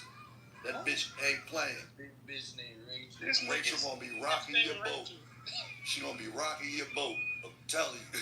I kind of know because when the fuck I went in jail, some of them have become from prison to come to, I guess because they have other cases and shit like that. Yeah, I kind of figured. They get transferred. They just moving around. It be like that. Yeah, but like I was saying. Your shit. You got a due date, Keita? Well, she told me at the end of November, but that's my probation. Somebody told me that when I was in probation, it was like, see if you could try to get the probation fee waived. And I was like, well, that's probation fee. That ain't restitution and stuff. You got fines too, right? What's that? Oh, Keita. Listen, Keita. You got your paper. She in trouble. Keita, you might want to have... Okay, look. This is an old trick I used to do, right? Have somebody you know call down there and see if you have an active warrant. You need to fucking... They can come get your ass. They probably looking for you. No, I do check-ins. Every month. They would have picked me up last month. They do. You doing check-ins. Are they drug testing you? No. They randomly drug test me because they don't drug test me. But I randomly get drug tested. Last time I got drug tested. Listen. Last time I was randomly drug tested was like 2 months ago. Okay, so now they random drug testing. Keita, stop playing. They gonna get you. Stop playing. Wait. Because I have medical marijuana. They don't give a fuck about that. No, yes, that's one of my stipulations. They can't. That's one of my stipulations. Is Florida even a state like that with that? Yes, because it's not recreational. That's the only reason they can't penalize me. Like, but you still can't smoke weed. No, it's medical. I'm schizophrenic. I'm bipolar. Somebody checking for you right now. Oh no! I know how it is in Jersey. Jersey, they ain't playing. They coming to get you. With all them They coming to get you. voices and stuff you be doing, yeah, I get it now. You miss one payment, them folks coming to get your ass. Yeah. That's still my accent. That's still my accent, y'all. Then you gonna go to court. The judge gonna say, "Why haven't we been receiving no payments?" "Oh, Your Honor, I had nowhere to stay. I had no food." Judge gonna be like, "Look, I don't want to hear none of that shit. Bitch, I want my money." But listen, I can prove that though because No, but Keita, I feel you. I feel what you're saying. Trust me, I feel you. I tried that before. I tried it. Trust me. I tried every trick in the book. Your Honor, fucked up. Man, they don't want to hear none of that shit. How much can you pay? What they're going to do is they're going to ask you, well, how much can you afford? And they're going to hold you to that number. And if you can't afford to pay that number, and you try to go back, like say you go back in the report, that's when they lock your ass up. Right there. Okay, thank you, Tasha. I'm definitely. I think that's what my probation officer was telling me. And my probation officer, Tasha, and my lawyer. When I had called my lawyer, because when I was real shocked, I was like, "What?" I was like, "I can't wait till the last week of the probation." And they was like, she was like, "Girl, no." I was like, "Oh my God." I was like, "Let me call my lawyer real quick." What? And he was like, "Yeah, you didn't know." And so y'all probably did tell me, but I probably was just so excited to get out of jail. It didn't make no sense. Yeah. I mean, so let me see this. If I suck dick every week. Every week, bitch, you better suck dick every day. Better not catch nothing. 5 times a day. No. If I suck dick for $170 a week. Your lips gonna fall off. 170. Damn. Your lips gonna fall off. It's crazy. How my lips don't fall off? A lot of disease. That's a lot going on, Keith. Hold on, just because you suck dick, you don't have to suck multiple dicks. You can suck one dick and get paid. No nigga paying you over. That nigga got that every day.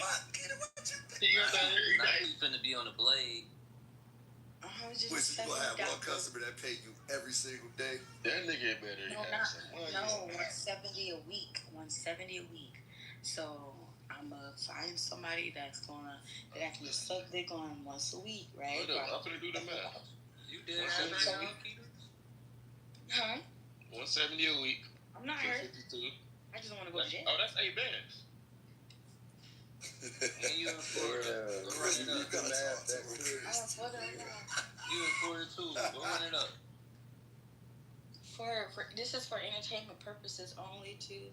Just wonder if anybody's listening. No, Keita, though, for real, so shout out to you, though. Shout out to you for stopping drinking and doing all that, though. That's real. Yeah. I mean, I've been stopped drinking. I have been stopped drinking because I'm a lightweight and I don't like brown make me go down. So I just I just steer away from liquor.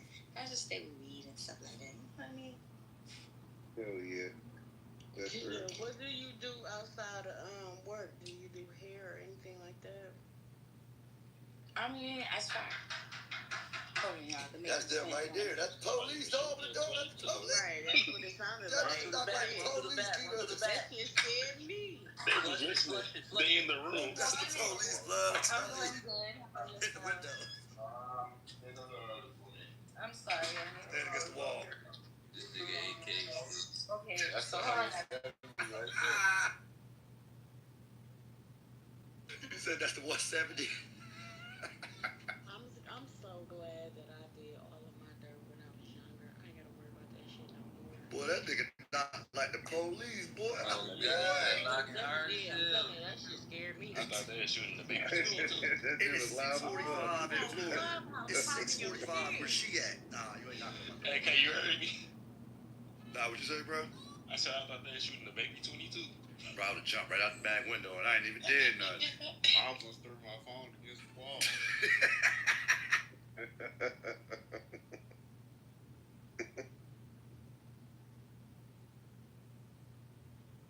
Hold on, why you almost throw your phone? Live alone. You know it's the weekend. You already know what I'm doing now at this point. Yeah, just a little bit, you know. 3-day weekend. I'm chilling though. I quit. Somebody. I just heard everybody just say they quit, and I feel like I don't need to be talking right now. Listen, I went bowling last weekend.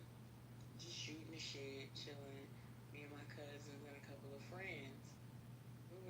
I'm off the wine coolers. I don't drink like that for real. Took a shot of Douce, and then one of the coworkers like, take a shot of this. Y'all gotta take a shot with me, nigga. When I tell you that shit tasted like gasoline. Oh yeah, you've been off it for a little bit. Hey, did it burn That when shit it went down? that shit cleaned my motherfucking palate. Whatever I tasted 10 minutes ago is gone.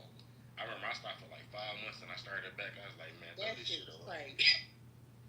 It's diabolical how motherfuckers will drink anything. Fuck that. You gotta brush your teeth. How you get a That's wine it. cooler at the bottom now? No, it was before we got into the. A little turn up stuff. Type shit. How y'all bowling ideas down there? See, I love to watch drunk motherfuckers drink.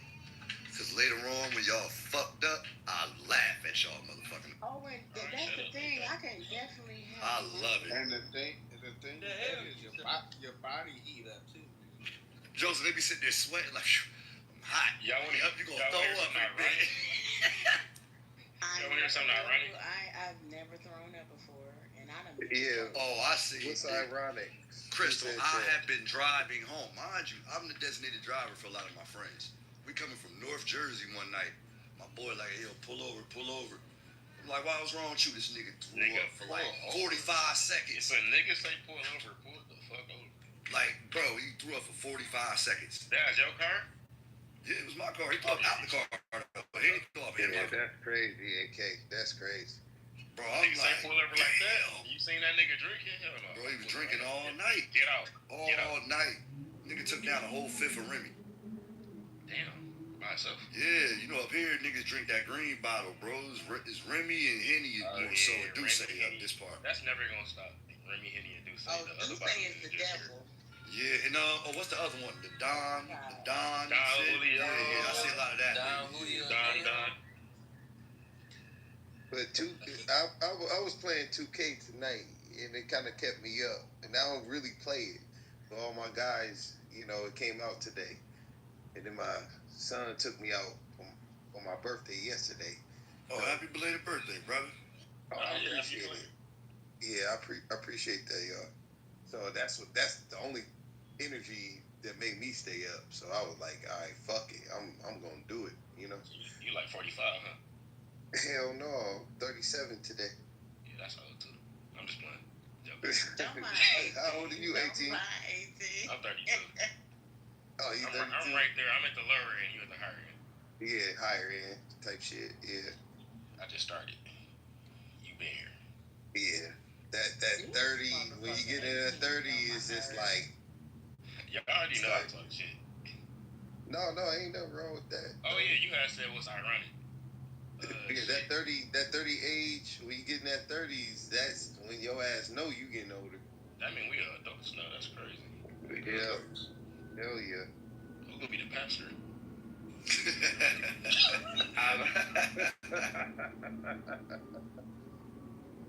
I'm sure your aunties told you that. Like, you should be a pastor one day. And they always say this because this shit. I'm like, man.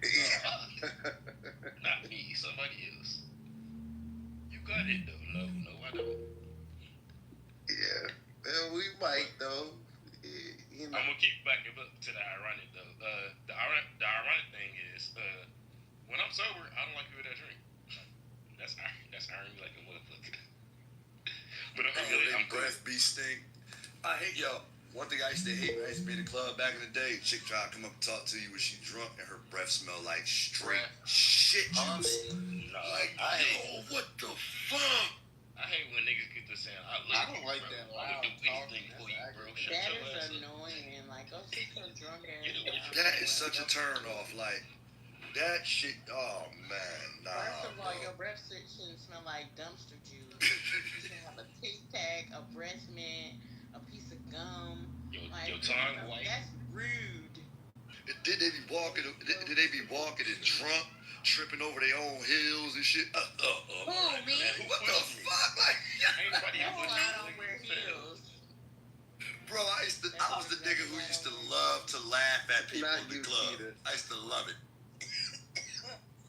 I'm trying to watch people. You know when they carrying the nigga out in the club, like, woo, yeah, a little too much.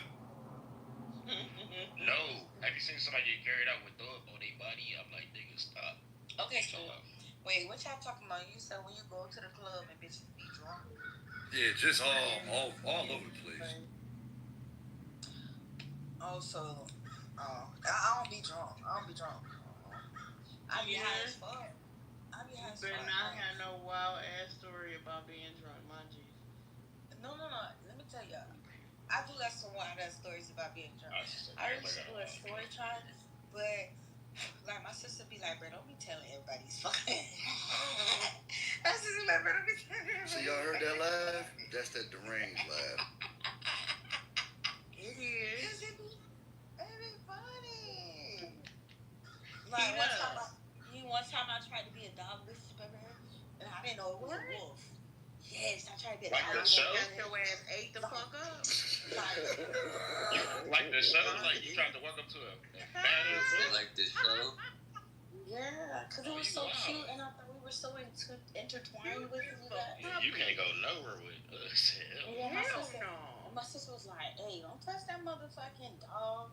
I was like, I'm gonna touch that dog. She was like, it's not a dog. Those things are like elephants. Hey, can I pack your dog? When she got a closer look, she was like, what the fuck? Like right now, all these duckies are coming to me. I never fed these duckies, you guys. I'm Dr. Doolittle.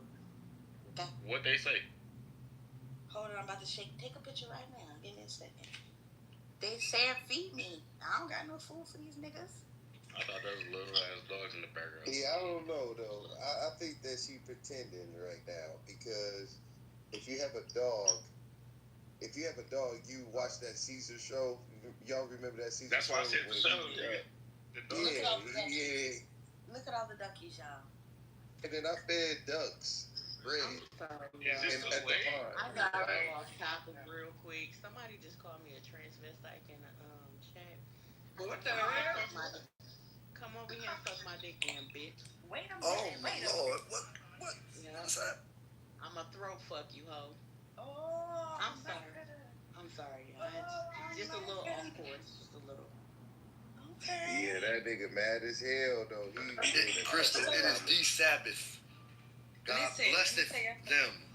When I used to go into other rooms with Nadia and stuff like that, right? Call me Gristle. Come suck the gristle off of it, bitch. Nah. Listen, when I used to go to the room, she used to be banging, right? And she used to be banging real. I'm a Scorpio, AK. I told you I'm very petty. You are petty, just a little lot of it, but I love it though. Thank you. I love it though. I can't say, my sister should be real petty with the shit too. I had a couple of ex-girlfriends that were Scorpios. Yeah, y'all niggas, y'all is something else. Y'all is something else now. Y'all something else. In more ways than one. Yep.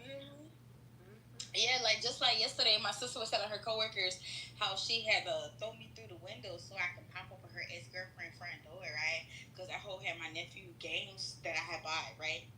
So, motherfucking, I got stuck in the window, y'all, because it was how I couldn't open the window, like when you pull shit up, it normally go all the way up, right? Can you imagine Kita's feet dangling? I'm trying to imagine somebody throwing. See what I'm saying? That's the shit I laugh at. Shit like that. My sister 5. I think my sister 5'9" or 5'11". And she's tall as fuck. She's tall as fuck compared to me. So you know, pretty much she couldn't get into it because, you know, I barely got a butt. She got more of a butt than me. So she was like, you gonna have to get into it. I'm like, bro, you really want me to go in here? This girl don't really like me. Like, what if she's here? She may attack me, bro. Like, this bitch threw me off the balcony. Like, type shit, pushed me off the balcony and stuff. It wasn't that far up, but the bitch pushed me off the balcony because the hole just was on drugs and drugs. Yes, like the front porch balcony thingy. It was like, maybe it was high as fuck. Did you do the jazz? What y'all on? Wait, did you do the jazz? I said, ow! What we was y'all on? Like, What you say, Keita? Say that again. Hold on. The little screen. Say that again. What you say? Literally, that's what it was. And then when I had, you know, the adrenaline. Listen, so the adrenaline was rushing, right? The adrenaline was rushing. So y'all know, bitch, I super saiyan that whole front door. Like, I was so fucking mad. You punched it? She was so mad. She jumped off the dick and couldn't suck it no more. Oh my gosh. That's not shit. That's right. I'm just kidding, Kito. Just kidding. I'm just kidding. I'm listening. But then the motherfucker decided that. Good morning. Good morning. Good morning. No, so that whole. Yeah. What you say, Lady Killer? I didn't say nothing. I just said good morning. Oh, good morning. Good morning. Good morning, Killer. How you doing? Good morning, everybody. I was talking shit. How y'all doing? Oh, I sound like you like a Guido. Chillin'. Good morning. Good morning. She was up all night too. I ain't gonna lie, everybody was up all night on this Friday. Yeah, I'm saying y'all was in here, you know. Y'all was acting up though for a minute. Y'all like kind of was like, fuck is wrong? Was like, yeah. Fucking bean burrito head ass beast too. Goddamn chalupa. Yeah, I need to talk about that. So I need to ask me some issue back with Empress now. That's whoa. Hold on, not too much on my nigga Beast. Beast ain't here to defend himself. Not too much on Beast. Okay. Oh, so you finna defend him? I see. I'm not Killer. That's my brother. He's just not here. Okay, you got 60. You got 120 seconds. State your proposition or whatever. Yeah, you got 120 But seconds. Killer, Okay, I would go defend ahead. you too if you wasn't here. And you know damn well I'm defend gonna go you in the too. morning show and talk some shit too. So you. But I would defend you too, Killer. If you wasn't here, I'd be like, hold up, she ain't here. Well, and do you know what he did? No, I don't. Oh, okay.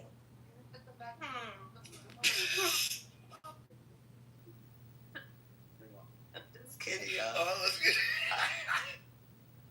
I'm learning this No, shit. Beast is I'm wild. learning this shit. AK, just shut up. You gotta shut up and just stay the fuck up out of it.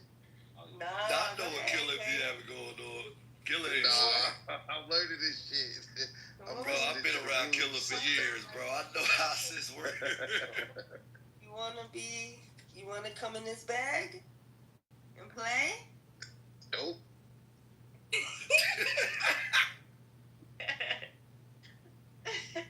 We can play. Y'all asses over to the morning show, man. Shit, right now, hey, y'all click on that link at the top. Get up out of here, man. I'm gonna give y'all about a minute. Don't boom the room. Let the traffic roll over. Y'all head on over to the morning show. Click on that link. She said, period. Click on that link, y'all. Head on over to the morning show. Head on over to the morning show. Head on over to the morning show. Head on over to the morning show.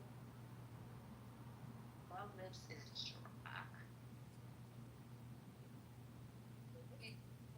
Click on that link, y'all. Head on over to the morning show. Wow.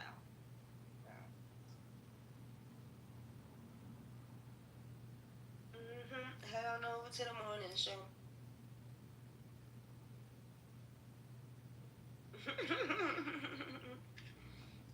Monty, click on that link at the top. I'm gonna give you about 30 seconds. Click on that link at the top. Transfer the traffic over.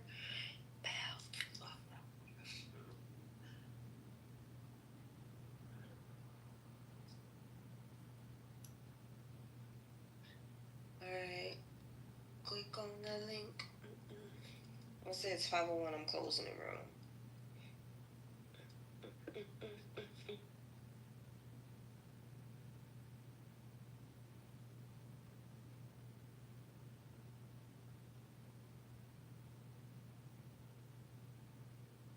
All right, y'all. It's 5:01. Thank y'all for tuning in the late night show with Whack 100. Shout out to the Queen R&B.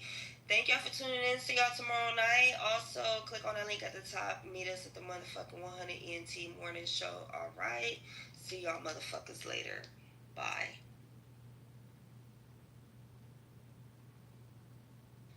You know what? School did start, didn't it? Yep, for us down here, been started. Maybe we should do like a little giveaway for our kids. Yeah, they do the. Cool. Oh, that's for y'all side. Y'all side just went back to school. We been went back to school like a few weeks ago. Like a few weeks ago. How you doing? Oh yeah, so let me finish what Harry y'all. Okay. Yes, Dookie Man is wanna. If you want to donate to my probation, you can donate to my probation as well. Oh yeah, Lavish, we just found out they gonna lock Keita ass up. Don't say that. Why would you speak that? You better pay them damn fines, bitch. They gonna get you. Why would you speak that into existence? It's a fact. If you do not go pay them people their money, they gonna be at your door. Understandable. And once again, with that being said, why would you speak that into existence? Because that's what happens. But that's not what's gonna happen because I'm paying out before no. Then hallelujah, you better make it happen. Yeah, of course. That's why I say y'all can go ahead and donate to United Negro Fund. So yeah.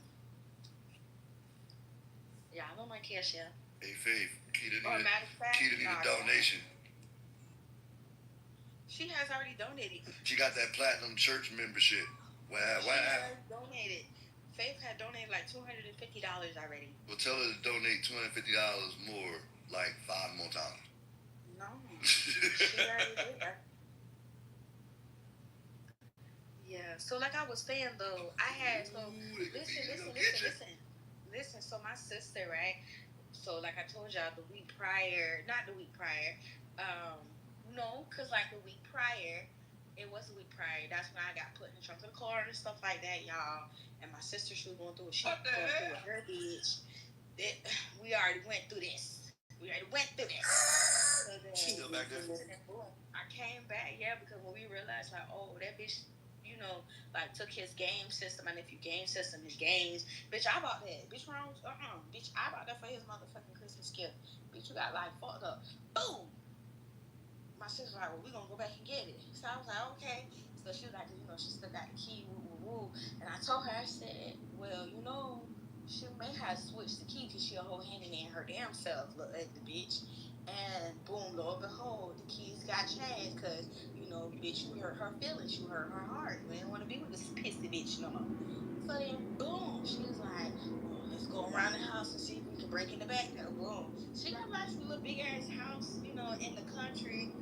It's only like 2 neighbors. So the neighbors that know her don't like her. So when they seen us, they just say, hey, and kept it moving. Man, they knew it was already going down. Because they was outside when the shit went down. Boom. So then, we're looking. I'm trying to go around. I'm like, okay, wait. So the back door is done. Damn, I can't get in through the garage. And, boom, we definitely can't get through the front door. So I'm like, oh, well, all right. I already knew what the fuck was next. So I said, oh, well, all right. I got to go. Let's just go. We'll figure it out when she get here. If anything, we'll just whoop her ass when she walking through the, pulling through the driveway. My sister's like, no, I see the game in the room. And I see a couple other my shit. That bitch took my shit. We gotta get my shit. And I'm like, well, I got my shit. And she didn't give a fuck. So she was like, listen, I need to climb through the window and just unlock the door. So I'm like, what? She's like, I need you to climb through the window and unlock the door. So I'm like, okay, let's see how this works. So boom, I'm like, trying to jump up there. I'm already short as fuck. So, maybe if I try to show her the effort that I'm trying to jump up there and she sees that I can't get up there, she'll just leave me the fuck alone and we'll just try another way. No. So by the third or fourth, like, I can't do it. By that fifth, she just picks me up by my legs and throw me in there. So then I then get stuck. Like my pelvic was stuck because it was already a tall window type shit. Like it was high up a little bit. So I'm dangling, so I can't push off the ground and be like, yeah, let me go push myself in. So I'm literally stuck. I don't know what's going on. I'm about to pee on myself, and I'm like trying not to laugh.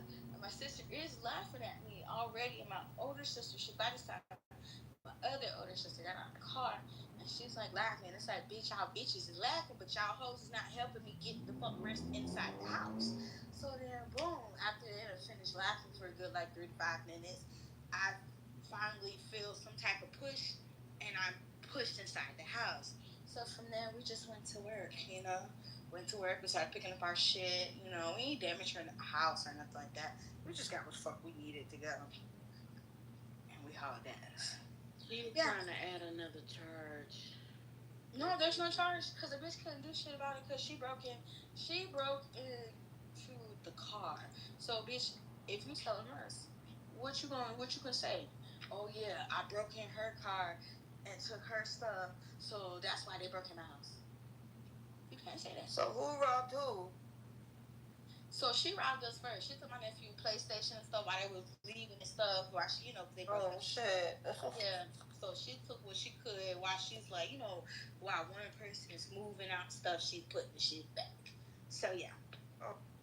Yeah. So that bitch had to come and her, and I whooped her ass. Oh yeah, when that hoe had pushed me out the motherfucking balcony. You whooped her ass. Yeah, I whooped that bitch ass because she pushed me out the motherfucking balcony. That hoe. When you whoop her ass? It was like in 2019. Oh shit. Okay. Yeah, so this is actually before. This is before he put me in the trunk of his car. So you did get put in the trunk. I forgot. Yeah. So this is like a little bit before. So then long story short, you went from the trunk of a car to getting pushed off a balcony, Kita. No, it's balcony dangling out of the window. It's balcony car, then pushed in the window. Yeah. That's how it went. Balcony, core, window. So now this bitch, she be on drugs and stuff at the time, y'all. Well, she's still on drugs, probably. I don't put it past her. But the bitch was on drugs. So, whenever we go out, she was like, she'd be jealous that my sister be like, oh, they be like, oh, hey, what's up, Coco? Hey, what's up, Coco? Damn, you, for somebody who ain't in this motherfucking city, who ain't from the city, all these motherfuckers. We like, nigga, these your people. You introduced us to your people. What the fuck they said hey to me? So boom. So I'm like, Corey, I already know what type of night it's gonna be. Let me call my girlfriend because before I got put in the trunk of the car, I was a bitch. I was dating a bitch. So she about to pull up and stuff like that. So she had a thing. Her and my ex bitch used to be beefing. This is small ass town, by the way.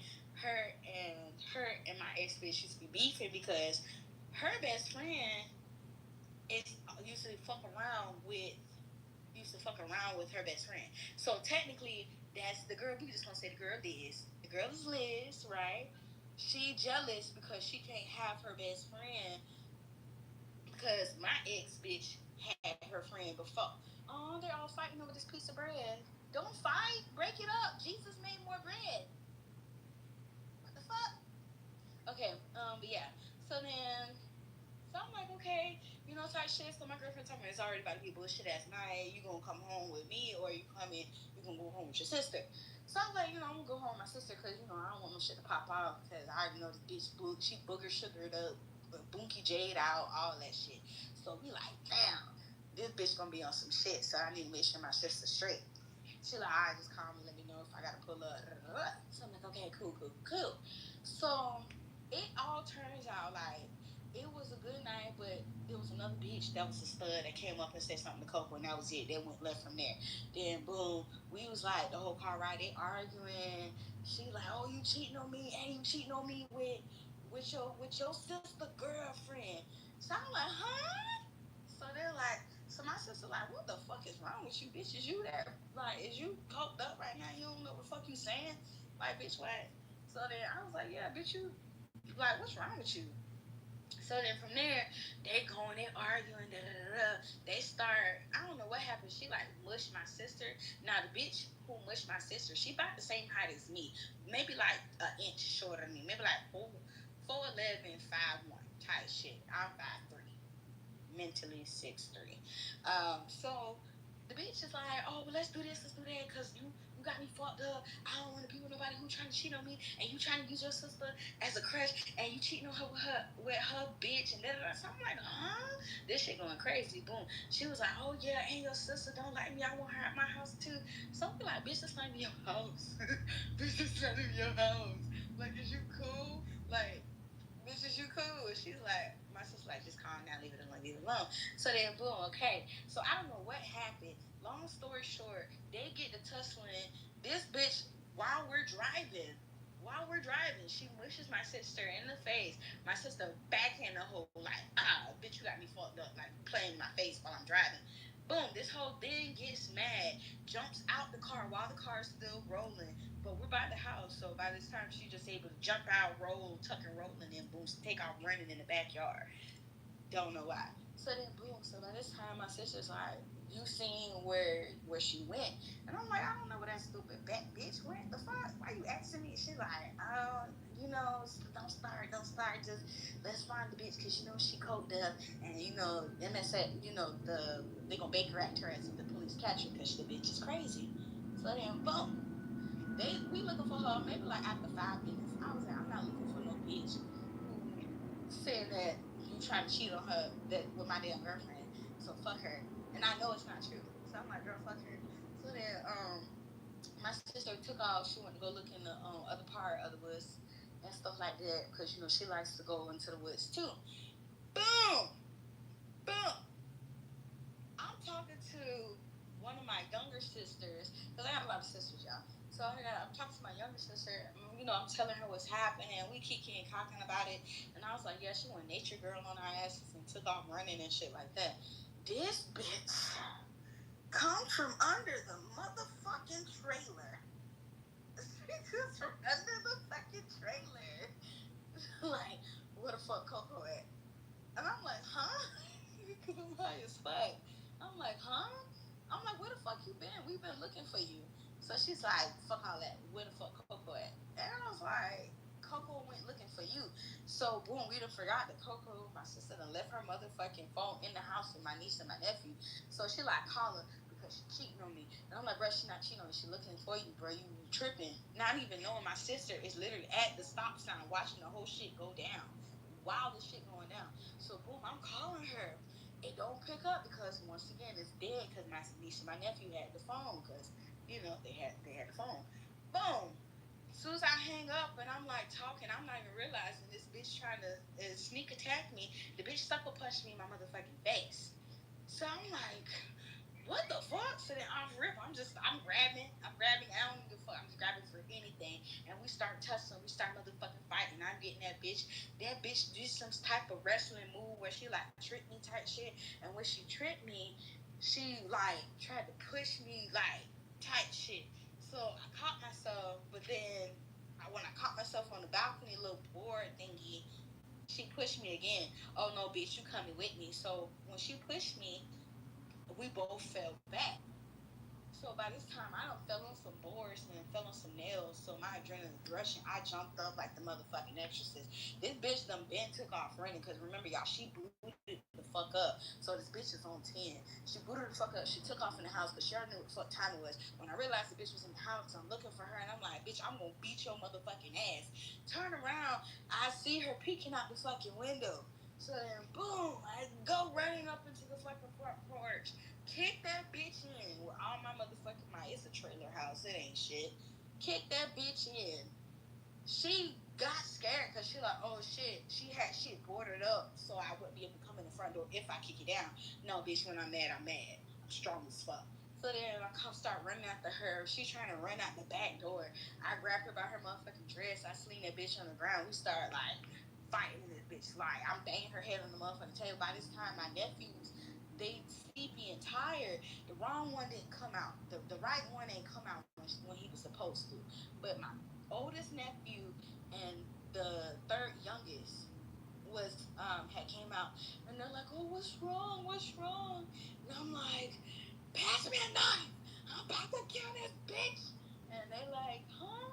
So they start crying. Why the oldest and youngest is crying? Like, what the fuck wrong with y'all? It's the middle child who saved the motherfucking day. Because when I said, Tay, I'm about to kill this bitch, she hurt me. He said, oh, okay. He went and he knew what the fuck to do. He ran in the motherfucking kitchen and got that knife because he knew what the fuck was. He don't like her either. So, boom, by this time, he coming for the knife, and then my sister busts in the door because by the time I guess she heard what was going on inside the house, and she seen everything because she was at the stop sign. Motherfucker come in, she gets mad at me because I'm banging the head and you about to have my son give you a knife and watch you commit a murder? Yeah. He knew what to do. The fuck. So yeah, so that's how she was like, she gotta leave because I can't be with her. Da, da, da. We were like, bitch, this not your house. Like, what the fuck? She was like, this her people house. So we renting out the house. You can't do that. At any moment she can be like, y'all can get out if she wants to. I was like, do you really believe this bitch? Do you really believe that this girl can be like, oh, stop letting them, kick them out the house and you're paying this lady? She's not gonna stop her bread for no basing ass bitch. So whatever. Boom, went to my motherfucking girlfriend's house. My girlfriend came up with a gun. She was about to pistol with the bitch. Bitch ran inside the house. So yeah. And then and after that, maybe like a month or two, 3 months later, I have found out that my ex-girlfriend girlfriend was trying to beat me up because she didn't know that I was here in the city, and she had felt some type of way. And I was like, what? So yeah, she had chased me around the parking lot with the knife. I had picked up a stick. I whacked her ass, and there was this one dude. He was a GD or something like that. I don't know. I think he was a GD, and he told me to jump in his car, and I hauled ass. Yeah. It's in the water. Don't talk shit, y'all. But yeah, good morning, everybody. Thank y'all so much for joining the Honey A&T Morning Show. Hot topics for Whack 100. I hope you guys are having a great Saturday. I'm just going down memory lane. Yeah, it's interesting. It's a tough memory. Shit. Sometimes you just gotta sit back and laugh about it because guess what? Listen, when I say but you can write a book, bitch. Like this is the Chronicles of Kitover. Somebody told me to go to TikTok. I said, I'm going to TikTok playing with them people. Them people be serious about their story times. They will end your life. Like, they definitely will. They don't catch you up in one little fabrication. Like, they gonna, yeah. Listen, when I said no, one of my TikTok friends, they was like, because we were on a live doing talking about it too, and they was like, yeah, you need to write a book. I was like, you think so? I was like, bitch, yeah. Bitch, if you don't do your story TikToks, but I don't got enough time because that's a lot of editing and shit like that. I don't have time for all that editing and shit, and then I got stopped because I may get a little emotional. You can talk your book out and then someone can go in and correct it. You can pay for that type of stuff. Oh, really? Like an Audible? Not an Audible, but you can talk, like get your microphone to your laptop, and they have little apps where you can actually talk your book out and then have someone that go in and actually correct it. Or I'm sure they have a system that can correct it. But I would say let a human do it because sometimes autocorrect is not correct. It ain't what it is. Yeah. See, yeah, because I was definitely want to do like a story time or a chronicle chapter regarding when I was fucking this dude, right, and his arm fell off of me. I didn't know it was a prosthetic arm. It was crazy. What the hell? Yeah, it was a lot. I went through a lot. But you know, that was back in my earlier 20s. That was back in my earlier 20s. And we did. What you do with it? Did you catch it? Did you try to catch it before it hit the ground? No, okay, so, it dropped in my motherfucking head and hit me in my motherfucking face. So, yeah. So then, boom, my sister Jazz, who is Dookie Man Mama, pretty much like when we had, after everything was calmed down and we realized like, yeah, this motherfucker got a prosthetic arm and stuff, because when it hit me, I freaked out and I threw it. So these niggas over here pretty much tossing the prosthetic arm around. It was a lot. And then boom, I woke up to her poking me in my butt with fucking prosthetic arm. See, it's like, y'all fucking weirdos. Like, the fuck? Your stories always gotta go too far. Why they always gotta go too far?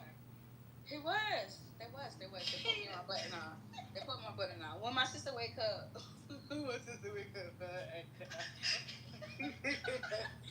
have to tell I'm weak as fuck. Bro, you funny as fuck. I don't give a fuck if this shit real or not. This bitch is entertaining. They say you capping in the chat. Once again, I just said, once again, I said, when she wakes up, I said, you threw the arm off you. You thought you was getting it off you, but you really threw the arm off you. Yeah. Right. You didn't mean to throw it that far. Like, the So fuck? was the nigga looking for his arm? Like, did he? No, he was telling him to stop playing. He was like, stop playing, get my shit. Yeah. This is one of your little hookups. They asking that in the chat. Yeah, he was a hookup. He was, And they asked also, you didn't know his arm was fake? No, I didn't know. Because it was when we got to South Carolina, it was already dark. Bitch. Hey, how are you? Good morning. Not a good morning. Mm-hmm. How the nigga, who helped him put his arm back on? Was it a screw in or was it a magnet? Like, how did it reattach? I don't know. He didn't let me see that for that. Oh. He didn't let me see that for that. Okay, he tucked it in the bathroom. Chicken wing. He had that chicken wing. Yeah. We got some questions from the chat. Fuck that. So you telling me you was with this nigga all day and you didn't see this nigga arm move one time and you fucked him? Huh? She said it was dark, Keita. No, before the fucking dark, didn't see that motherfucker was dangling. You too. I'm So, you didn't see his arm dangling before you fucked him? No. You see what happened was the way I was in the front seat. I don't play that back seat shit. You feel me? So I'm always a passenger seat. You was in the whole trunk. You don't play with back seat shit. Listen. It was a G. He was driving. Listen, that was a different time. Hold on now. When I got put in the trunk, that was years later. Wait, you kicked the bitch door in. You fucking niggas. Hold on, is that me? Am I in the Matrix? Keita, you in the blender. I'm in the blender? Which Keita? No, the Keita. The one. Hey, Keita. Just, okay, so you in the Matrix. Am I still in the Matrix? A little bit. You come in and then you go out and then you come back. Because I'm trying to figure out, she got put in the trunk and she fucked the nigga with one arm and kicked the bitch down. But who stuck the arm up your butt? Those are three different situations. I'm just saying, she got a lot of shit going on. You should hear her when she run the content. Dookie Man just be. She do be having a lot of shit going on. She be like, God damn it! Hold on, y'all. Hold on real quick. Dookie Man, get over here. Sit down. All right, back to the crystals. So today's herbs will be. I'm like, you know what, Keita? We fucking killing. So did the arm have fingers? Was it his same skin color, Keita? I have questions. Was it plastic? Was it magnetically? As far as that, it was his same skin tone apparently. Once again, I don't know. I got weirded out after that. What the hell? I didn't even want to fuck him after that. Was it soft or was it plastic, like a Barbie arm? was like a mannequin arm. Like prosthetic. You really feel the nigga was cold? It was just hard in there. So, okay, I don't know how to explain it, y'all. He had it in a sling. What was the arm doing? What was the hand doing? Was it doing a yin yang twin, or was it just relaxed? I don't know if he was holding it up. But you got to on top of me. Listen, he was on top of me. So you know how like right. Exactly. Well, how did he keep his other body? Well, his one arm must have been stronger than the other one, so you didn't notice his muscles was bigger on one side. I didn't know. Motherfucker was like scrawny. It wasn't like he wasn't like like built out strong. The nigga just. I got the real questions. Was he wearing a long sleeve shirt? Was he wearing a long sleeve shirt? That's the first question. No. Okay. Second question. Was it the left or the right arm? Hold on, I'm laying in the bed. No, you're in the car. Get in the car. Get in the car. If I'm in the car? Get in the car. You want me to get? Hold on, you talking about in the car? When he was driving. I was in the front seat, so I didn't. When I was in the front seat, I didn't see anything in the back. Like, what arm was he utilizing to steer the wheel with? No, he wasn't driving at all. Police know. That's the what Lord I'm saying. knows. He wasn't driving at all. You're not supposed to be Got it. Okay, that's where my confusion came in. Yeah. I clarified that for everybody. Yeah, because I'm like, you was letting a nigga with one arm drive you around? No. We had, so me and my sis. It was a Velcro strap on his head South attached Carolina. to the steering wheel. Because we got family out in South Carolina, so like we be coming out there and stuff like that. So this was around when I was like maybe 20 or 19. And then who beat you with the arm again? Or well, poked you with technically, it? he beat me with an arm because it fell off and hit me in my shit. But then my sister, but like as far as like that, they were playing around with the prosthetic arm and giving him his arm back. And then by the time after they finally gave him his arm back, I don't know how they got it back again. They must have took it off that nigga when he was asleep, or he took it off. Yeah, because we were all. So y'all was stealing arms from disabled people. Y'all, how y'all gonna disarm a nigga though? Anything. How y'all gonna disarm a nigga? I was done. When I seen the motherfucker drop and clock me in my shit, I was done. Yeah, did you at least give him a side hug before you leave? No, I got right the fuck in the car. No side hug. Y'all have a good night. Wow. To this day. Wow. Listen, when my sister wake up, cause she gonna bust out laughing. I'm gonna ask her, are y'all on speaker type shit? Yeah. I know it's a lot. I've been through, y'all. Let me tell you. Yeah, she from Florida. Yeah, I was. This sounded like some Jacksonville Chronicles. I don't know why. It is Jacksonville Chronicles. It sounds like Jacksonville, Duval County bullshit. It literally. Oh God! Let me find a little. There you go. No shade. It sounds like her and Measy neighbors, because the stories is just elaborate. It's just TV movie bullshit. Measy style in Jacksonville? See, from Duval County? Yeah. See, that's why Pac-Man ass was out here. We ain't gonna get into that. Cause the nigga told me he was in Jackson. I was like, nigga, ain't you on the run?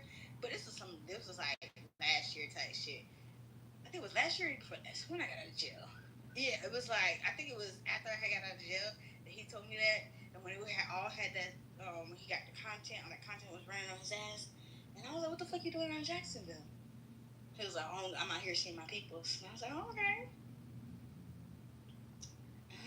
Sturps, you gotta stop hating in the chat, bro.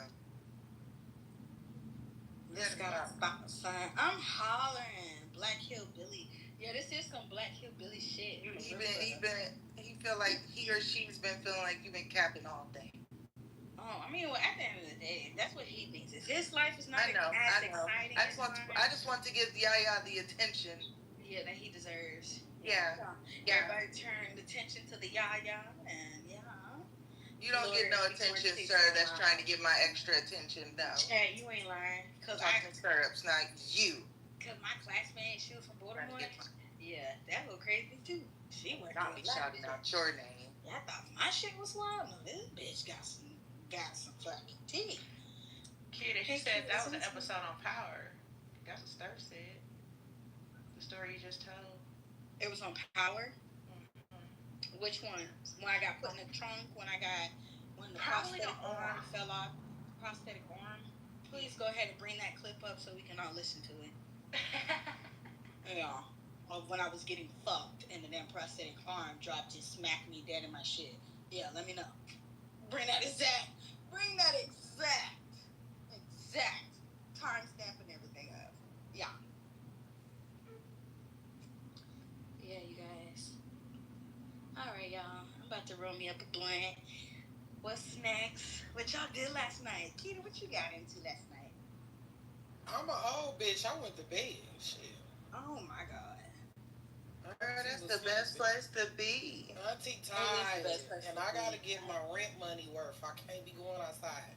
Fuck this. I gotta be in the house, sleep, in the bed, on the couch, sitting on the counter. That's all I was just about to say. People be thinking, oh, because you get it's because we gotta get that money on. So when you be getting to a real bag, like your ass be tired. Mm-hmm. Like, and you still gotta clean the house if you didn't clean up before you left. So shit like that. I hear you. You just be tired. That's all it is. Right. It got shit to do with nothing else that y'all be thinking. Because motherfuckers was doing the same shit when they was younger. We just wasn't getting as big of a bag as we get now. So yeah, we had a little more time on our hands. I feel that I'll be at home, and then when I get that spare time, I'll plan it out. I'll go out, but I'm good. I'd rather be at the house enjoying the fruits of my labors. Love that. I'm hollering. Y'all want to know it's weird, but because this person fine, I'm not really that freaked out. So, I went out last night, right? So, the motherfucker see me. Instead of walking up to a motherfucker and be like, oh, what's up, kiddo?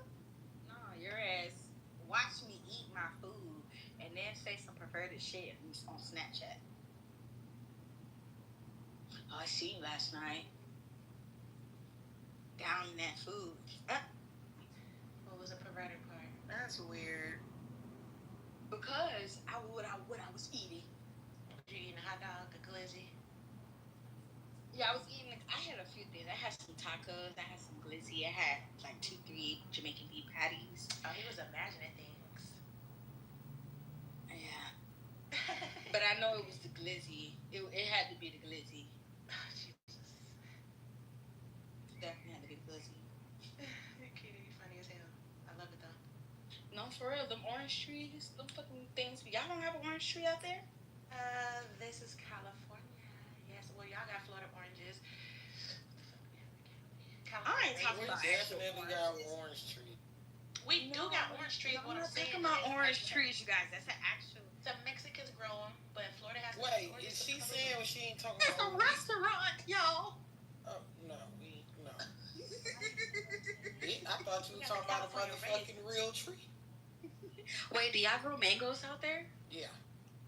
We grow all fruit out Where, here. It's the Keita? same state. It's the same state. But y'all, mangoes. It's crazy how mangoes look different from different places that are grown. How they looking out there? Well, if you grow them by yourself and not get them from the market, they get big as fuck. Like they're big. Like I got little hands, but if you take like almost 2 to 3, 2.5, maybe 2.5 hands, and line them up like 2 together, like praying hand, not the praying hand, but the open praying hands, and then you put like a lid, like half of it, or maybe bottom of the palm up there on top of the hands. Boom, that's how big they can get. That's how big the motherfucker get big, and they be so juicy and like they just be so decadent. When you said the hands on top of the hand, I'm still trying to catch up with the car. I think y'all pulled off. Oh my god. Okay, so just gotta get on a bus. Like you said, you putting your hands together. You know how like you about to pray. Do the close like the other prayer. Yeah. Okay. So open your prayer hands, right? Okay. Like you holding a Bible, and then boom, that's how depending on how big your hands is. That's what I'm saying. I got small hands. Yeah, I got hands of like of a 12-year-old. So it's How long do like they usually take to grow the mangoes out there? see, I don't know. It doesn't take that way. I don't know. What season is I'm the there. best I'm time there to grow? to eat it. Oh, okay. Yeah, I don't know. That's that. I don't know. I didn't care about that. I don't grow florages. I don't grow oranges. I don't grow mangoes. None of that. But hold on, let me see. And oh, okay, Mr. Maintenance Man. I'm glad it's light up this blunt. So through May through October. Oh, okay. So yeah, but this is Florida mangoes. So let's do the Caribbean mangoes.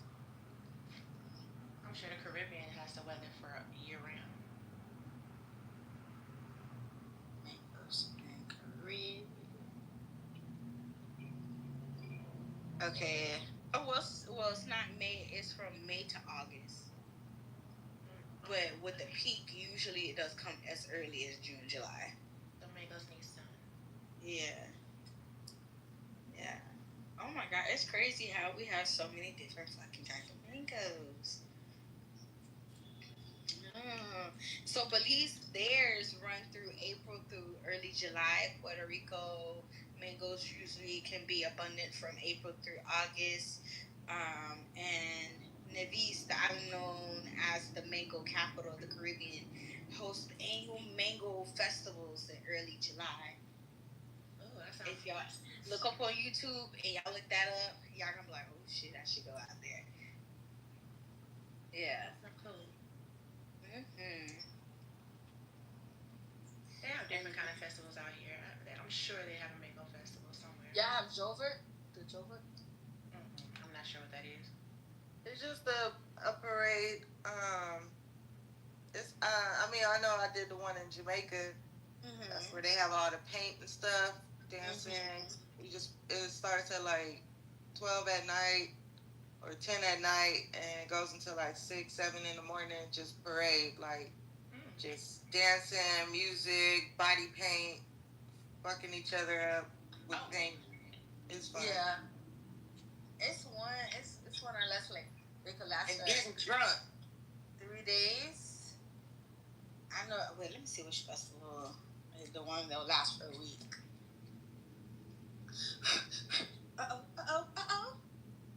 Get off of me. Okay. Oh my gosh, I just won. Y'all, never mind. I be playing bingo, y'all. And you can win money. You want some money? Yeah. Yep. Okay. I just got a notification from News Break. Let me see. Rue, what you doing today? I gotta go to work. Oh, you do? Once you get off here, start getting ready. Oh my gosh, this is so crazy. So, jealous husband accidentally shoots wife dead with .22 caliber pistol inside his F30 350 after former boyfriend calls her phone. Oh, that's crazy. Wow. Yeah. That's little dick behavior. It is little dick behavior. The person, look, she's beautiful, rest her soul. The damn husband, yeah, he does give little ling energy. Definitely does. Is that who these people are? Is that, or is that AT&T? Okay, girl. Your booty is bootying. Good morning.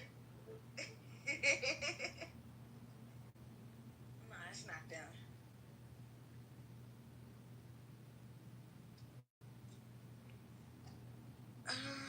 Yeah, my neighbor, she think it's what she gonna be as, but oh my gosh. gosh.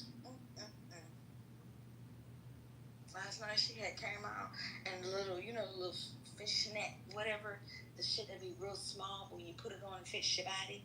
She had one of them things on. I'm like, damn, it's okay.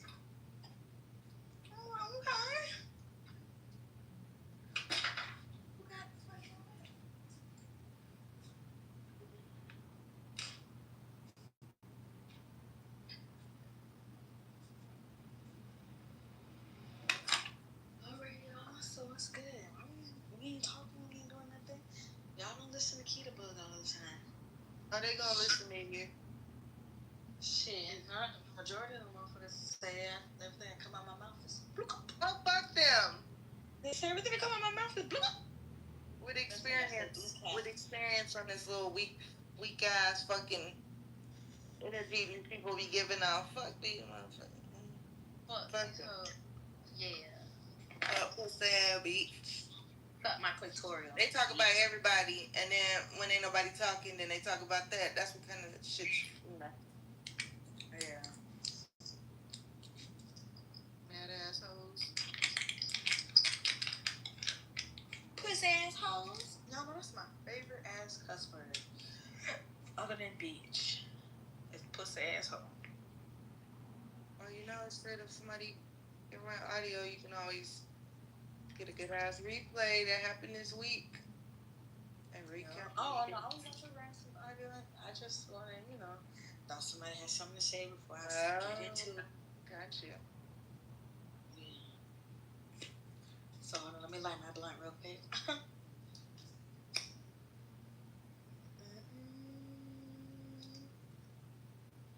All right. Good morning, everybody. Welcome to Kitover's classroom. This is Saturday school. You motherfuckers are you are tuning into the Honey ENT morning show.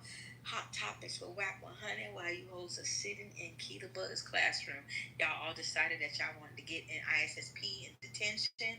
Yeah, Rue, your ass was skipping class, so you here. Welcome in. Come have a seat.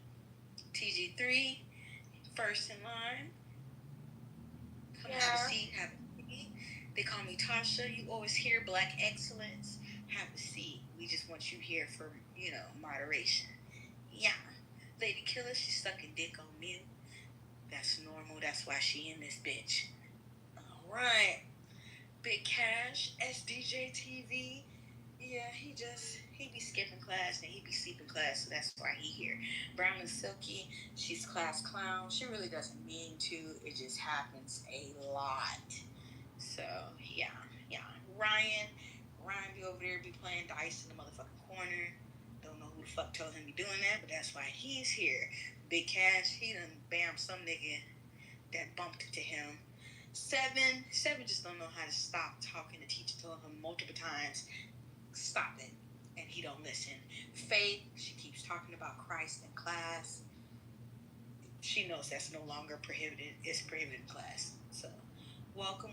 We will have more students here. So we're just going to be tuning in to these topics. With that being said, let me go ahead and play this clip for y'all. Give me a second. Then go ahead, shoot your chatter real quick while I pull this. I gotta set my music on that. All right, y'all, get your little coffee and your little tea. But before that, go brush your teeth and wash your face. Yo, excuse me, can I talk? Somebody just threw something at me in the classroom. Faith, we're not gonna tell. But who did it? You hit that bitch. I don't know. But they need to stop. You hit that motherfucker back. I was taught not to do that. It was AK, because AK now just popped back in the room. This wasn't going on until AK ass got back in this classroom. Like, AK, if you just like me, just say that. Like, keep your paper over there on your desk. Thank you. It don't make no sense.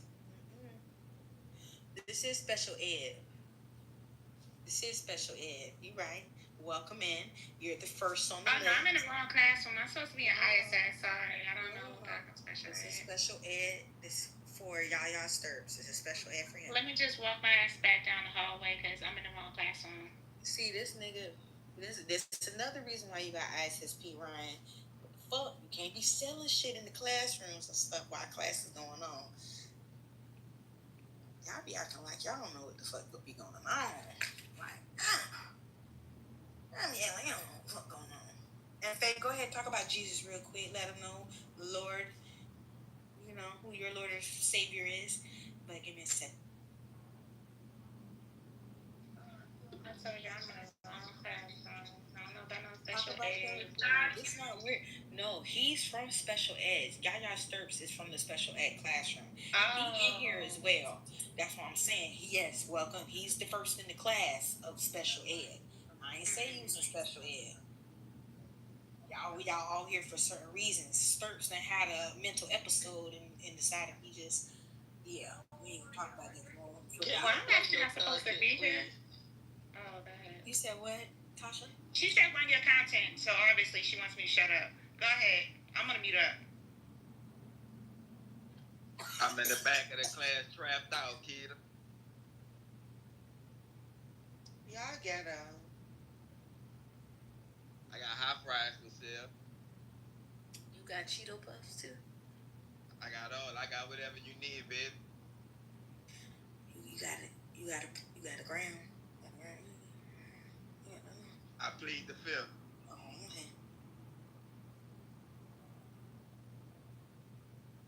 All right, y'all. Hold on. I'm about to pull it up.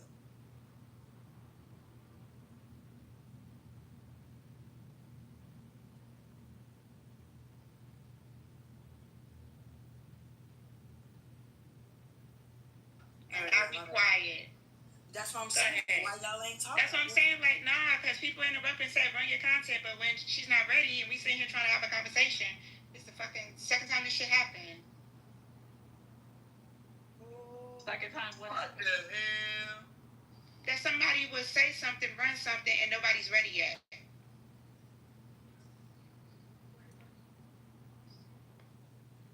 I'm hollering. Since we're being funny, let me go and read this post. Ron Clark Academy faculty got lit. Their students' first day back. Okay.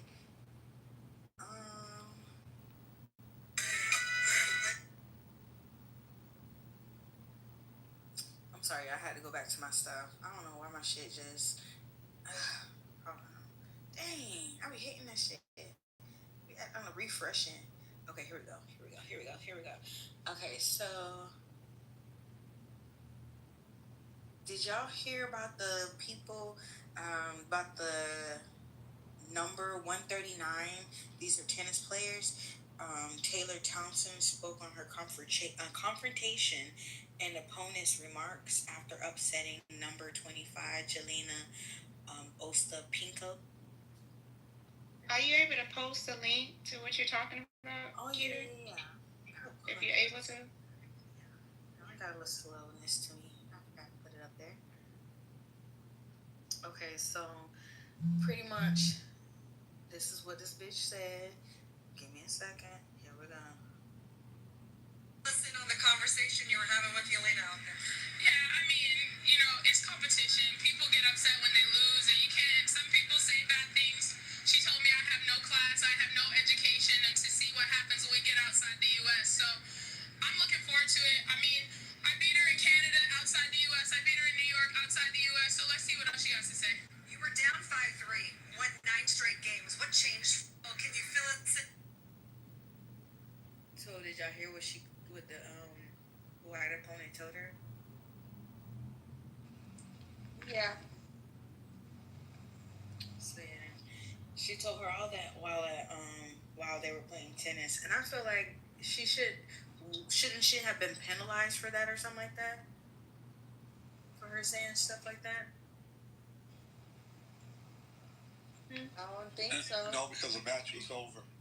Oh, because the match was over. Okay.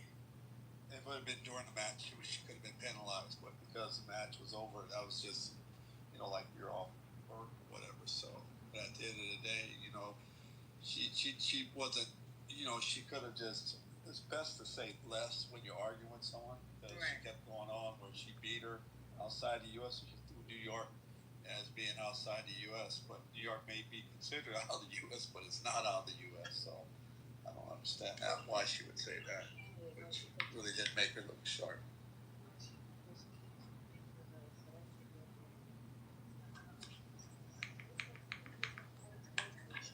We got poor sportsmanship. Just say that. Like that shit is weird.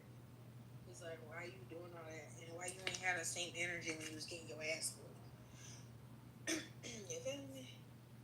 But do anybody else say any comments or anything regarding this post regarding number 139? Yeah, sure. So, in case y'all don't know, whatever we just heard, black girl tennis player, white girl, whatever she is, she looks white, tennis player. They have a couple matches. Um, the black girl reigns supreme in the situation. She just played a good hand. She was losing in the beginning. The other lady had a lot of points in the beginning, but the tide chain, I think the stamina for the other girl, it really started kicking in her skill as she warmed up and started getting better. I watched the match, and she ended up beating her. So when they had their exchange, it was noted by the particular person that won, which her name is Townsend. She pretty much saying that the girl said that she has no education and she has no class. And if she was outside the United States, I mean, let's see what happens outside the U.S. You know, like it was given fighting words. It was given very much challenging, just very much, my new word, undermining. It was just really ridiculous. So the reason why the girl was pissed off is because of a net cord or a net. It's called like a net cord or something that has to do with the net. So I went ahead and looked that up. That's what they call it, a net ball. I looked it up, and pretty much a net ball is when the opposing, as the ball is crossing over the net, it touches the top of the net. It's equivalent to a basketball hitting the rim, right? It's going to change the direction of that ball, and so therefore maybe the player, they hit it, it maybe hits that, maybe the speed changes, it slows down, maybe it moves a different direction than what the girl or the particular player is coming at thinks, and they miss the ball, whatever. So I think that's what happened, right? Well, that's not what happened. That's the white girl. I don't know how to pronounce her last name. It's Ote Pinko. I'll just say it like Asta Pinko or something like that. But anyways, she pretty much was like calling her out like, you ain't got no class, you not educated, like you supposed to apologize when that shit happened after you won the match. Like, respectfully, bitch, you ain't got no class. Like, you over here screaming, yeah, you supposed to be over here talking about my apologies. I did notice how the ball had ricocheted off the top of the net and off the top of the net. And, what I'm saying, that could have changed the trajectory of the ball, which, gave you a disadvantage. And I apologize that had happened to you because that resulted in me winning. Okay? That's what the I guess the other woman wanted her to do in so many words, in my colorful way of saying it. That's what she wanted. And because that Townsend did not give her that respect of saying, hey, my apologies for the net ball, or what they call a net cord, or whatever the heck. That's why she went off on her. And that tennis is like golf. It's very classy. It's very sophisticated sport. So there are certain etiquette in those particular sports that people have to really come with. Like, you just cannot not, like, you know what I'm saying? Like, you could come with the different moves and jumping here, and maybe you doing hitting the ball between the legs, some wild, some crazy, like, acrobatic shit. But when you start pulling up, like, you got gold chain, like, you know what I'm saying? I'm being very ridiculous and stereotypical, but I'm trying to go as extreme as I can, and I'm only thinking as far as a black person. But like, if you come and try to do anything outside of what the norm is, you will be looked at as an outsider. Like, you just cannot, you know what I'm saying? Or you will be pretty much shunned away, because it's like, that's not the etiquette, that's not how you carry yourself. Yeah. However, at the end of the day, the girl carried herself fine, and everybody feels like, yeah, like, you had no business telling her she has no education, she has no class. If anything, you should have kept your fucking feelings to yourself and then express yourself in a different way. But pointing your fucking finger in someone's face, that's not okay. It's one of those. Yeah, you're right, and you're totally right on all that. That white girl should have just kept her mouth shut and just like, you know what, and just take it on the chin and just keep that to herself. But yeah, the sister was definitely out of line, you know, like in keeping with that thing because you got to keep in mind it's the only sport in the world that women make the same amount of money as men. That the guys will make $5 million that wins that tournament, and the women will make $5 million that win that tournament. And so it's just one of those things that you just like, you can come in there and go and say, well, I'm going to bring this to it. But that she's still my favorite. The sister's definitely my favorite player. I take her over Coco, but I like Coco's the type of person when somebody does her wrong or says crazy stuff to her. Oh, no, that was like. Was no, that no, Coco? No. I'm saying Coco, way she handles it is differently. I'm just saying she's more of a Coco diplomat.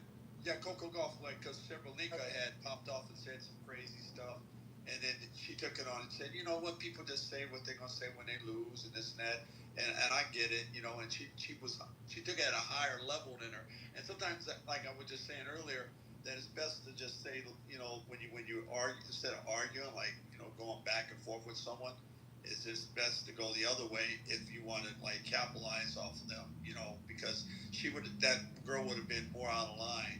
But you know, that what's her name, Townsend, just ain't one of them sisters you want to play with, you know. She's just like she's built differently, you know, than Coco is, but you know, from a different type of way she was raised. But you know, Townsend's still my favorite player, hands down. You know, I hope she wins the entire tournament. You know, but that's it. Yes, sir, Ski. Hey, y'all gotta start watching tennis. Well, I recommend. Y'all gotta start watching it. Yeah, I recommend if you have kids and you want to give them the highest paid sport in the world is tennis. It's a sport that you have more control of your child. It's tennis. It's you want to travel around see the world, just travel around with your child. You know, tennis. You know, but it's one of those sports that you just sit down. My first clients were Venus and Serena Williams when they were in their teens, bodyguarding them, and being around them, I just noticed the way Richard had control over Venus and Serena. You know, it was amazing, and not just them, but just all the other tennis players. It's a great sport, and like I said, it's one of the highest paid. Coco Golf is the highest paid woman athlete in the world, and she's only been in it for a short time. You know, so it's really. And how fire is that her last name is Goff? It's not really actually golf, but it sounds like the word golf, but it's Gauff or something like that. Goff. Yeah. But that's fucking dope. I love her. Her real name's Courtney, and she changed it to Coco. Yeah. And for those of y'all that don't understand tennis, real quick, from how I understand it, every time they hit that ball, if they miss that damn shot or hit a specific line or go outside the line, that's 15 points. They get 4 opportunities to hit not 4 opportunities, they get several opportunities to get to the 40. And then after, I think, is it 40 or once they get over 40 is game point, right? I mean, it's game point at 40, right? Yes, 40 is after 40 is game. 40 is game point. It's like they win the game if they hit the point. Set point. There you go. Set point. That's what's called. So it's 15. Then it's like 15. And then another like I think it's I forget. I think it's like 15, 15, and 10, and then that set point is like the last little 5. Okay. So boom, that's the set point. Then after that, they do like how many rounds of that? I think they go like 1 or 2 rounds, and then by the 3rd round, go ahead. Well, for women only play 3 no matter what. The men play. Yeah, I'm only talking about the women. We're talking about women right now. Yeah, women's just 3 games, best out of 3. Best out of 3, okay. And then at that last one, I feel like they go like back and forth, and I forget how that goes. Tie break is when they both have 5 and 5. No, or 6 to 6. It's 6 and 6, and then they go tie break. If they both get 6 and 6 to decide who wins that set, they have a tie break. Yeah. And then it's whoever gets to 7 first. Yes, and then how do we even get to the number 6? It's matches. Oh, six, That's the six matches that they want. 6 is a stop. Is a stop. But let's say the person has, they both have. One has. If one has. Just keep it simple. 5, Keep it simple. Yes. Just say one has 5, the other one has 6. The person that has 6 wins. Okay. But that's what I was asking you. What I was asking you. I keep cutting you off because I'm trying to be specific. How did we get to that number?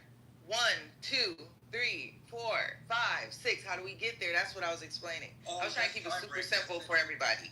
Yeah. The tie break is you get to serve 2 times, then I get to serve 3 times, then you get to serve 3 times, then I get to serve 2 times. But it goes back and forth and each time you hit it, it's 1 point each time. Correct. That's what I was trying to help the people understand. I didn't want to get too deep, too crazy. But yeah, that shit is intense, y'all. That shit be intense, especially when you see a motherfucker trying to serve the ball and they keep hitting the net. And you like, one more time, bitch, that's a double fault. No. And then Coco, she do that shit a lot. Like once she did it so bad recently, like they zoomed in on her, that girl was shaking, but you could not tell visibly until they zoomed in. Like she was shaking out her body. Like I was like, damn, like the level of stress them people be having on them, like you can feel that shit as you watch a match. You can feel that shit. Like it's crazy. Like tennis looks boring as fuck, but when you actually watch a match, oh my god, that shit is stressful. Yeah, but that last match, why she was actually on that particular match, why she was shaking, because that was the same girl that beat her in the Olympics, and that's why she didn't want to lose it. It meant a lot to her in that particular match. I know. Yep, I know. And then she went. She had that all red outfit on. She looked so nice. But yeah, y'all. We got into our little tennis bag. I was just trying to give y'all something different to look at in sports. It's besides TV. No, that's dope though. I mean, besides basketball. You didn't know that? Yeah. No, I'm saying like I like tennis, but you know how when you like a sport, I just don't know the dynamics of it. Like I'm like, okay, I like it because I've seen Venus and Serena, right? Yeah. So like even watching that movie, King Richard made me want to wonder okay, what's this, what's that? You know what I'm saying? Because I really enjoyed watching the movie. So I just didn't know the dynamic of like the points and all of that stuff when it came to tennis. Yeah, that's why I was kind of like trying to pair it to like basketball. Like when you hit a net ball, it's like a basketball hitting a rim and ricochet and changes to the direction. That's why the girl had got mad. The one we're talking about up top, the white girl getting mad at town. Well, not up top. That one changed, but that part. And then the whole like he said, like Seven said, you serve 2 times. I serve 3 times. I serve 3 times. You serve 2 times. And then out of that is where we was talking about how you get the points. You know, the ball hit a line or it go outside the thing. That's 15 points. When we hit 40, we just go 15, then 15, then 10. That's game. That's set point. If I win this point, then that's my 45. Then I won that. I won that match. Yeah. They'll flip sides like basketball, like after halftime. They'll change sides, and then they'll start playing from the opposite direction. Go ahead, Seven. Yeah, the thing about it, when they hit 40, if the other person hits 40 while the other person is 40, then that's deuce. And then the next person has to get the next score will be advantaged. So you don't win automatically if you have 40 all the time. You have to, if you both have 40, you have to get one more point and get advantage AD. And then after that, the next point, then you win. That's the only thing. And then if you want to quit, right. And if you want to quit, you got to say they don't call it quitting because they don't want anybody to feel bad that they quit or stop. So they call it retire. They say retire, and then they don't say you have 0. They say you have love. So you can't say you have 0. They want you to feel good about yourself. And that's the thing about that sport when they do the thing with if they hit the net. And it wasn't what they planned, and the person say, "My bad," even though they're trying to kill each other during the whole match, hitting the ball really crazy, all the trick shots and everything. They don't apologize for that. It's only when they know that you hit the net is something you didn't call. There's no way you can just hit the net and it does that. So that's what, yeah. And you know what else too is crazy? When you watch a player that's playing injured, like that they good, arm, like but they elbow fucked up or their wrist fucked up, so they got to use the opposite arm. Yo, that should be intense, and they be fucking it up still. Like, how did you ambidextrous like that? How?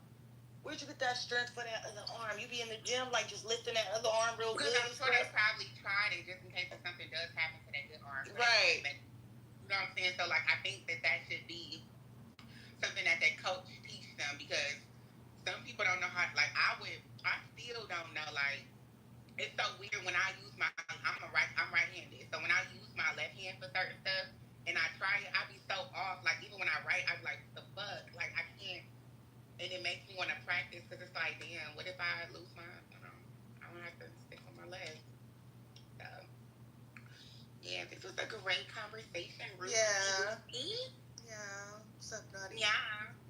What's going on? Chilling, you know what I'm saying? Just chilling. What's up, Brock? I gotta talk to you about a few things. Okay. Yeah. But yeah. What's the next? Yeah. Kita, where you at? Yes. You just top lefter. What's up? Oh, yes, and Brown, I gave you a bean, just letting you know. You didn't even say hey to me, Natty. I did say hey to you, but you are slow, so. When? When I came here, I said, hey, Rue, hey, Kita. My phone was in my pocket, my bad. Thanks, Natty. I would say hey, Faye, or like hey, Killa, but they don't ever seem to come off their mic. Look, see, told you. I think they be asleep. Oh, they're sucking dick. No, but I'm saying around you in other room getting other beans, they have you on their team. There's no reason why you can't get one in the morning show. So I do that. Yeah. Appreciate it. All right, so.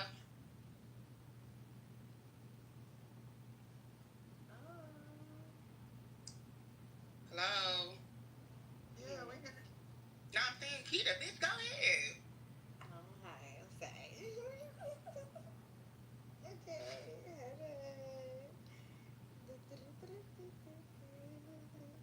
Okay, so this is we're going back on the jealous husband accidentally shoots wife dead with 22 caliber pistol inside his F-350 after former boyfriend calls her phone.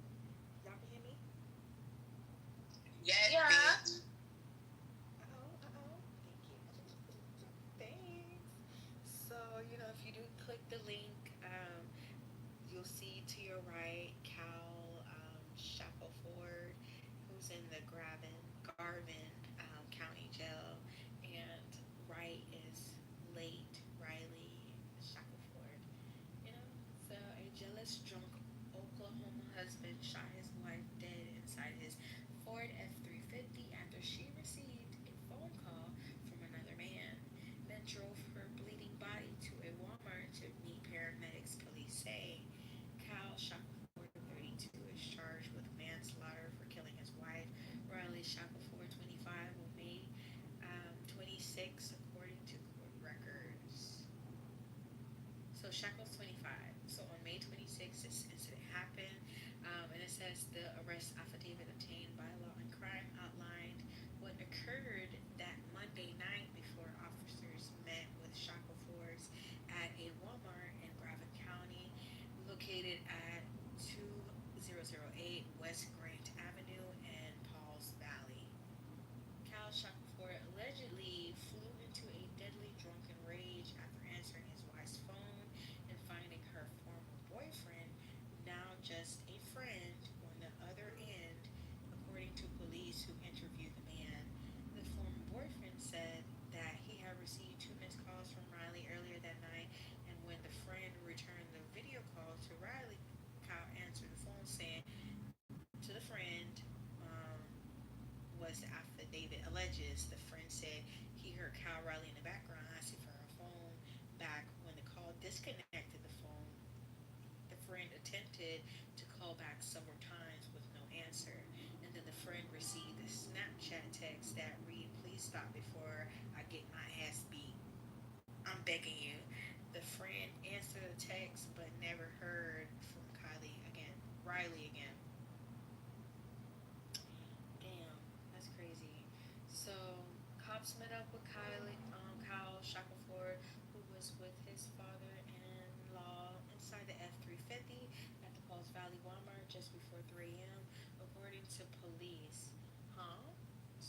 this the father-in-law. So he was in the car with the father-in-law. They found Riley Shackelford unconscious in the passenger seat, pale, not breathing, and turning blue. The couple had been a local casino earlier in the night, and Kyle Shackelford had been drinking heavily thereafter, downing 7 to 8 beers from 4 or 5 o'clock per investigators. Damn, so he was fucked up. Surveillance video allegedly shows the defendant ordering double apple crown whiskey and a Sprite along with a double Malibu, a mixture containing rum 2 different times, according to the affidavit. He was spotted drinking both whiskey and part of the rum drink, cops say. Kyle Shackelford was also allegedly captured on surveillance buying Buzzball chillers at a local store before the fatal shooting. And the couple had been at the casino and had just arrived home when the conflict began. According to the affidavit, the couple first fought in the house, then both went out to the couple's truck. Cal said that while he and Riley were seated in his truck, Cal moved a pistol from where he had placed it in the console. The affidavit alleges the gun fired once, striking Riley in the left side. During his police interview and while speaking to the cops at the Walmart, Kylie Shackelford allegedly exhibited signs that indicated a noticeable level of intoxication, including red, watery eyes and a slurred speech, the affidavit says.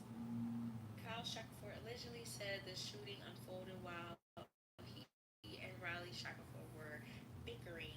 He told investigators at the station that he and Riley had been fighting, and after a friend called Riley's phone, Kyle and Riley Shackelford then began to argue. Kelly said, Kyle said he was frustrated and went outside to his truck. The affidavit alleges. Kyle admitted that he had been drinking and wasn't leaving. Riley got in the passenger seat of the truck as Kyle went to get in the driver's side. Kyle said Riley was mad and hitting the console where he has set a pistol. Kyle Shackelford claimed that as he went to swipe the pistol away from the console, it went off and shot Riley Shackelford in the left abdomen. Kyle said that he went inside to get Riley's father to drive him to the hospital, the affidavit says. While on the phone with the 911, while Kyle Shackelford reported that he was in the truck with his wife to get medical attention and agreed to meet an ambulance at Walmart, Riley Shackelford's dad was allegedly driving, according to police. When cops found the gun, Kyle Shackelford allegedly had one empty cartridge, still chambered, and 3 live cartridges loaded in the magazine, the affidavit says. The Oklahoma State Medical Examiner reported and states that the bullet entered the left anterolateral chest, 16 inches down from the top of her head and 9 inches from the midline. The document alleges the bullet fractured the left anterior rib, number 5. So perforated the heart through the left ventricle, through the left ventricle and right atrium, and was recovered in the right atrium anterior. Let me read that one more time. So the it was punctured through the left ventricle and right atrium and was recovered in the right anterior chest wall. In the written report, no bullet damage was noted on the left arm, which could indicate her left arm was pulled back or raised in a defensive manner. So, Cal Shackelford was booked into the Garvin County Jail on August 26th and was released after posting a $100,000 bond. He's due back in court on September the 12th. Post jealous husband accidentally shoots his wife with the 22 caliber pistol. I don't know. What are you guys' thoughts? That was a lot. That's terrible. I believe that he shot her on purpose. I believe that it's giving, big guy, lots of drinks, It takes a lot of drinks for some people to feel anything. They got a higher tolerance. And I think he definitely threatened her in that in the car or whatever with the phone, confronted her with that, and then he took that gun out that damn um, you know glove compartment and put it in her rib cage and threatened her ass like he wanted to, and probably honestly without a thought about it, he just hit that trigger. You know what I'm saying? Like he hit it. Like whether he believes it was accidental or he was trying to play and push it in her ribs and then it's a hair trigger so he accidentally hits it. If you feel like that's an accident, that ain't no fucking accident, bro. You're fucking drunk, you're handling a gun, and you're angry. Guilty. Oh no, that was no. Who just went on mute? So, or that wasn't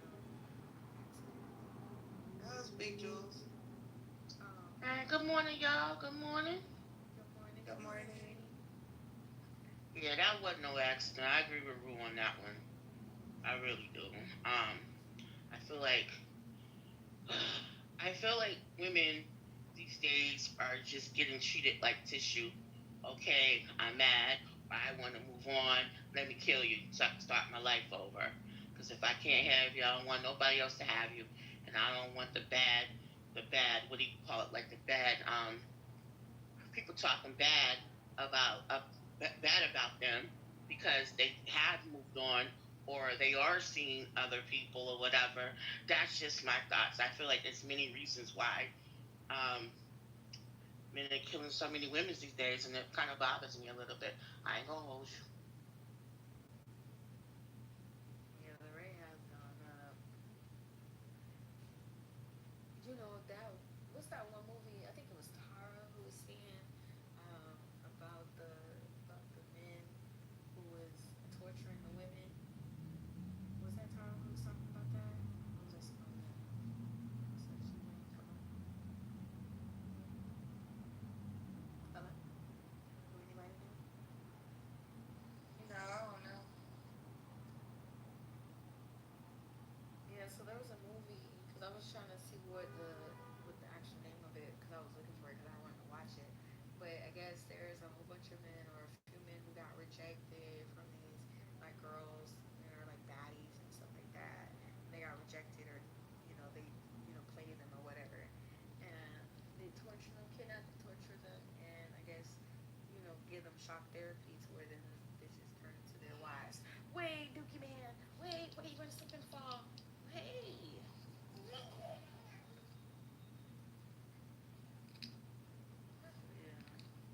Yeah, people. That's why they be telling people to don't entertain no relationship if you're not healed. I don't think people really understand that shit. Like, it's you got your brain in your pants and you got your brain in your head, and then you have your little heart. Okay, and every time you try to get with somebody and you're not healed because the brain in your pants wants to get with them, and the brain in your head is like, oh, let's see how this goes. But your heart is like really irritated, and you already feel that shit from the gate because the brain up top said, "Oh, let's see how this goes." Yeah, you was not ready, bro. You not ready. And then when some shit hit the fan, then you want to take somebody's head off. Like you wasn't even ready. The big. And now you want to fucking come over here and fight me and stab my tires, bitch. Your weird ass. That's how I be thinking. I be thinking like that about people. You only come to that conclusion when you've actually had time to think about the wild shit you've done in the past. I've definitely done some wild shit in the past. As far as like busting out windows, doing all that, hell no, I've never been that person ever. Well, actually, no, I did that one fucking time, and I'm not gonna really disclose what happened, but just know I got down like a motherfucker. Yeah, yeah. I'm talking about bow, bow, bow, bow, bow, bow, bow, bow. It was so many bows to be bowed. You hear me? And I was bowing them motherfuckers. And then the brother came and was like, "Nah, queen, chill. And he was so nice. He was so sweet. Like Like, he didn't try to, like, manhandle me like some of you other barracuda ass, big gorilla, dusty ass, funky ass niggas would have did. Like, he was actually very understanding. Like, he could see that a woman like me was very upset. Something very much had to happen. You know why I'm saying it like that? Because that's exactly how he said it to me. He was like, I can see you really upset. I don't know what the fuck my brother did. I just don't want you to get hurt. I don't want to, all this around us. Like, I just want you to get to your car and get home. I was like, you know what, you're right. Let me just get the fuck up out of here. Because the shit that I did, I could have went to jail, okay? I could have went to jail, pay a lot of fucking money. Anywho, the whole point I'm trying to make is I was not healed, okay? I just got a relationship, you know what I'm saying? I had my 2 years just living life, partying, but I was never really healed, y'all. And my long story short is pretty much like, yeah, the whole tone of that fucking rant. Get healed, y'all, because you can't be kidnapping people and then torturing them and shit because What the hell? your heart and your emotions is fucked up because you ain't healed from the last breakup. That's weird. You gotta grow up. Grow up, bro. Grow up, sis. I'm hollering.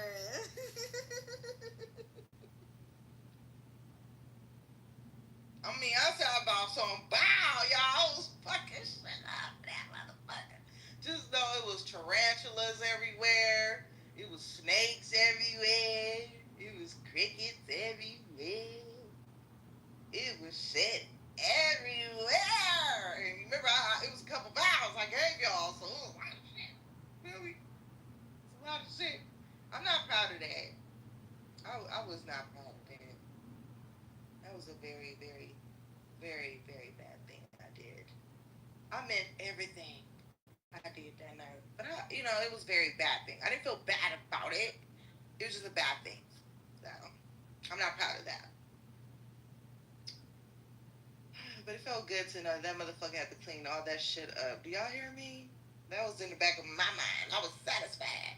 I'm one of them type of ghetto ass motherfuckers. Oh, bitch, you hurt my feelings? I'm gonna get my $200 of pain. Oh, bitch, you ain't gonna give me that back. I'm gonna get my money. Some ghetto ass people. I just want to single like a motherfucker. There's some ghetto ass people out there that do that shit, bro. Like, I would never forget the first time I heard that shit. Now I'm going another rant. The first time I heard that shit was this stupid ass bitch I used to be friends with. Her stupid ass. She was talking to somebody, and this particular person asked her if she wants to be in a relationship with them, and she was like, no, thank you. And the girl fucking snapped, and she said that she put her in a fucking headlock and started giving her rib shots. So I guess the bitch had like pulled her down by her head and then put her in one of them weird ass under your neck kind of fucking headlocks where your head is facing they legs and shit. So she had her like that and was giving her rib shots. I said, bitch, you lying. She was like, no, bitch, I was crying. Bitch, I fell out laughing so fucking hard. I said, bitch, your big tall ass let her do that to you, that little short ass bitch. You let that hoe pull you down and uppercut you in the ribs, bitch? And she was like, yeah, I didn't know what to do. I'm so hurt. And I just looked at her with disgust. And then I got real quiet. And I was like, bitch, I'm gone. And I left. Sure the fuck did. Bye, bitch. Because after I had a really good chuckle, I really realized what kind of company I had around me. And I was like, bitch, you're weak as fuck. You're a weak ass fucking bitch. I would never let nobody fucking uppercut me in the ribs, bitch, because I said I don't want to be with them. Bitch, have you ever fucked her? Have you ever fucked that person? Bitch said no. So you gonna let this hoe you ain't even got nothing with uppercut you in the ribs in the headlock, bro? You look dumb. You look fucking dumb. You look fucking dumb. That's all I could think about, and I left. So yeah, people be trying to get their money's worth. They be trying to get their money's worth or their heart worth. I did say money's worth, but maybe that was a heart's worth. Okay, and another unhealed person. I land.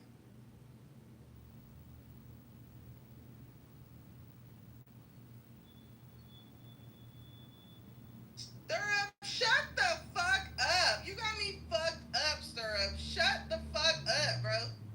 Shut up. Always got something to say. Fucking doo-doo head.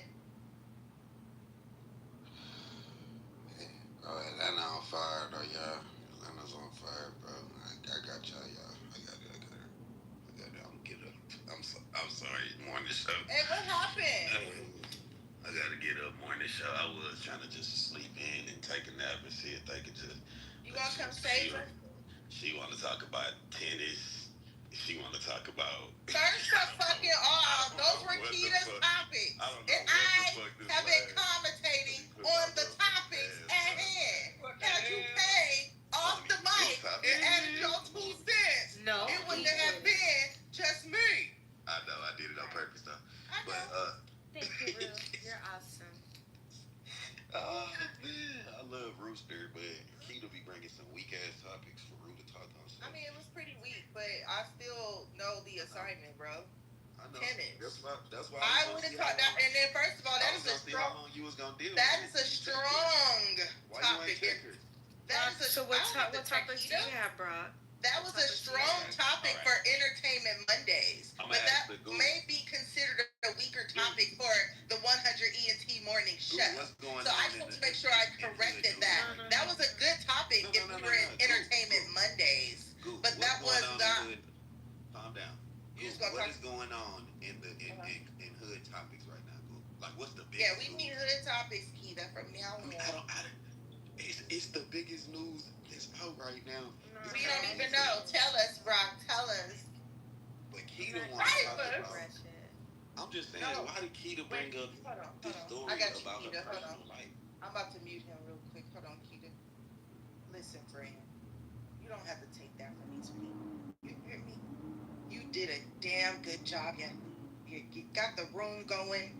You gave us great stories. We kikied, we cackled, and we laughed. You don't allow this man that also brings good content to come up here and shit on your content. Because you're a content queen. Okay. I just want to put that out there, and Brock, back to you. Her shit sucked. No, I didn't. I said she's a content queen. I said the topic for the 100 stage, it might be considered weak, but in Entertainment Monday, you didn't say all that was a strong fucking topic. Now you just said that. You didn't say no, the whole room heard me say that, baby. No, at first I said that was the weak ass topic. You said, yeah, I said it was, and then I went ahead and clarified exactly what the fuck I meant. She planned in your face. No. But don't do that. Anyway. I'm not running no more topics. Y'all haven't. Oh my. Yeah, you just do audio. God, you just do bro. audio. I don't want to do audio either. This shit was gonna fucking happen. I'm good. Oh my you God, got it, Brock. Kita. I gotta show up to this bitch every Kita. You just like really. Don't allow him to do this to you, girl. They did that to me. The chat like, bro, they did it to me. He did that to that. Oh my God, no. Anyway, Not another morning show ho. QCP responded, bro. Let's get to the actual topics. There's people. Yeah, get to the actual Go ahead, Brock. Yeah. These people down here in the goo waited 4 hours. Already a top. Nigga, the room been open for an hour and a half. Thank you, T. That nigga started out by calling right off the rip, nigga. It's only 6:30. Straight to the shit. Excuse me, ma'am. You talked about enough tampons and relationships. We finna get into real rap shit. Alright, so I know y'all seen Remo post, you know what I'm saying, talking about motherfucking this whole situation. I guess since we ain't got do we got any female readers? Can y'all do that? that can read fluently. Boy, you got like fucked up. If you don't read that motherfucking article and have a nice day, bye. Let me find a female reader shit I could use. Yeah, fuck wrong shit. A good addition to the Brown and Silky. Brown and Silky, are you there? He called you wide back yesterday. He did. Never called wide that. back yesterday. Never called that. Yeah, read your own fucking topics, bro. I know I got dudes Too many here. I got words in there. I can't read. Between them two and Yeah. Tasha, I can both. get a reader. So Brown and Silky, what you on? You on some like woman code shit right now? I think they call me Tasha too, but she may be at work. Can you read that article up top for us in your master's degree voice? 1 second. Keyboards in there for me, I can't do. What you got going on? I'm putting stuff in my storage. My blood. I'm in a blender. Good thing. Good shit, Keita. Good shit, Rue. I'm just trolling you. No, shut up. No. I'm gone. Kind of heavy ass What we liquor. talking about? Boy, You better be glad how you a DC. You not rude, but she probably crying in the car. She don't know how I play. Who? Kitover. Alright, which way you want me to read this article?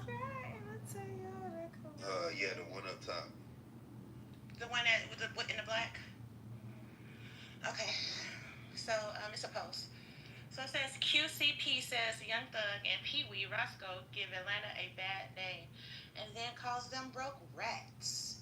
Imagine some broke rats like Thugger 1, and Pee Wee Ratsko trying to run a rat narrative on me and all my niggas that I love, running with these hoe ass niggas, knowing how these niggas talk about me.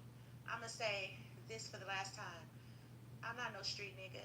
I'm a tax-paying citizen that's running a business and taking care of my family. All the street niggas is broke, dead, and in jail. Why do y'all continue to glorify this shit? Streets been dead. Y'all niggas gave the city a bad name. And by the way, I ain't never been in no courtroom on no nigga. Sat in the interrogation room, running niggas' names, and I don't speak on the dead. So I don't care enough to explain the situation. Y'all boys is the police. Y'all niggas mad cause y'all not me. Damn, girl. That's crazy, bro. I will be real. Niggas don't be speaking on that QCP. Niggas don't be speaking on that shit, bro. We keep it real. Niggas do not be talking about this shit.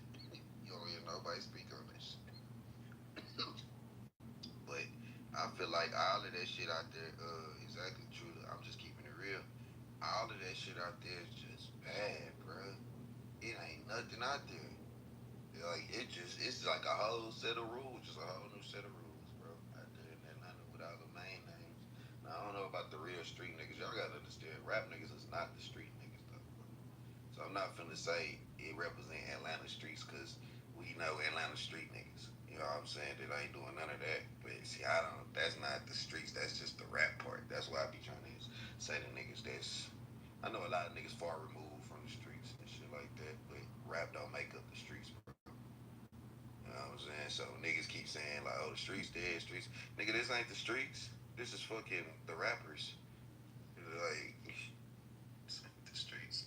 That's just my 2 cents. Keita, what you think about this situation? You got more jail experience than me, so they probably want to hear from you. What you think about this? Oh wow.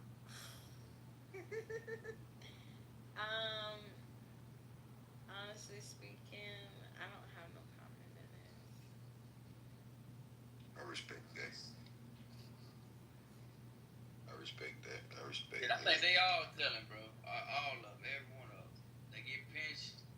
They gonna try to talk their way out of it, whether what they say is true or not. It's just a lie, snitch, or something. But they gonna say something to try to get up out of it. I almost guarantee. Bro, a millionaire, bro. A millionaire. You think I'm putting any nigga with millions of dollars on a lick with me? Anything to do with it? It's like me going to, man, you would be a fool ass nigga, bro. Come on, bro. Wake the fuck up. Like, you think a nigga finna leave millions and dollars in luxury bitches behind and not, what? You talking about rappers too. You talking about label execs and shit. Niggas that got business brains and shit. You feel me? Even this nigga just said it.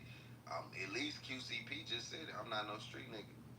Never was trying to be no street nigga. I just was a nigga with a label that do street music. I'm not no street. Why y'all don't look at me like y'all look at Kevin Lyles or anybody else? He's saying I ain't no motherfucking street nigga. So I can respect that. We ain't nothing else to say about that. He tell you what it is. Thanks, G Wayne. That's fact. The more they say, the more they go in deeper. And I truly believe he was trying to out-talk the police, fool. Doug was trying to out-talk the police. That's a fact. But, like, it makes no sense, bro. If you seen anything or been through anything or seen anybody go through anything, that don't even make sense. But, hey. Yeah, the whole line may be on mute right now. That's the same allegations with the QC shit, G-Wayne. That's the same allegations, bro. I ain't gonna lie. It's not an allegation. It happened. Like, we seen the paperwork. So it's like, it is what it is with him. But at the same time, shit, he keeps saying he not no street nigga. That's what he keeps saying. I don't know. That's what he keeps saying. He's saying like, shit, nigga, I ain't no street nigga. I forget who it was. We gotta go back and get that paperwork. That shit was kind of like one of the ones that just didn't really get a lot of, So, and I get it, bro. It's a lot of politics involved. A lot of niggas getting a lot of bread and a lot of things with each other, bro. Politics is real, fool. If you don't believe in that shit, niggas crazy. That's G Wayne. Look, I'm going off his word. He said he ain't no street nigga. I don't know that. I ain't know that last part, but shit, that's his words. Shit. I'm gonna believe a nigga when he tell me.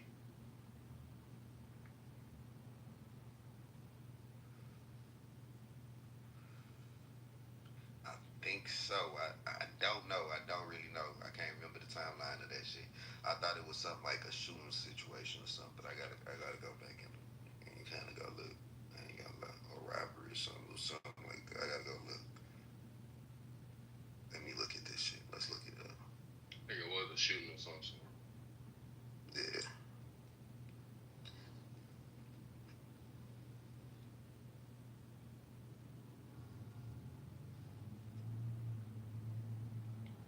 Morning, y'all. Hello. What it do?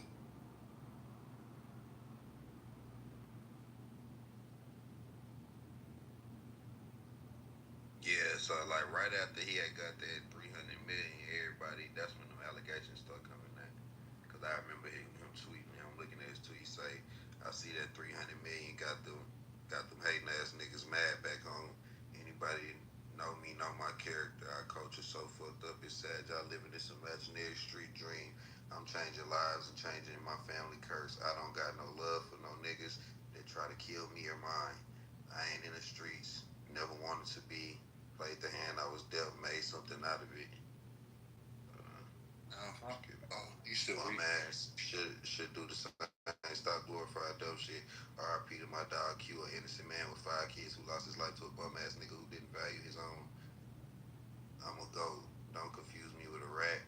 Now, take that fraudulent incident report, stick it up your ass. I love my freedom, so stop playing with it. No, I'm not. If I'm not mistaken, they talking about the statement that he had made about his homie getting killed or something. Mm-hmm. Or they trying to put that shit in the same category or whatever. Yeah, because I think he gave up the name of the person that got killed. Oh, okay. So, I mean, shit, I don't know what category that's in, Kitover. What, they go back to telling on dead man? Well, look, what category that in, man? No, I'm saying, is he a street nigga though? I mean, some of the old school niggas saying that he had work back in the day, man. Oh, okay. But yeah, I don't know. I couldn't tell you. I guess he changed his life. Rule number 39.8B. Hell no. You change your life. Hey, you add on to the commandments. If you change your life and you put on 4 niggas, it don't count. If it fuck with your business, it don't apply.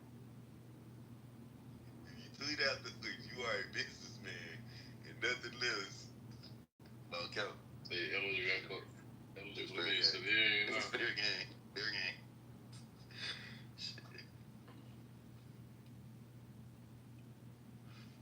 I mean, shit, it is what it is, Jules. It is what it is. If it was on camera, nigga ain't have to say shit. Well, I've just said I agree with you, but sometimes people are so far removed from a life, a form of life, that they don't really want nothing to do with it. They're gonna tie up their loose ends and keep it pushing. And that's exactly what he did. I ain't mad at him because he's saying, well, yeah, but at the same time, it's just like, if he was a street dude, because I feel like that's just playing two sides, dog. Like, that's just me, man. Even if you got a toe that's how I feel. You know, entitled to my feelings. Everybody got their own feelings about this shit.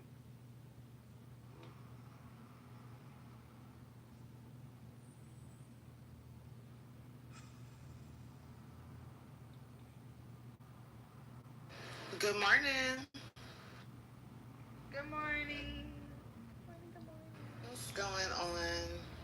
Good morning. You added to I'm in the shower. Hey. All right. Nothing wrong with that. All that water dripping all over your body, girl.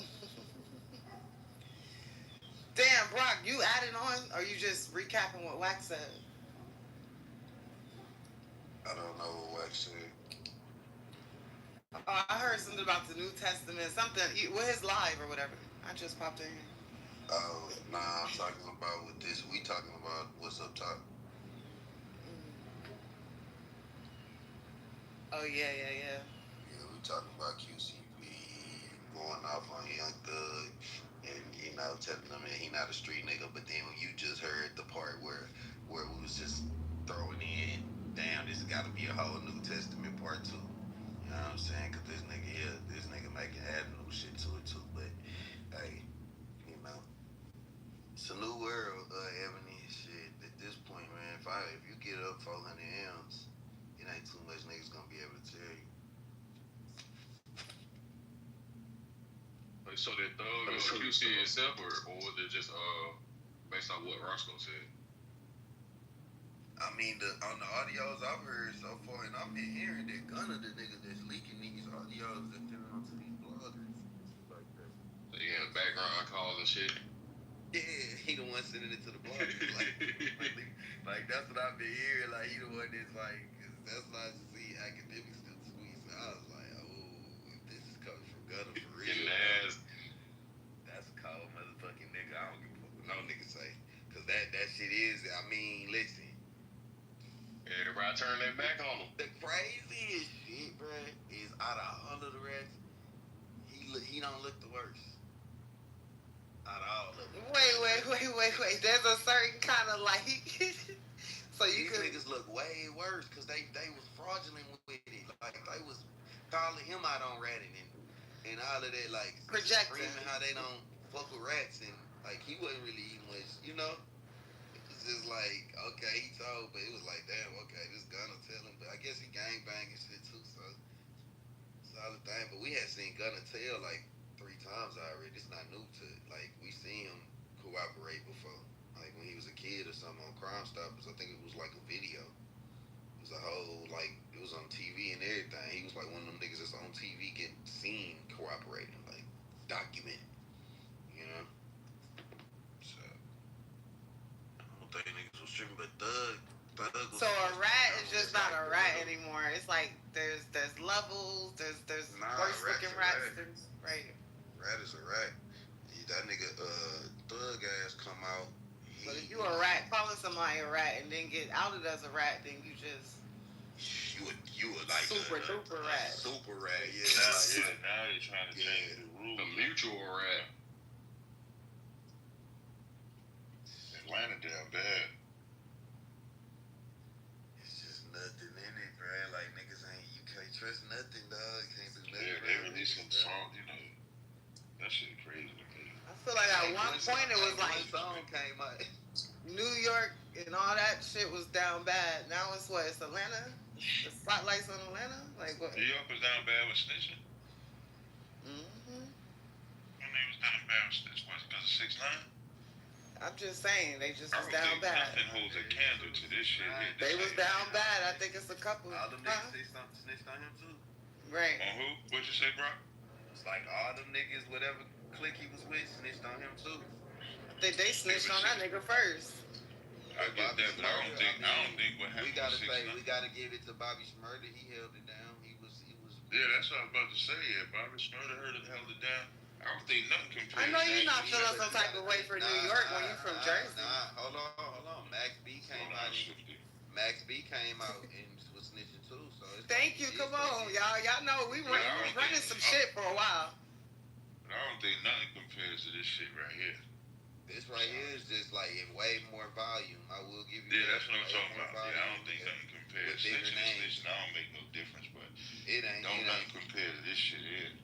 It's like all of them tell me. The whole YSL, what they call them? YSL. Just trickle down from New York to Atlanta. They had an acronym for them niggas snitching. YSL, I think that's YSL, yeah, that's what they YSL. But they calling it all kind of shit, but I can't do it to Atlanta though, cause everybody be trying to say, oh, it's Red Atlanta. No. What you gonna call it then? You can't do that, bro, because them niggas is not the streets, bro. Like, that's not the streets. That's the rappers, bro. Like, that's not what the streets is really. Then they ain't snitching. What the rappers represent, though? You can't be both. You can't be in the streets when you rap. They don't represent the streets, like. Nah, bro, you ain't got no toes. If you don't do no dealings in the streets, if you don't have nothing, if you don't move no work, you ain't got nothing to do. You don't even know what's going on in the streets. Like, so it's like. What's their charges again? You feel me? These niggas' charges was like fucking shooting up niggas' tour buses and shit. They was rap beefing and shit. Like, they did in the streets though. It's rap. This nigga shot up Lil Wayne's tour bus. What street is Lil Wayne on? What street can I go find? So what gonna tell? Like what gonna tell? He just said that they was a gang and shit like that. And blah, blah, They just said yes, ma'am. But I'm not saying they not a part of the street. I'm just saying like when niggas be equating that to being the streets being there, that's the part I be like, bro, you gotta be far removed to think that. You feel me? Like you equating rap to the streets is crazy. like you know what I'm saying? I equate the streets to the streets. If you in the activity, no matter low level, high level, if you in it, you in it. Yeah, but rappers is rappers, bro. Like that's not. So then they ain't snitching. So they're like more like actors. No, they're snitching, but I said just keep it in your brain. They're rats. They're portraying street niggas and they doing street activities. But when it comes down, when you're talking about the actual streets and the under dealings of things, those niggas ain't moving shit. They not moving no needles. A nigga like Young Thug going to jail means nothing to the actual street. Right, but when they still say Rat Atlanta, they talking about them. Yeah, we're talking about rappers, bro, not the streets. You talking about rappers. Okay, what you talking about? It don't matter to me what you talking about. If you get just talking about rappers, yeah. Like, cause if I was but they say, still Rat Atlanta. It ain't no, you can't. And then you know what make it worse, bro? Talking about make it worse. I don't care who you talking about though. If everybody in that situation is telling, they have the right to call that shit Rat Atlanta. If everybody, especially when this nigga, Young Thug, I just posted this video. He's like, you ain't supposed to say nothing. You get in there, that's what you got lawyers for, da-da-da. That's what he's saying. He portraying something. It's all a fraud. It's all a fraud. But everybody got to eat that in their zone. I didn't say every nigga in Atlanta. Ain't nobody saying Rat Atlanta is every nigga in Atlanta, bro, but this just how it sound like it though.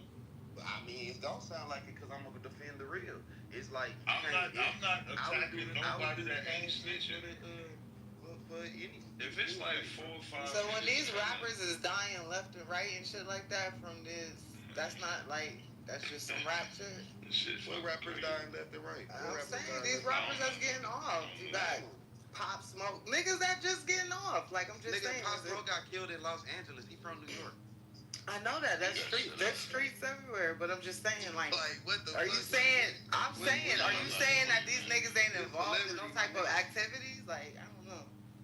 What they represent, perception is reality. What they represent is some street shit. It ain't gonna make. I don't think Pop Smoke died. I ain't trying to make it make sense. No street shit. No, I'm just saying he was a. You don't consider him a street nigga? He was just a rapper. I mean, but I don't think he died over no street shit.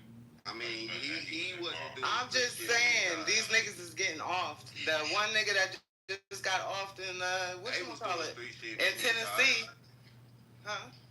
The niggas that killed his ass was doing street shit. Yeah. Who was that one dude that just died in Tennessee? The one guy that just saw? Yeah. See money? Shit, I don't know these niggas' names. It's too many. It's too many of these niggas. That's a street nigga. Like, you know what I'm saying? Yeah, his car got hit him like 100 times. Bro, that's a street nigga. You don't know a song, and this just a, okay. Nigga, you don't know the song. A millionaire? You don't know the songs, nigga. Hey, don't be saying Rat Atlanta because I'm getting pushback from the whole South. He said I'm getting pushback. You need to stop this. Really rude. From the South, they saying niggas is running around talking about Rat Atlanta. I say, bro, y'all can't call them Rat Atlanta. That's just some rats. Well, I will say this. For many moons, I've said that the South and specifically Atlanta been holding the torch, but this is definitely the fall of Rome. This motherfucker, you look at it because they all exposing like all the rappers and all this shit. Like you really look at it, my nigga, and shit. I can't front. It's a West Coast nigga in there starting fires. It's a West Coast nigga starting fires. That nigga Steady Nash called me. He got all the recordings. He said, "Wack, I got this shit from you, nigga. We got content. Nigga Roscoe wanna play with me, wanna fuck with me. Okay, that's your man." And he been letting them go. That nigga got all the jail calls. Yeah, All of them. they saying Gunna behind that. Nah, Gunna ain't got nothing to do with that. That's cap. Gunna, they academics saying Gunna is the one leaking this shit. That's cap. Academic line. That's cap. That's Steady Nash, nigga. That's Steady Nash. That is Steady motherfucking Nash. Ain't no motherfucking Gunna. Gunna over there having motherfucking runathon. But he ain't sent it to Steady Nash. You gotta remember Steady Nash run with Woody, nigga. I remember that nigga. Nigga, Gunna didn't go to the box. Nigga, Woody went to the box. Nigga, you gotta remember where that type of shit come from. Nigga, all that type of shit, them jail calls and calls related to anything is released to the motherfucking DA when your motherfucking attorney and your discovery hearing request that shit, they gotta turn it over. If you good enough with your attorneys, nigga, they give it to you. Easy math. Nigga, who the fuck said he just got deep people running around with Woody in LA, right? So that's his dog. That makes sense. That makes sense. Yeah, that's the only nigga that would have had access to it. Gunna. But Gunna is over there. That nigga did a runathon, nigga. Everybody that makes sense. No, when a nigga makes sense, a nigga makes sense. That makes sense. Yeah, I ain't got nothing. You ain't hear Woody say, "Oh, y'all want to play?" And some more finna come out too. You didn't hear what he said? I don't keep up with that motherfucker, but I Man, did. that nigga. Here go. It's a clip of what he say. Y'all want to play? And some more finna come out too. Oh, this shit get bad. I seen QCP spoke on it. That's what we're talking about right now. I woke up to that one. I just called it. He be alright. I know you. I get it, huh? You know, I watched it. He goes, I knew what was coming. I didn't send it to it because I know, bro. I woke up to it and he got his off and that's it. I say, back up the hill you go. Yeah, tell him just chill because this whole. Nah, he alright. You ain't gonna hear nothing else out of him. Yeah, because y'all gotta understand. You gotta understand. I was only giving grace. I was giving grace because of the connection over there. Now it's on. One thing about me, when it's on, you ain't got to work, nigga. It's on now. Ain't no more grace. Ain't no more grace. It's on, way. Let me check 6ix9ine. I need to get 6ix9ine scheduled for academics today. We don't like to file for all this shit. 6ix9ine gonna tell everybody how they all the same. That's what he gonna tell them. We all the same, my nigga. You know what I'm saying? We gonna light the fire. Everybody need to know that 6ix9ine know what's like him. You know, it's time today.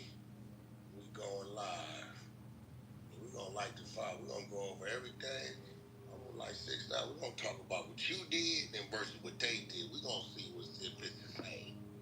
You know, I'm gonna take a different approach. If the whole world says 6ix9ine was, we're gonna see what's going on.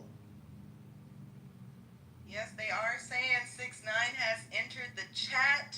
And he has a lot to say about what's going on.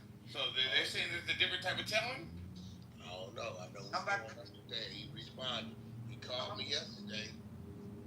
No, the fuck he ain't. We're going up today.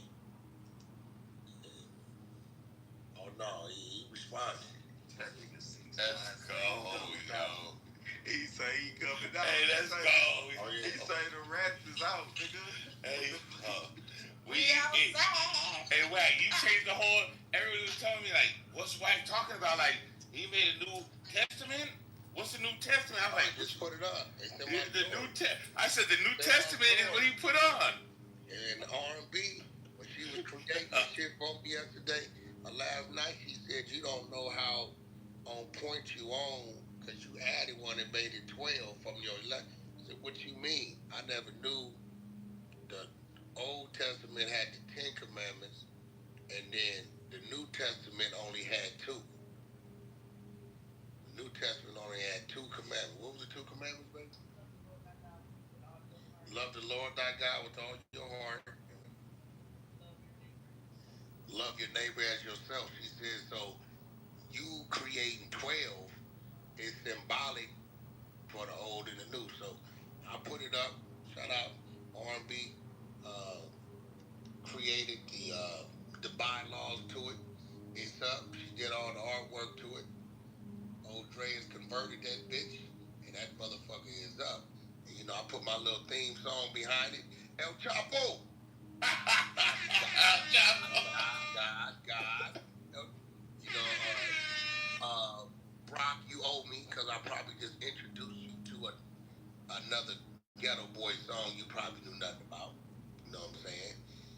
On my QC post. Brock, you know nothing about that song, did you? See, I'm a Ghetto Boy for that. You didn't know nothing about that song. I ain't been. See, I know all them old school gangster songs. But keep it real, I know that. Yeah, you didn't know nothing about that song, bro. You didn't know nothing. At all. You didn't know nothing about that song. Okay. The song he told you. Shut your ass up. I'm trying to look for it. Yeah, man, because you don't even know the Ghetto Boys and you don't even know what the fuck's going on. Okay. We on Clubhouse. I can't. Hold on.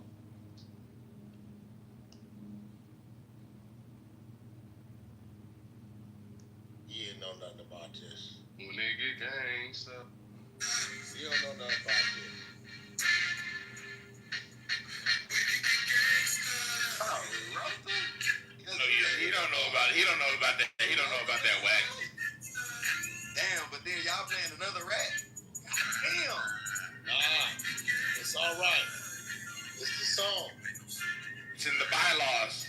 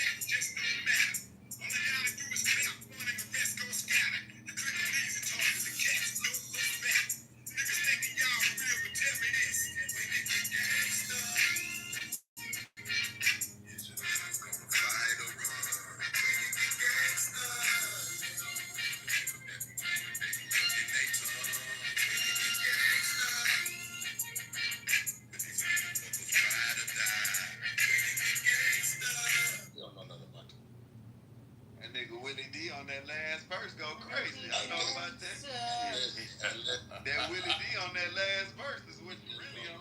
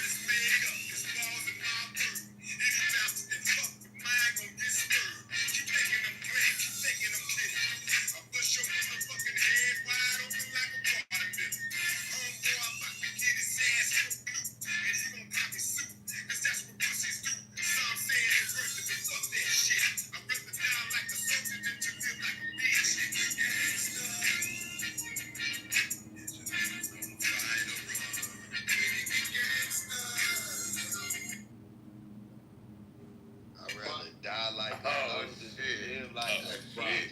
Listen. Brock don't know about that song. Brock, if you go look at the post I put it behind the fence. Let me look at it, man, because I can't hear what we on here. You gonna look at the post. Hey, listen. Oh my God. Brock don't know about that shit. I ain't gonna lie though, Wack. I watched you play the, you know. I was just talking my shit earlier before you came in the YouTube. Come on up here, champ. Come on up here. We got you played real. December 6th. Oh, Shannon Brick. Okay. Champ. December 6th. Listen, I ain't gonna lie to you. December 4th and 5th was available, but I'm like, nigga, that's a Thursday. We trying to get the people in there. You know your city gonna show up. I think people Friday evening to drive up for a Saturday situation, or they drive up Saturday. And over Connecticut's my town. They love me. I love that. I love Connecticut. You know what I'm saying? But 600 is going to do a visit the kids. He going to the schools. He doing school supply giveaways all through Connecticut. Oh man, come on, man. You know what I'm saying? He passing out shirts that says the 600 way. He gonna give your kids a shirt. By the time he done with you in the ring, and they gonna call them 6,000. Oh shit! You better visit some funeral directors. He got some great Russian trainers, my nigga. I don't care who he get. You know why he got the Russian trainers, right? Why is that? Symbolic for Klitschko. Come on, man. Oh shit! That ain't gonna help him. Yeah. That ain't gonna help him, champ. One of your worst losses. Your motherfucking ass in there like the OG Tom and Jerry cartoon with the little birdies going around the head. Oh, too funny. That was one of your worst losses. The nigga got some Russian trainers symbolic for Klitschko. I'm telling you. That don't mean nothing, man. That don't mean nothing, champ. I'm gonna have to let you know where the gym at when you come in and you go in there and talk shit to him. Hey, yo, what? He can't fight. He can't fight. Who can't? Your boy 600. He can't what? Man, that nigga finna he said you gonna be a crip. He putting you on. He said you trying to put him on, he putting you on. Nah, I don't do gangs, champ. He said you gonna be the oldest crip that he said you gonna be the oldest crip that got put on. You know what I'm saying? Yeah, you Clubhouse TV exclusive. You know what I'm saying? So he getting a put on whack? You get what I'm saying? Shout again. Yeah, you the best. Hey, Mr. Briggs. You call me Gigs. Right here, bro, on the Clubhouse 100 side. Yeah. Right? We are letting you know what the fight date is. 600 feelings. Yeah. He got Russian trainers. Symbolic for Klitschko because he said that's one of your worst nights. You know what I'm saying? Free Gives TV will be in the building. Let's go, you know what I'm champ. saying? Yeah. You get what I'm saying? Can Clubhouse Shenanigans will be in the building. Okay. Can I say The something? answer. Now, the answer is a Philly nigga. He will be in the building. Ooh, well, let's go, champ. Now, we don't want to see no fake domestic violence arrest happen just hours before the boxing match. We don't want to see that. That ain't in my jacket. You get what I'm saying? No domestic violence. No violence of no sort is in my jacket. Okay, well, I'm sending my man up there. Especially ever towards women. I ain't never had a fight with a woman in my life. Now let me say this. Is this locked in already? Yeah, listen to me, Wack. I'll let you talk, right? Now listen to me. Go ahead.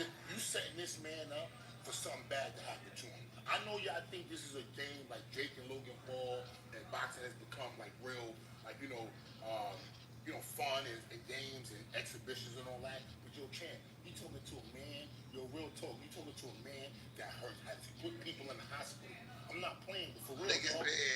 The nigga said, "What? I'm gonna hurt the nigga so bad. I'm gonna beat it had niggas tattooed on his back because he don't like the word. And when he wake up, he said he might be like Crip back with something going across his forehead. Yo, y'all antagonizing me.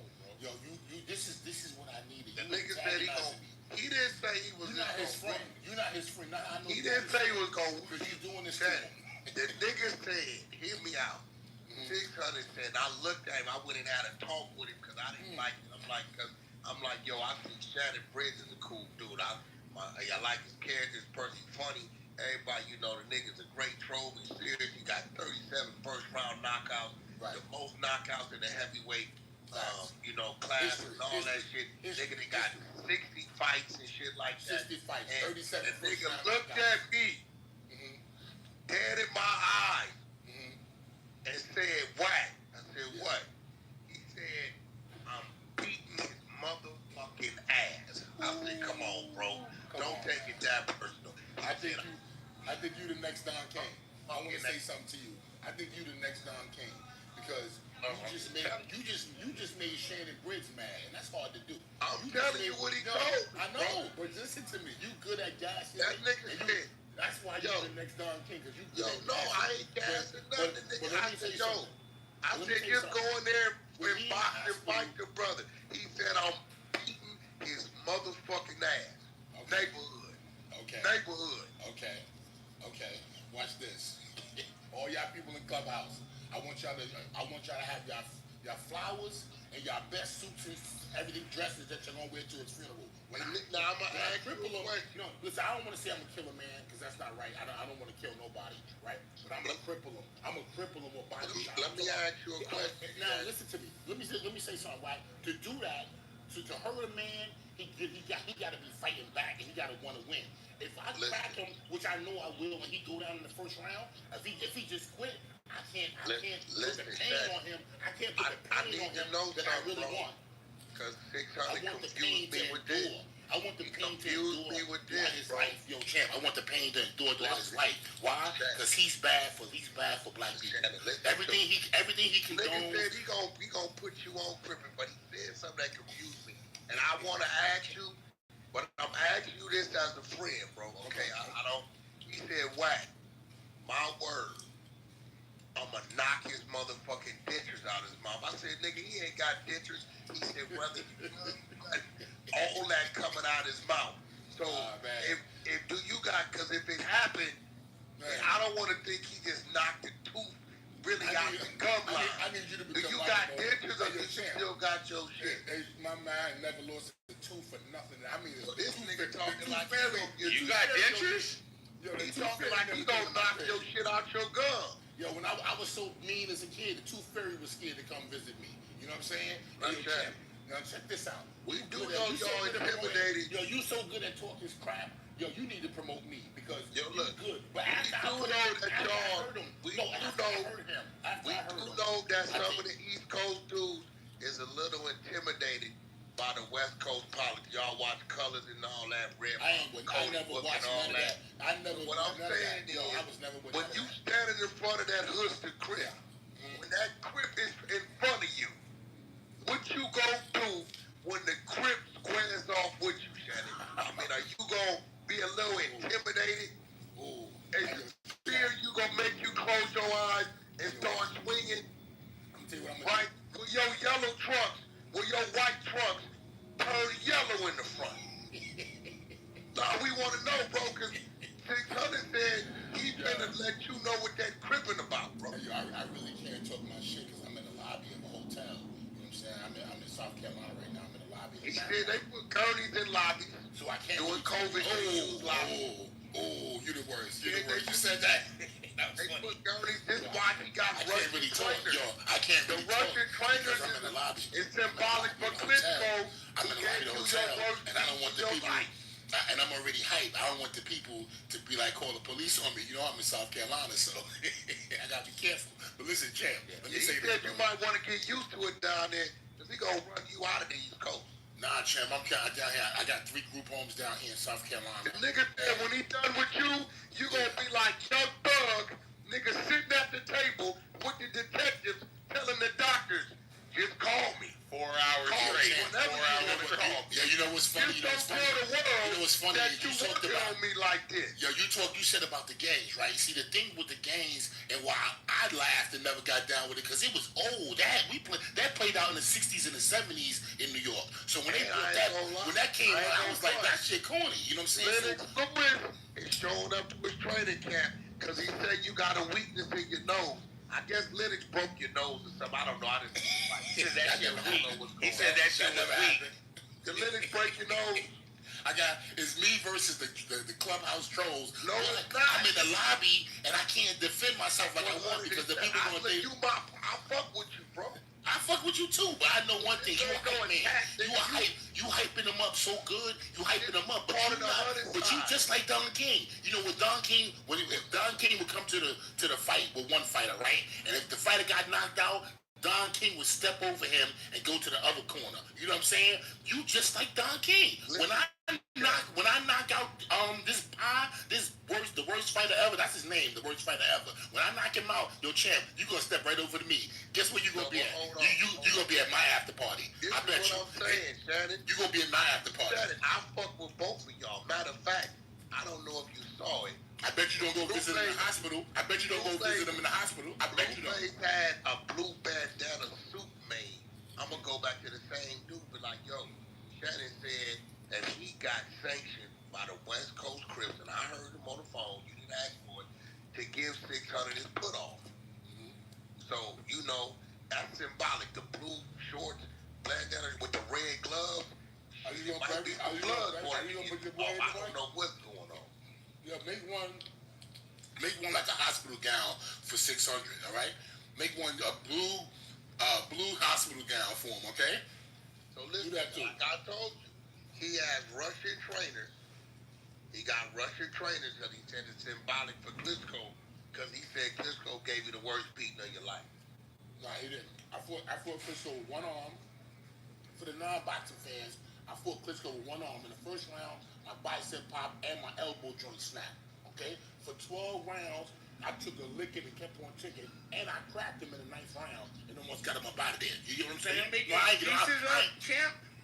No, not at all, champ. I don't have to. My record speaks for itself. You know what I'm saying? I did it. I'm a one-man army, champ. I done fought everybody around the world. And yo, champ, what's your name, brother? Who keep chiming in? What's your name, brother? That's Beast. That's Beast. Beast. Okay, so Beast, check this out, champ.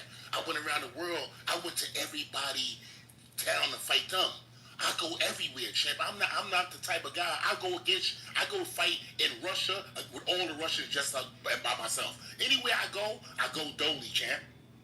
LA, listen. You're emotional over this fight right here. No, champ. Yo, I used to train at Hoover Street. They had a gym back in 91, 92 on Hoover Street. I used to train over there. Hoover Street boxing gym. Yo, champ. All around there, they used to be like, yo, you're New York. Yo, you crazy. You don't know nothing about like the colors. I was like, nah, what colors? They was like, yo, you wearing red, you doing this. I was like, oh, that's cool. I ain't have no idea. I was clueless. And that's what I like. That's what I like. Yes, champ. Yes, champ. Yes, champ. Hey, the media team and the exposers, they sent me a thing and they said, we want to see how in tune with boxing Shannon Briggs is because he should know all the boxers and what happened. So they said they got a thing called Name the Boxer. Okay. Here goes the hint. He suffered a left orbital fracture, a broken nose, and a torn left bicep. Name the boxer. That's a lot. Name the boxer. Now, Matt Wack, let me just say something. Who was the boxer? Shannon Briggs. Did I win? Did I win? Hold on, bro. Shannon, who was the boxer that best pick? Y'all lucky I can't talk. What'd you say? Who's the boxer who was the boxer that it says lost in a clear unanimous decision, 120 to 107, suffered a left orbital fracture, a broken nose, and a torn bicep.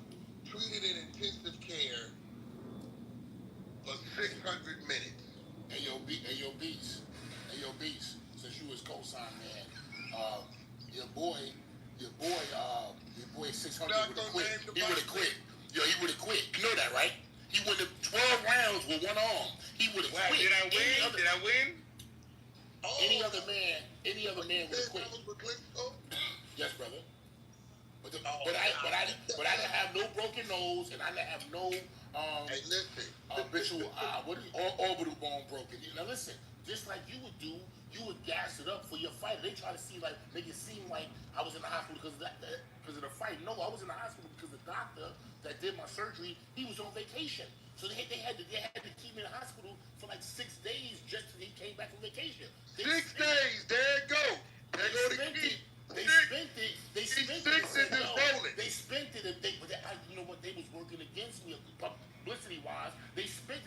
in the hospital. I was waiting for the doctor to come back. Why was you in intensive care though? Why was you in intensive care? I wasn't in no intensive care. I wasn't in no intensive care. But that don't mean that this is champ.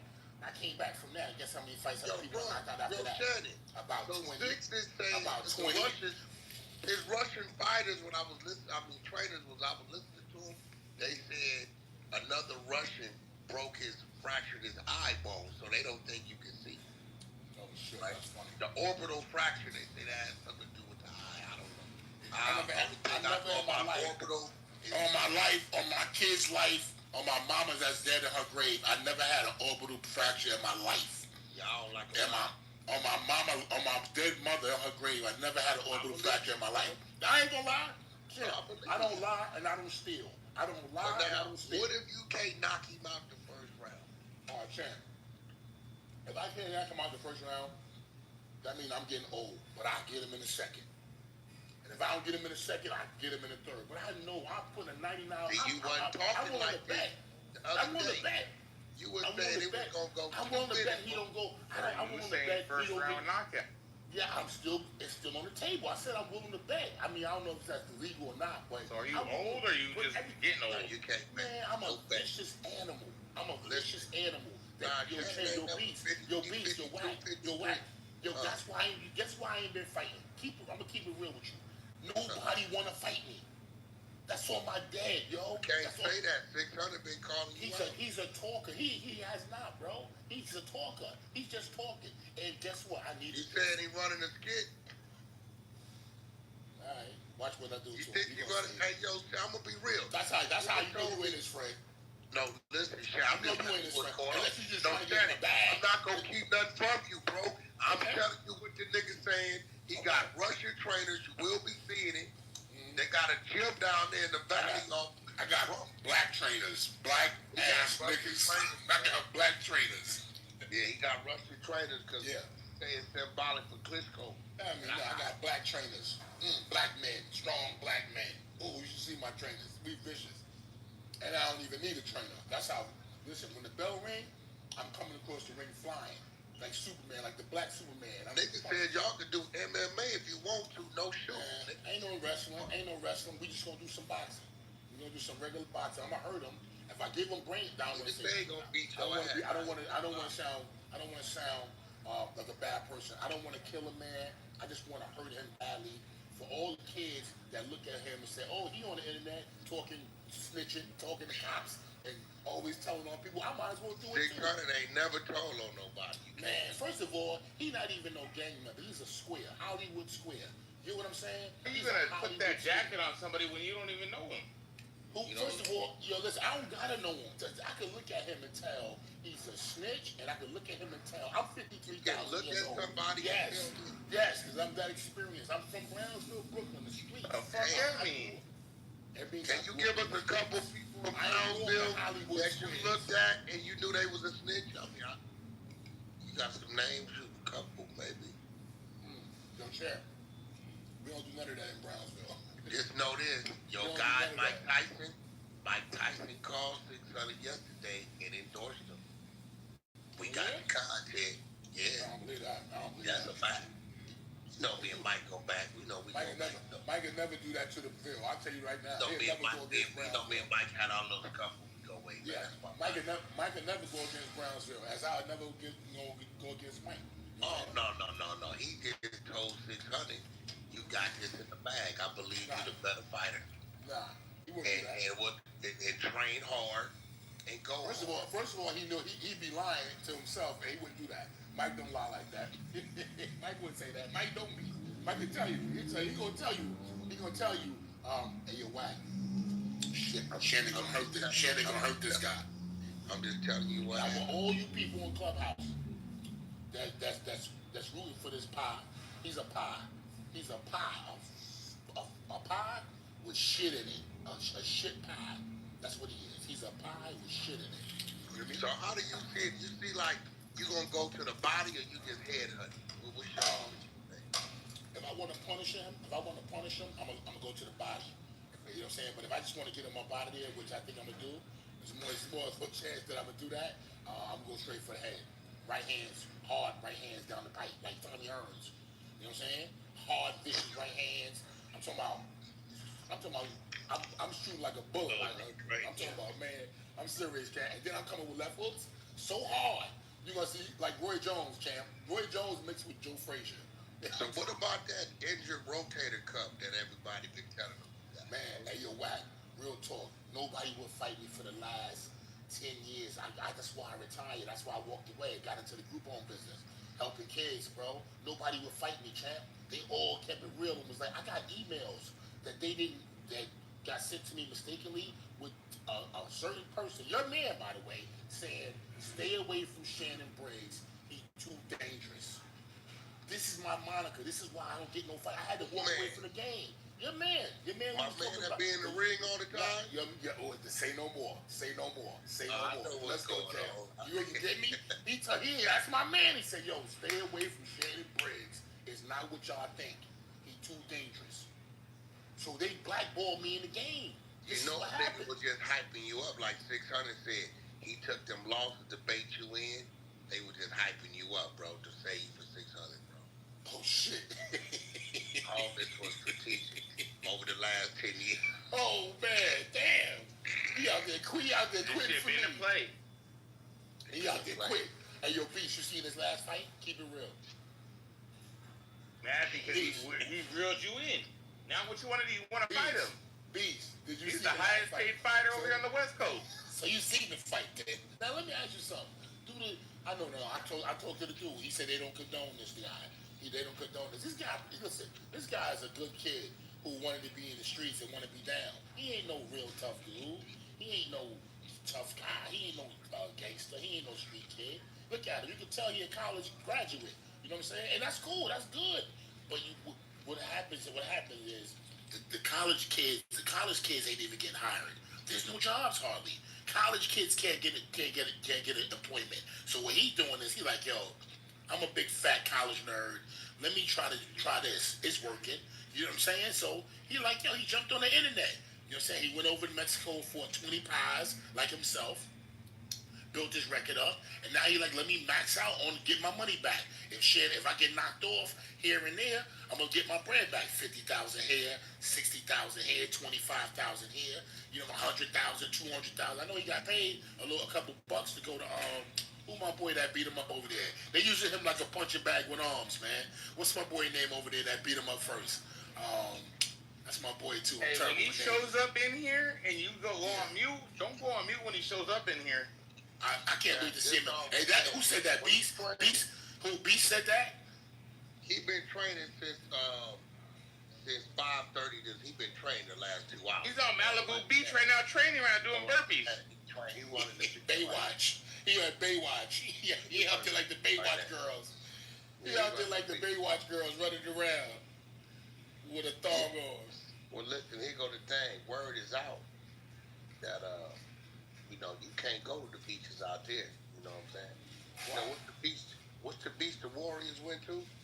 They say you can't go over there. They say you can't go over there. No fly. I go anywhere.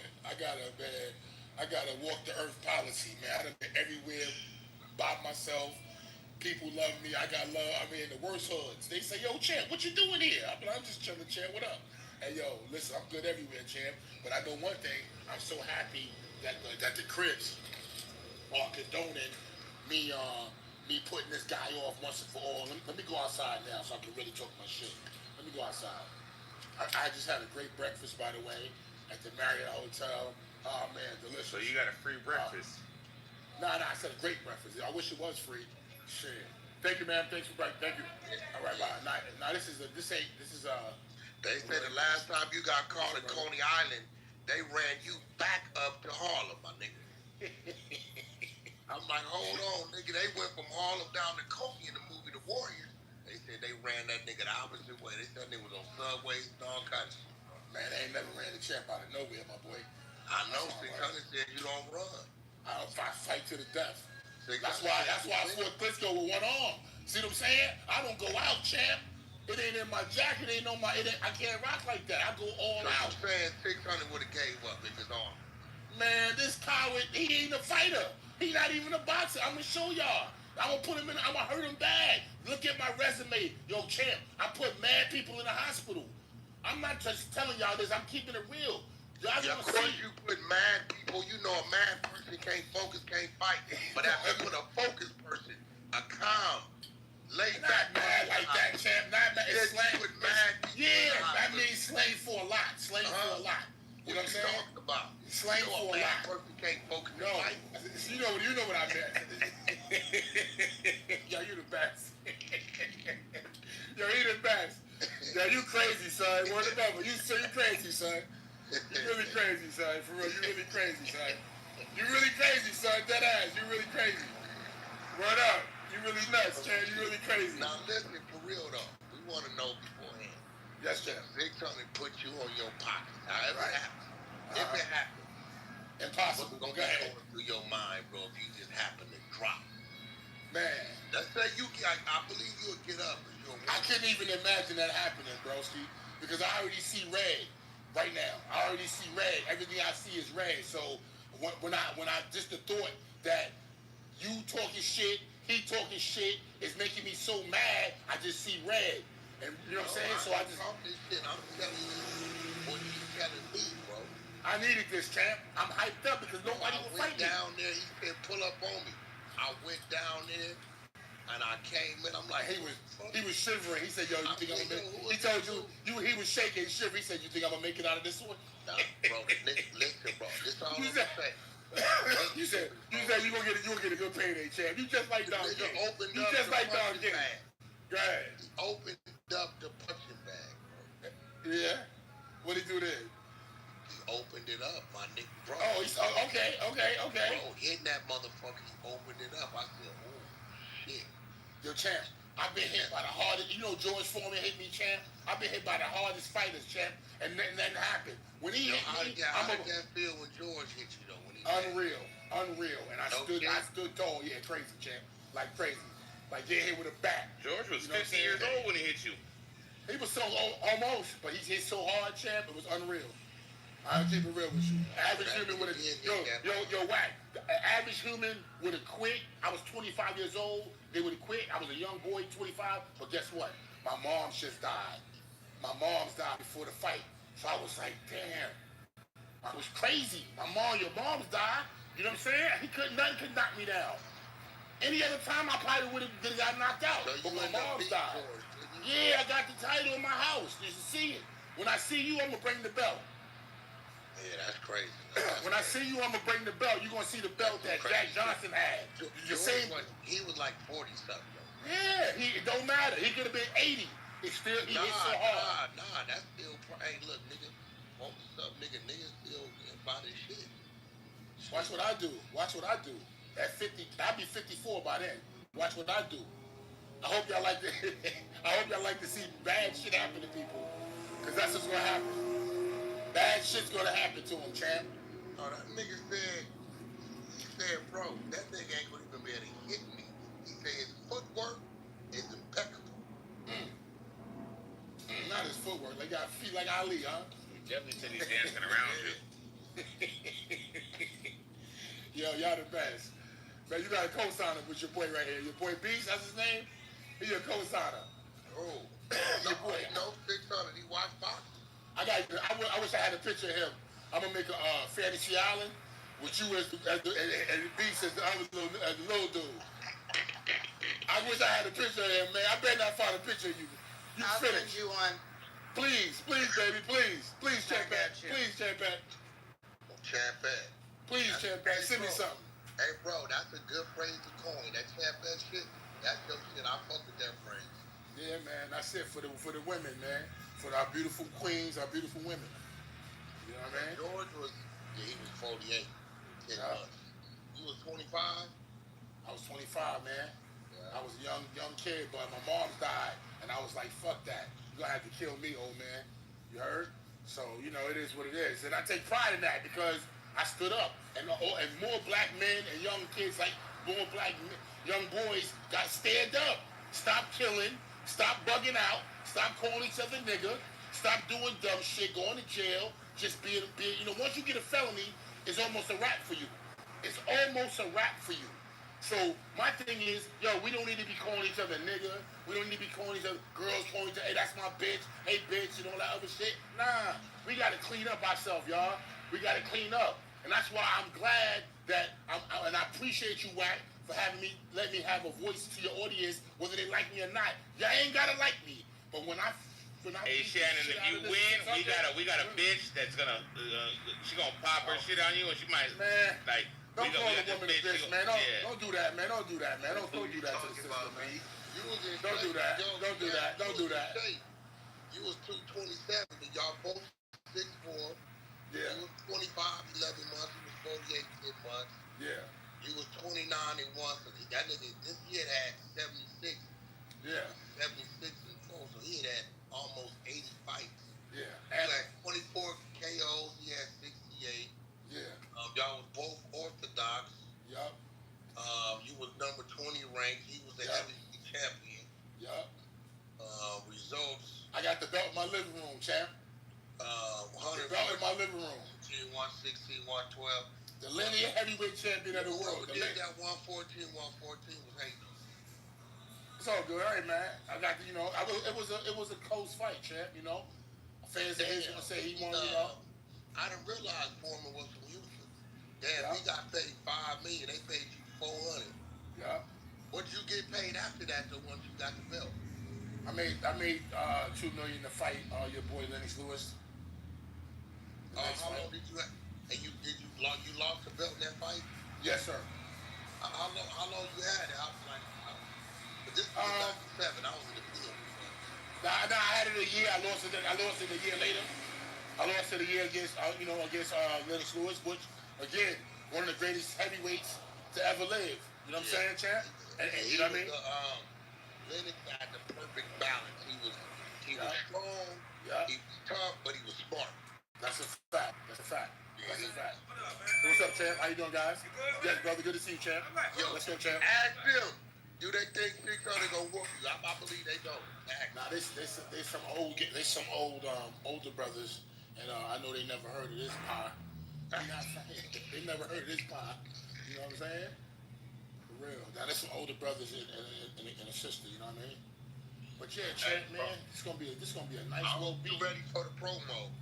Oh man, I'm ready for the first press conference. When we having the press conference? I hope you ready for it. Well, we're moving forward. I'm sending the dude up here next week to get all the get y'all. They gonna have to. They gotta. Y'all niggas gotta do y'all exams and all that. You know that. Yeah, we need a contract. Let's get a contract. Let's get a bot agreement going on. Let's get a bot agreement first. Let's get it cracking. Let's get it packing. Let's get it snapping. Let's popping right now. I don't want to play around. I want to hurt this man. You know what I'm saying? And I'm telling y'all right now, this is gonna be his last fight. If he don't quit, you can't make a man. You can't beat the hell out of a man if he quit. If he go down and he be like, nah, he gotta really want to win. He gotta believe in himself. He gotta be able to say to himself, yo, I'm gonna get him. Whether we fight hard for 10 rounds or 12 rounds, whatever it is, he gotta believe. I can't hurt you if you take a dive, and you can't hurt me if I take a dive. If I die, you know what I'm saying? So it gotta be a fight where people really want to fight. I really want to fight. Come on up here, dump truck. Dump truck, come on up here. Dump truck down there, he a Shannon Briggs fan. He said, who has faith in 600, a.k.a. Buster Douglas? That's right, Buster. Dump truck, what's up, dump truck? What's going on? What you think? Hey, what's up? You don't think 600 got a chance? Nah, hell no. And hell. You a funny nigga. That Buster Douglas shit is kind of funny. I had to bring you up. I ain't gonna even lie. Where you from, dump truck? Oklahoma. What part? Tulsa or what? Oklahoma City. OKC? I fought there before. Yeah, OKC. Yeah, I used to have a main office down there, right at the 4035 split on 15th Street. Right there, first exit. Yeah, Wack, you should get. Go ahead, what you say, Chad? What you say, dump truck? About Flea Market. Nah, if you look to the left, you see Wagner's truck in that big ass lot on your left. You can't miss it. Yeah, I think Yeah, big old trucking pump. And you need to get, and you're whack. You need to get an office and sign up a bunch of pies like this bum. 600. They'll sign. Get an office in LA and they come signing up. And you just get them beat so up I all ain't the gonna time. lie, right? I go in there, right? He hit the punching bag. He hit the punching bag, right? Yeah. And I seen there was an outline of something on the punching bag, right? Yeah. I'm like, what the fuck is this the outline of, right? So once he got done, when he busted the punching bag open, it was an outline of the Monopoly Man, right? Why you got that? He said, don't that nigga look like Shannon Briggs? I said, oh shit. That's me with hair or without hair. Listen, man. Look, and he said one of his requirements is you can't wear all that beard on his face. You want an easy target at that chin, bro. I guess he said you be wearing that to camouflage. He said he want to know. He want to hit you in the mouth when he hitting you in the mouth. He don't want to be aiming for the chin and hitting you in the mouth because you got all this beard on your face, my nigga. So I said, I don't know if I can pull that off. That's part of his brother. That's who he is. You know what I'm saying? Right. Hey, this gonna be bad for him, bro. Talk to him, champ. Talk to him, champ. There's a bet. I heard a dude make a crazy bet. Now, I don't know if you ever won this type of bet. This is in your favor, though. Shoot. They are betting, not that who wins. They betting that you gonna make 600 shit on yourself. Definitely, champ. Definitely, champ. I don't think that's gonna happen. You know, Shannon hitting hard, but 600 is a hard body, and he going hard body karate on his trailer. Oh man. Hey, I don't think he's gonna make it there. I think he's gonna tap out before he gets to the fight. Who 600? You right. You right. 600 ain't gonna make it. What if 600 show up in Brooklyn on your block with all the kids around him? You know what I'm saying? Like Ali was in Africa, my nigga. Man, I wouldn't want him to do no shit like that over in Brownsville. Yo, I tell you, don't go to Brownsville do no shit like that, please. Please. How you gonna feel though, bro? Hey, y'all Google Brownsville, Brooklyn. Y'all Google Brownsville, Brooklyn, and then y'all send him over there if you want. And tell him to say something bad about me when he get there. And see what happens. I'll go to weed. I'll go to weed. Tell him, champ. See what happened to him. Hey, tell him, man, start talking shit about Shannon Briggs when you get over there. Oh, man. We dare you.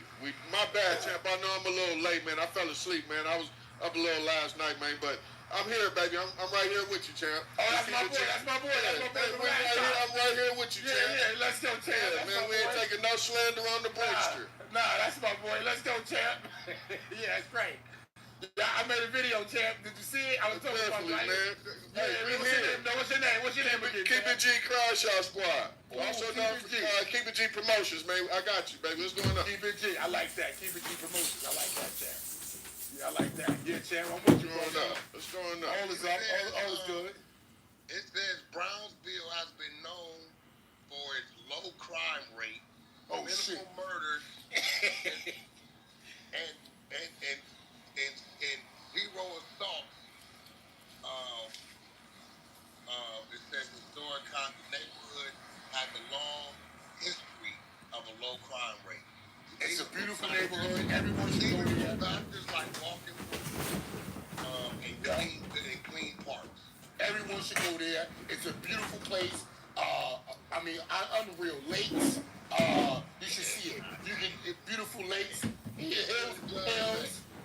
It says Brownsville, Brooklyn has historically experienced high crime rate, particularly for violent crime, with some sources calling it one of New York City's most dangerous neighborhoods due to its high number of murders and assaults per capita. We changing that though. We changing that. We don't want to be that no more. Brownsville, never read, never win. I'm opening up a gym in Brownsville. And we're gonna turn all these young men and women into boxers. 73rd precinct. What the fuck is that, bro? Oh shit, too funny. 73rd precinct. That's their precinct right there. Oh, so that's why you talking crazy. Nah, man, I don't know into that shit. It says Shannon Briggs has nowhere near that shit. In the last 72 hours, relocated to a condo next door to the 73rd precinct with a request that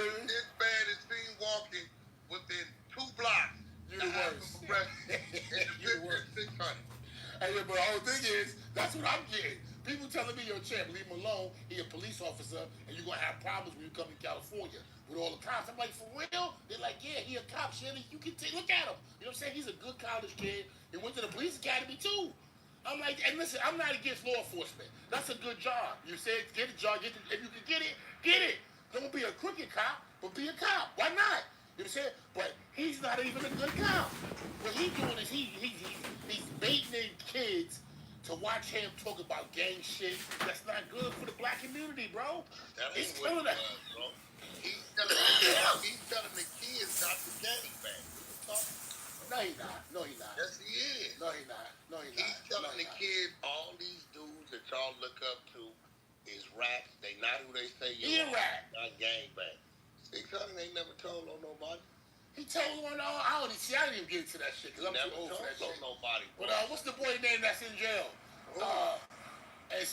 He in jail now. But I will say this. I will say this. The West Coast is leading. The West Coast is leading in the drama, the gang talk, and the gossip. West Coast is leading it. It's winning hands down. Not today. Yes. Took the cake. Yeah, well, yeah, I see that. But again, it's showing all kids out there, yo, bro, don't listen to these dudes. Don't listen to these rappers. Pushing. No, he not. I heard him rapping about some stupid shit. I heard his corny ass rap about some stupid shit like that. What'd he say? He was some silliness. I was like, you damn fool. You old as hell. Rap about you. He should. I should make one about him. He gonna do one about you, bro. Yeah, I should make a rap about him. I'm gonna get some production from Hit Boy and send it to y'all. You know what I'm saying? Yeah. I need to make one about him. You know what I'm saying? I ain't ready to tell you what the nigga. Listen, the nigga said his song gonna be called Unisex. Yeah. Because he said Shannon is a unisex name. It could go both ways. Oh shit, that's too funny. That's what the nigga said, bro. Yeah, you the best. He gonna get mad at me because I'm telling all the shit he's been up to. He over there. Listen, bro. I will say this. He got somebody in your camp that's been getting content on you. Okay, and what that mean? We've been the content, huh, champ? We've been the content. Yeah, come on, champ.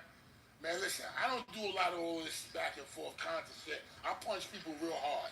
That's what I'm good at. What you telling me, bro? You telling me you gonna bring Shannon Briggs down to Inglewood and stand in front of the City of Champions sign? Yeah. Oh, Crenshaw. Let's go, champ. And we're going to Garden. Inglewood. You know, they call Inglewood the City of Champions. They got a big sign that say that. Hello. Yeah, I've been there. I've been there before. I saw that. The red carpet. See, keeping this neighborhood don't really get along with you. I think this was going on. That's what's going on. Oh, well, I was trying to figure that out. I'm just a boxing fucking connoisseur. That's it, man. You telling me you really think Shannon Briggs can beat 600? Shannon Briggs is gonna whoop the shit out of 600. He's gonna turn that nigga to 6 pounds. That's right. Then he gonna punish him and knock him out to 8 rounds. Shit 100. Whatever round he shit on himself, that's what round he going out. Right. Shit 100. Shit 100. I don't think you're gonna have to make some incredible depends. Shannon may never make it there. He's gonna get injured. He's injury prone. I told you, Wack. Mike, hold on a second. Pardon me, guys. I told you, Wack, you the next Don King. You gonna talk a man into an ass whooping and don't even go visit him in the hospital. You the next Don King. You gonna talk him into an ass whooping and not even go see the man. 600, if he did clear us, he said if he wants to roll out already laying in the gurney, so it's close to the boxing ring, he said he don't got no problem. He clearing you to do that. I think we need to make the fight right across the street from the hospital, so we can just ship him right across the street.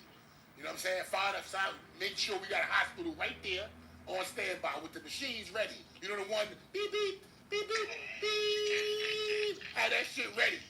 Have that shit ready for him. This nigga said it was. He's crazy. He's kind of crazy. Wack. I ain't gonna fucked up in the head. Oh, no. Have them shits ready.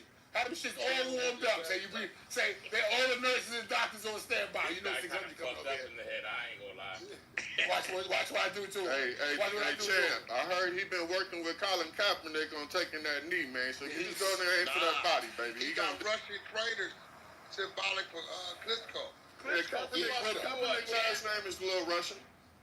He got Russian. Klitschko fucks you up, champ. It's okay. I had one arm, champ. Hey, who was that dude that fucked up? Who was that dude that don't make fucked up 600? excuses. Boxers don't make excuses. It ain't no excuse. It's a fact. I don't care. What round did your arm get messed up in? In the first round. Oh, so you really don't even know if it was a good fight because you couldn't really fight. I couldn't do nothing. One arm for 12 rounds. Watch the fight. Right now, you'll say, oh shit. It's like me saying I got poked in the eye, and now all of a sudden you making niggas get the fuck out of here, champ. Yeah, people quit when they get poked. When people get poked in the eye, they quit. But I don't. Not shit. You got your orbital bone beat up, and you got knocked the fuck out. You got your orbital knocked the fuck out. That's a lie, and I didn't get knocked out. That's a lie. Really said that nothing comes before his religion. And on that day, the spirit came to him and told him to pray. That's why he said to me, I will pray. A coward, man, what they say, a coward dies 1,000 deaths? A soldier dies for one. That's my boy. Let's go, champ. Let's go, champ. That's right. You know what I'm saying? Come on, he gotta live with that for the rest of his life. He took the knee. I ain't gonna never do no shit like that. You know what I'm saying? I'd rather, man, listen to me, man. I'm going out like a no-limit soldier. No-limit soldier. I'm going all out. Man, what round that was, you almost dropped him with that one arm. Wasn't it the 8th or something? Yup, the 8th, something like that, caught his ass. Bow! He was riding with us too. And if I could have brought that up back, y'all, I would have got the title again. 3-time heavyweight champ of the world. 3 times. Ooh, 3 times, huh? And, you know, it's all good, champ. I'm happy with 2. First of all, I'm happy with 1. I was a homeless kid, y'all. Homeless, living in the streets, and I went into the boxing gym, and it changed my life. You know what I'm saying? So think about that. You know what I'm saying? Think about that. I did something that I wasn't supposed to do. With asthma. This coward is on the internet every day talking about, yo, the gang members did this, and Big U did that, and you see this. Man, shut the fuck up, yo. So you a miracle like Rocky or what? That's what you claiming? Listen, man, nah, I'm just a Brownsville dude. I'm a Brownsville no-limit soldier. You know what I'm saying? I'm a no-limit soldier. That's it. You know what I mean? That's it, no more. I'm just, and not even that. You know what I am? I'm a man who had no choice, who had to make it. So I found something, and I made it in that. And I'm lucky, because I didn't have to make it in that. You know what I'm saying? And so many brothers don't make it. So many of us don't have nothing. Yo, go to a boxing gym. My goal is this. Look, right? You know what Joe Rogan did? Y'all know about who Joe Rogan is, right? Y'all know Joe Rogan. Joe Rogan. We didn't know who you was, but we know who Joe was. Okay. Well, I did an episode with Joe Rogan. Check it out if you get a chance, right? Check this out. It did like 1 million views and shit. Yo, champ, Joe Rogan single-handedly took all of the MAGA kids and got them into wrestling, and it got them into Donald Trump, right? Donald Trump came in and shut down all of the Job Corps, right? Right? A lot of kids went to Job Corps because they had nothing. Now we don't got no Job Corps. Joe Rogan single-handedly got everybody behind wrestling, UFC, and MAGA, right? And now you got a whole bunch of them running around, wrestling, and getting in shape, and training hard. That's what black kids got to do, too. They got to get in the gyms. Forget all, I know everybody, let's shoot the fade. I feel you with all that. It's better than shooting, but yo, champ, get into a boxing gym. Get these kids whack. Get these young kids whack. You be the Joe Rogan whack, and get these kids into the boxing gym. And you can do that with your voice and with your charisma, and you funny. You can do that whack. You can get all these young black kids into boxing. I'm telling you, they're gonna start getting beat up more and more and more. Why? They're not training. They talk about shooting. They talk about this and the third. Yo, champ, you gotta learn how to fight. I'm telling you, you gotta learn how to fight with your hands, wrestling and boxing. Because that's what they doing. All of them. All of them. Joe Rogan got all of them going. They opened up more MMA gyms in the last 10, 15 years than ever in the history of the world. MMA. All of them doing jiu-jitsu. All you know what I'm saying, I almost said niggas. All these niggas sitting around doing what? Talking about, I got a gun. I ain't doing no fighting. Man, come on, bro. They're going to choke you out. They ain't going to be no guns. They're going to choke you out. Put you to sleep and kill you with their bare hands. You can choke a man and kill him with their bare hands. Meanwhile, these niggas running around talking about, you want to shoot the fade with each other. Man, take your ass to a boxing gym and make some money out of it, by the way. It's a profession. A profession that we soon will be pushed out of. We're going to be pushed out of boxing. There's going to be no champion. Look at the heavyweight champion. He white. You know what I'm saying? I'm not trying to make this a black and white thing. I'm making it a reality thing. You know what I'm saying? So I appreciate you, Wack, for let me on your platform to say what I really want to get off my chest, which is, we got to get more back into boxing, and we got to get these kids off the streets, and we got to get them into professions. There is no more Job Corps. There's no more Job Corps. That's what I'm trying to do. I'm trying to open up champ camps, get these kids right, get these kids off the street. You know what I'm saying? Hey, Shannon, you don't think it's important that we start teaching the kids younger about firearms, though? Yes, 100%. But not if they gonna use it on each other. Not if they gonna use each other. About the legal use stuff. Yeah, the legal use of firearms, because a lot of these 200%.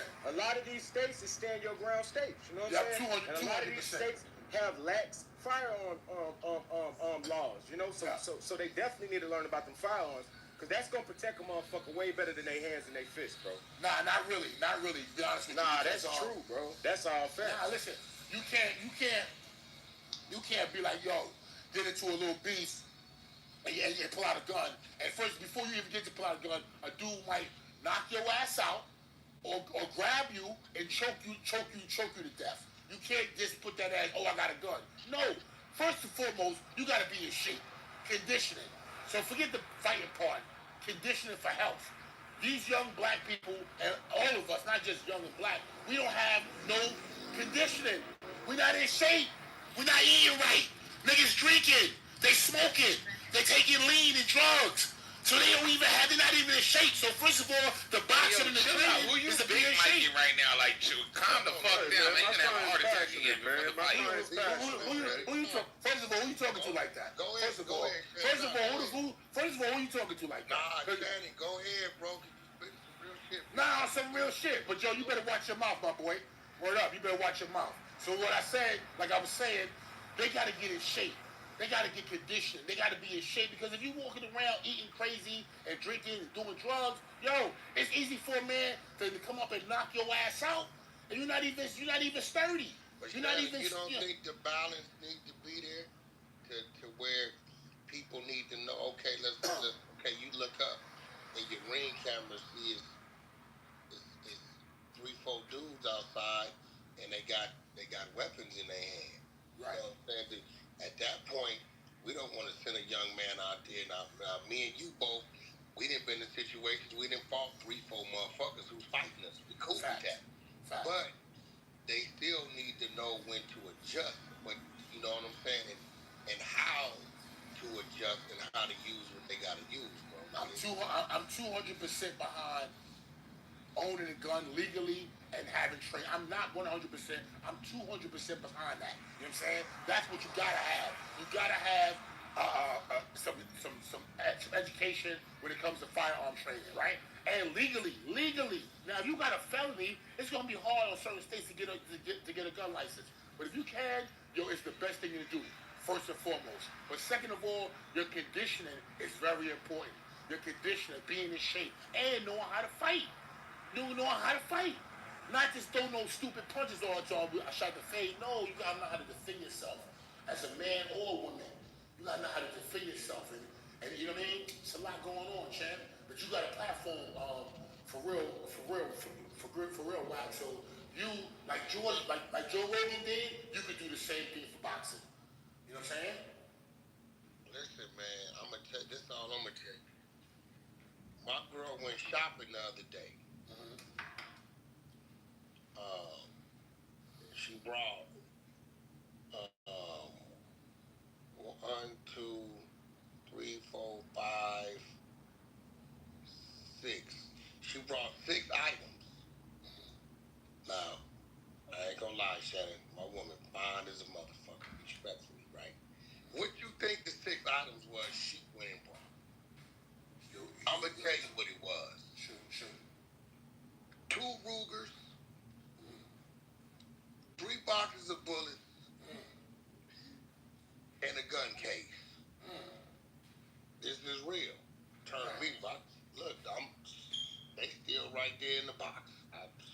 can take a picture. She said last night, I got agrees and load up my new guns, but she got her license, CCW, all that. She check her guns on the plane wherever she at. And it came in handy because people have approached her in threatening manners that, maybe they was coming to try to get the number, but some of these niggas is a little aggressive.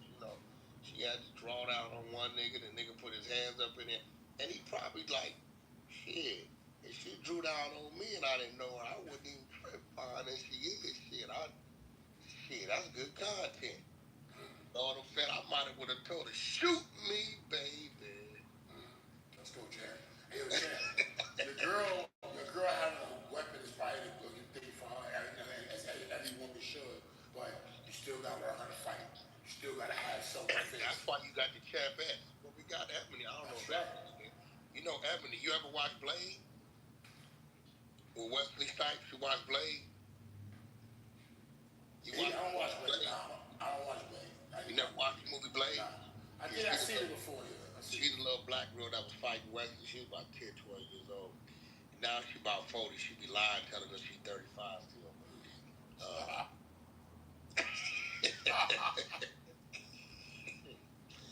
But we got Rue. Like, Rue's a fighter right here. Now, Rue probably somebody you'll love to train because Rue about 5'9", 5'10". She kind of tall. And she got a scar on her forehead because she been fighting all her life, running in the walls and shit, falling off bikes and shit. But, it worked out for her. Now, Rue probably will be a good one to train. Ebony loves to fight. She fight today. Got Killer up there. I think Stoney be a fight over G. Wayne. Killer, this crazy Puerto Rican bitch now, she fights. She used to beat women every week, had them all between the side of the toilets. We had to stop her from fighting. We had to bail her out a couple times. So we got some female fighters in there. Okay. They call me Tasha. I don't know if Tasha. Now you take a cut for the Tasha at that burger stand she like to go to. She might whoop your ass. Don't do it, Tasha. Don't do it, Chad. You know what I'm saying? But you right though. That's what's saying, Clarissa, the gym. You watched the movie? Right. That's a good movie to watch. I don't know if you watched it. No, I didn't see it, but I heard it was really good.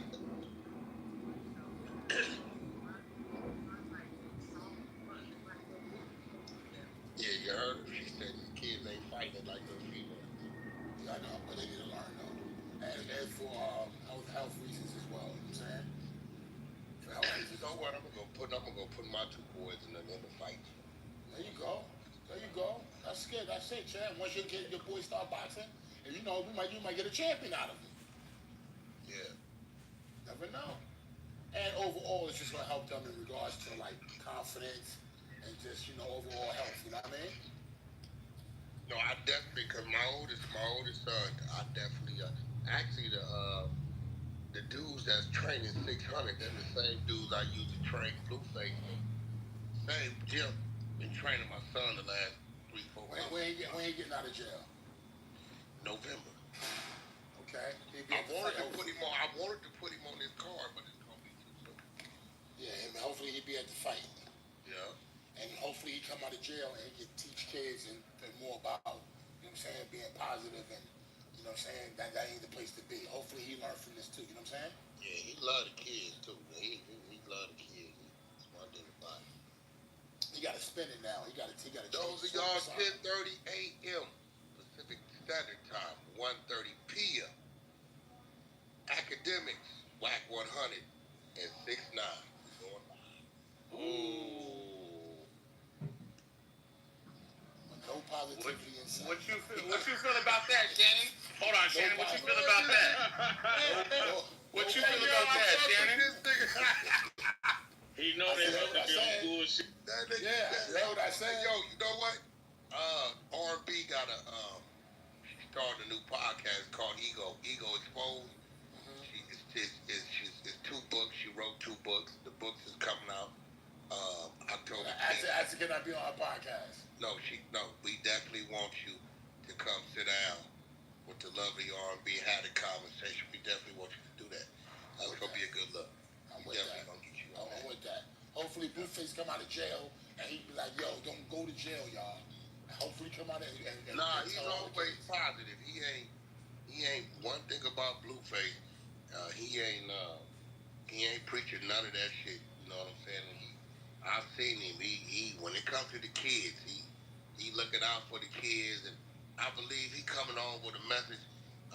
Shit got a little sticky. It was me, Carlissa, Ray J, Flocko, and Trap Lord. It got a little sticky and no jumper. Adam wasn't there this week. Ray J and Carlissa got to getting at it. It got a little ugly up in there. I was in troll mode. I had Carlissa ready to bet 10. I said, Ray, you calling everybody fake, but what about this glued on, faded down toupee you got on your head? And she believed it. Yeah, like you trying to say I got like you trying to say I got dentures. Come on. No, man. I don't know. 600 said he meant. Nah, that ain't true. That ain't 600 true. 600 said I'm knocking his dentures out his mouth, and I'm like, I'm like, if he said his teeth out his gums, or did the homie got the epic grip joint? Nah, I ain't got none of that shit. Hey, yo, champ. Oh man, you the type. I told you, I know you're tight, my boy. You won't even go see him in the hospital. Right there in Connecticut. You in Connecticut. You ain't even going. Ain't gonna airlift him. You ain't even go see him. What you talking about, bro? You gonna be like, oh, something came up. I was at Shannon after party. It was off the hook. It was off the hook. No, but what I'm saying is, you wouldn't want us to go to the after party and go live with him so we can see. Oh shit, you really what dirty. You mean, my nigga? You really got the dog king spirit, man. Huh? Man, you got the dog king. You gotta be there. This to show him. Well, it could have been him though. What could have been him if you had he won. Man. Hey, Shannon. Yes, I think you underestimate 600, bro. Man, when I was 1-0, I fought dudes that could be him. Huh? 1-0. When my first fight today, the dude that I fought my first fight, July 24th, 1992, he could beat 600. That's how I'm telling you. 600 is not a boxer, but I don't want to say too much because y'all gonna be like, well, damn, why you fighting him if he's not a boxer? He's a boxer, but he's not a good boxer. You know what I'm saying? He's actually horrible. Right here. He's actually horrible. Nah, Chad, you fighting him because you got hired to put his ass off. That's why you fighting him. That's it. That's a fact. God damn it, we came in to do the job. You know you're gonna be the first motherfucker to do a put off in a professional ring. That's why I'm going there. I want to see what happens. Yeah. And then I'm gonna promote it to the world to show all the kids, especially like in the group homes and all that, and the Department of Justice and all that kids, juvenile justice. I'm gonna show all the kids. Look what happened. Look what I did to this gang. You said DOJ. You gonna have Kuda beat that. Yeah. Now we in C95. You know where that's at. Yeah, I'm gonna show all of them. Like, look what I did to this gang member. Look what I do to them. You want to be like me, or you want to be like them? Yeah, I want all the kids to start boxing. We're gonna have the ISUPK. They run a security detail on both sides. Fact. We know we're gonna have peace and war all at the same. Hey man, my car is here, man. I gotta go. But listen, you be safe out there, Chester. We don't need no unnecessary injuries. That's right. Let's go, champ. You the best. I appreciate you guys. Thank you, Clubhouse. I told y'all later. Peace. All right, champ. Don't get hit by an unnecessary car. That nigga there crazy, ain't he, baby? Yeah, that nigga funny like a motherfucker. That nigga funny as a motherfucker. We could have trolled him all day, but I can go. It's like, nah. No, he was cooking. He was on serious shit. You can't be doing that when they serious. He was really passionate about what he want to do for the kids in the community. He ain't lying. Little niggas out here. I seen a little nigga y'all had on here screaming the other day. I don't know where that little nigga from, St. Louis or something. He screaming. He telling the nigga, "We just shot at you, nigga. We just shot at you, nigga. You ran over here and did this. Nigga, we did this and did hustle. Yeah, these little niggas is going crazy. You don't know what the fuck. Yeah, then I seen these graphic pictures of the shooting the other day that happened over there on Manchester. I'm like, yeah, this shit is. I ain't even show on. Yeah, that shit was crazy. Hey, that shit you just showed this Thursday, that shit was crazy. Yeah, I ain't showed. You know, some of y'all might need to go home, show y'all kids this how it work with this gangbang shit for real. I think I'm honest. No, I didn't even send this shit to Brock. I ain't. This shit right here kind of.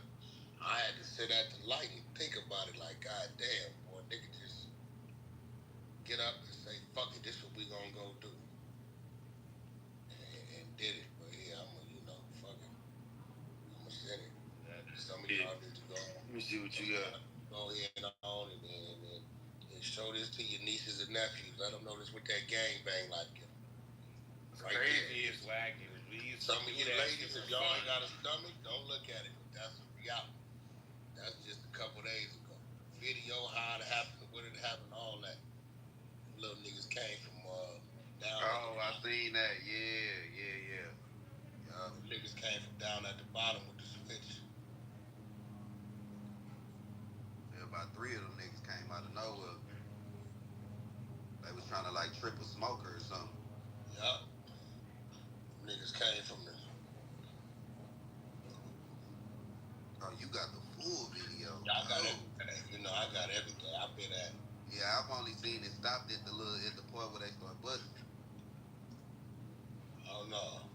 Oh, they hit him off the rip. He was the nigga that got head tapped. Yeah, he got head tapped. Off the rip. Smoker got hit too. Yeah, that they said 5 of them got hit. They all got hit.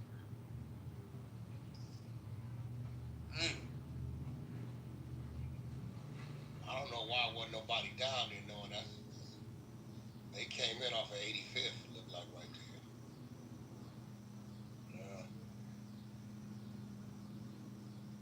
Yeah, they say that's been going on. That them niggas been going back and forth. And they double back. And see, that's why you got to watch being in niggas' hoods. They double back, caught a nigga that wasn't from over there, nigga way from Long Beach. Caught him over there, downed him on a retaliation. I seen that too. Did see that. They say he wasn't even a member. He wasn't them that nigga from Long Beach, nigga. That nigga way out. They say he was banging, but he ain't had nothing to do with it. that. It was way out.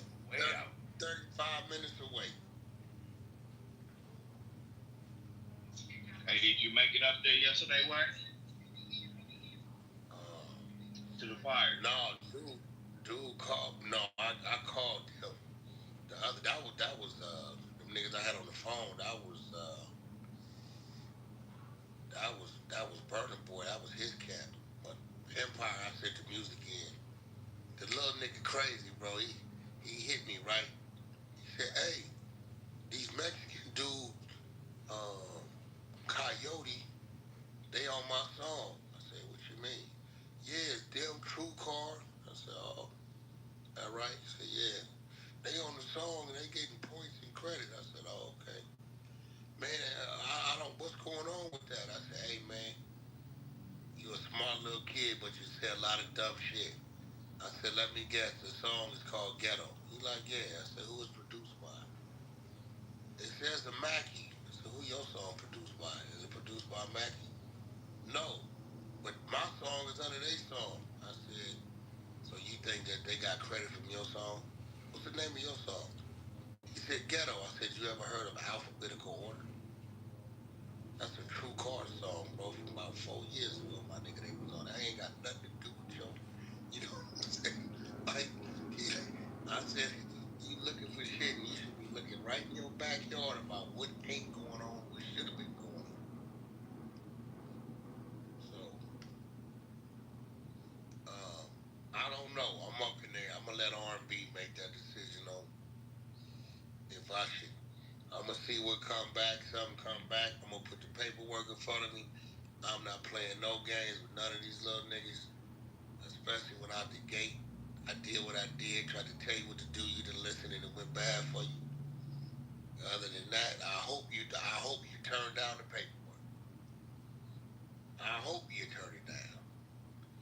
I don't want to do it any motherfucking way. But that nigga hard. Yeah, but yeah, he don't. You know that nigga hard. I kept telling him, get your hands out your pants, nigga. He didn't even want to listen after the fact. You ready to listen now? I said, yeah, I bet the fuck you is. I be telling these young niggas, just because you get a little song with a buzz, they be thinking niggas, they on top of the world. Mama, we made it. Oh shit, Mama, we made this. For real. Nah, hey, Wack, I was asking, did you make it to the fire thing yesterday? Pasadena. Did you see it? Oh yeah, we went over there. You seen it? Shit crazy, like huh? Altadena. That ain't Pasadena, right? Well, I mean, Altadena, yeah. That shit crazy, huh? Pasadena right there, because when I made that right, the Pasadena sign was right there. Yeah, you get off in Pasadena, but when you cross Woodbury, you turn to Altadena. Yeah. Which is like what? I was quarter mile wondering, I was looking at over there, do they got a whole nother section where other people be? Because I'm like, damn, it look like a real kind of low-key spot. Yeah, it got all kind of sections, but you got to go all the way east. Because that motherfucker go all the way over to shit. The Aldina Drive, it go east and west and north and south. So you can follow it all across Aldina. It'll take you back down to the 210. Oh, shit. Yeah, so all that's Aldina. So they got a whole nother section where the black people be at.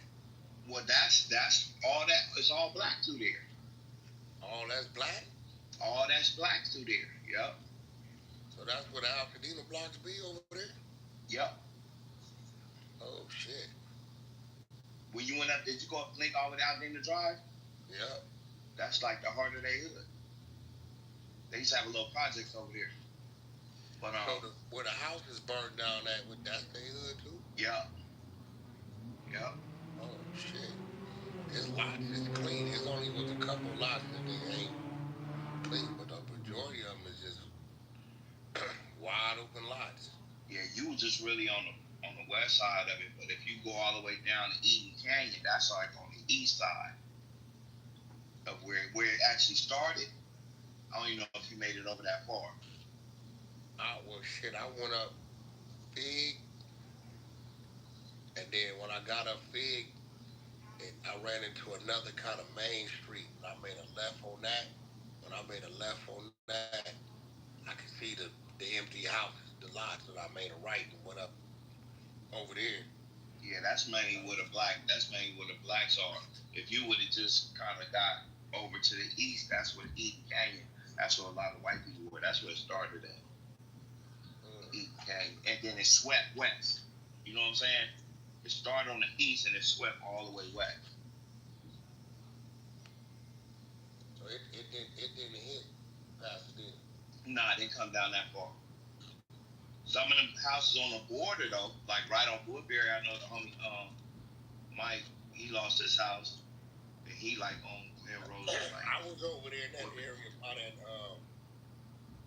by that goddamn cemetery over there. Yeah, Pharaohs. Yeah, there you go.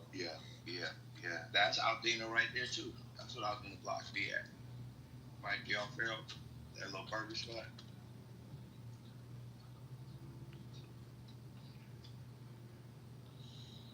Yeah. That shit look crazy though. Yeah, they got some building to do over there. They say they lost 7,000 homes, man. I didn't even know there's that many houses up there. Oh yeah, there must have been some shit way back out in City. Yeah, they say they lost 7,000 homes, man. Damn. Yeah, we didn't. Goddamn, I mean that little part we saw wasn't enough. Yeah. Remember the homie Gucci? Yeah. Big Gucci. Remember he met his son at what's his name? Yeah. He lost his up there. He lost his lowrider and everything up there. Oh wow. Yeah. His Harley. Yeah, I think he put that shit on the internet. I remember somebody putting their Harley and lowriders and shit and burned down. Yeah, it was a lot of them up there. A lot of niggas that ride with the car clubs lost a lot of their shit too. There's a lot of cars up there, man. If they say I learned some history on this shit, they be like, man, Aldina is one of the biggest black communities where motherfuckers is doing all right in the country. Didn't know that. Oh, I didn't know that. I didn't know that either.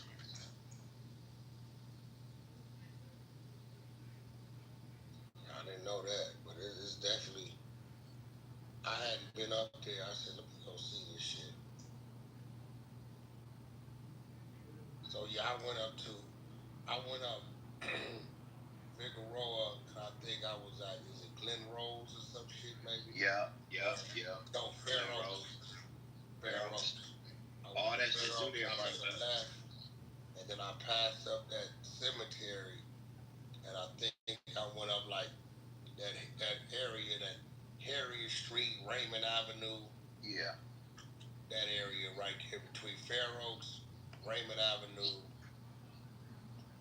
Harriet, and Mariposa. I was like in that area. So you said it goes way back. It go back east. You gotta go like you was on you gotta go past Lake and all that shit where it actually started.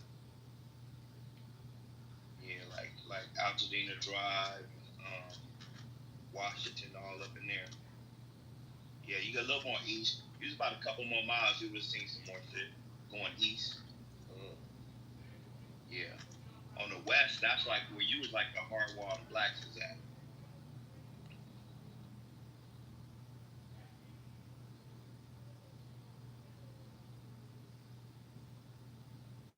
Yeah, buddy.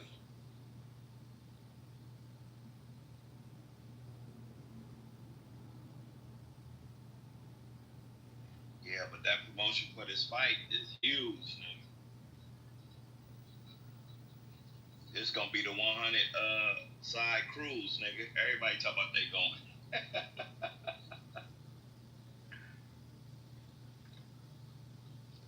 Meet who you gonna meet? Square up. It's gonna get crazy. It's gonna be a Royal Rumble up in that motherfucker.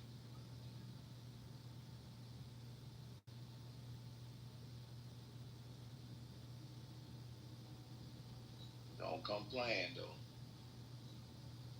Good morning, everyone. Please don't come playing. Good morning. Who's that? It's Dre. Dre, what up? What's cracking up? Say, T-Wayne, it's gonna be cold as fuck around that bitch, too.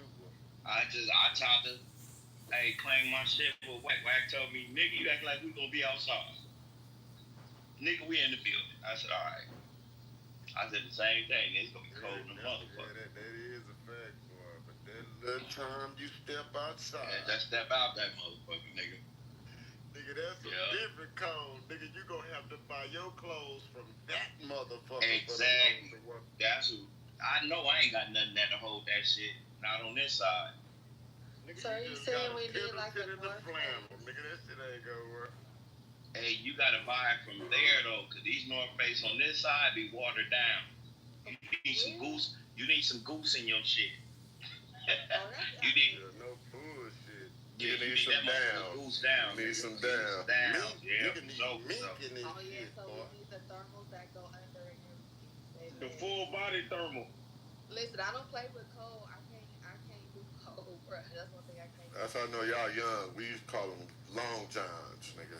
Long johns? Yeah, they call them thermal. When they That's start a selling them at the full-body swap meet, hey, when people start wearing them to parties and shit, they start calling them thermals. That's a fact. That's a fact.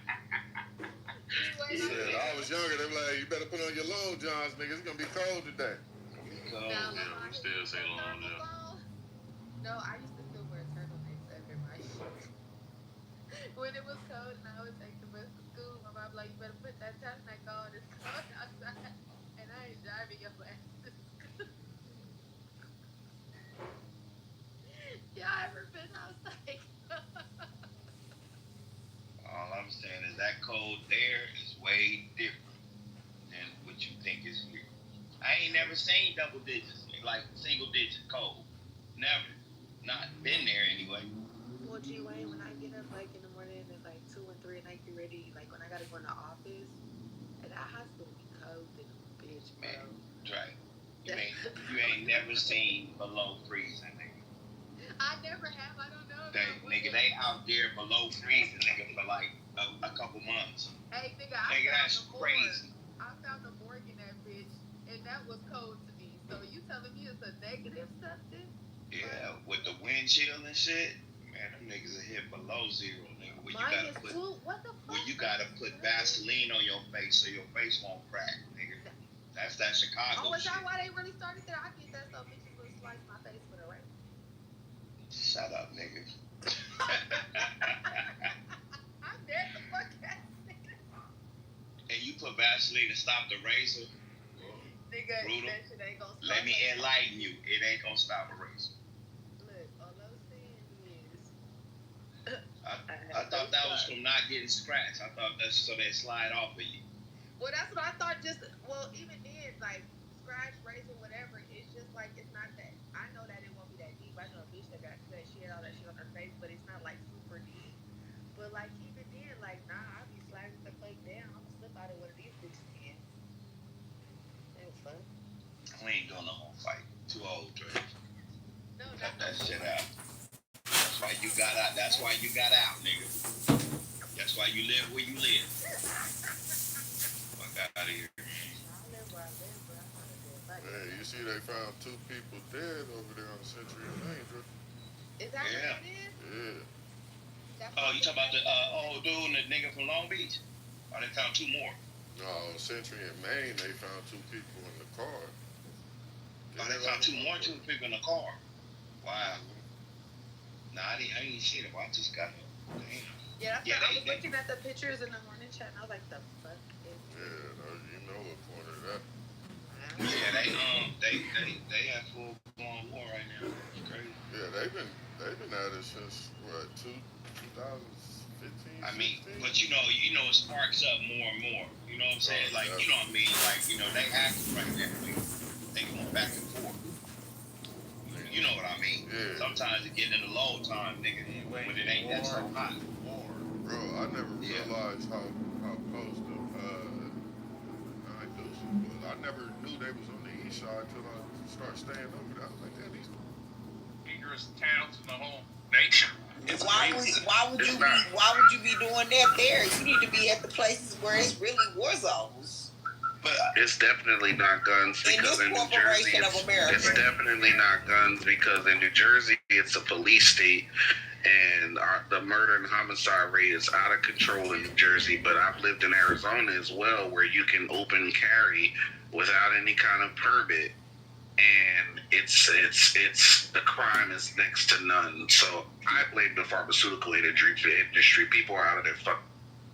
This is the top 10 cities for homicides according to this link. It says St. Louis, Missouri is number 1 in the country, is the most homicides per capita at 45. So they're doing it per capita, right? So you guys understand per capita. I'm not going to explain it. And then the next city is Baltimore. Then after that is New Orleans, which everyone always says New Orleans is really dangerous.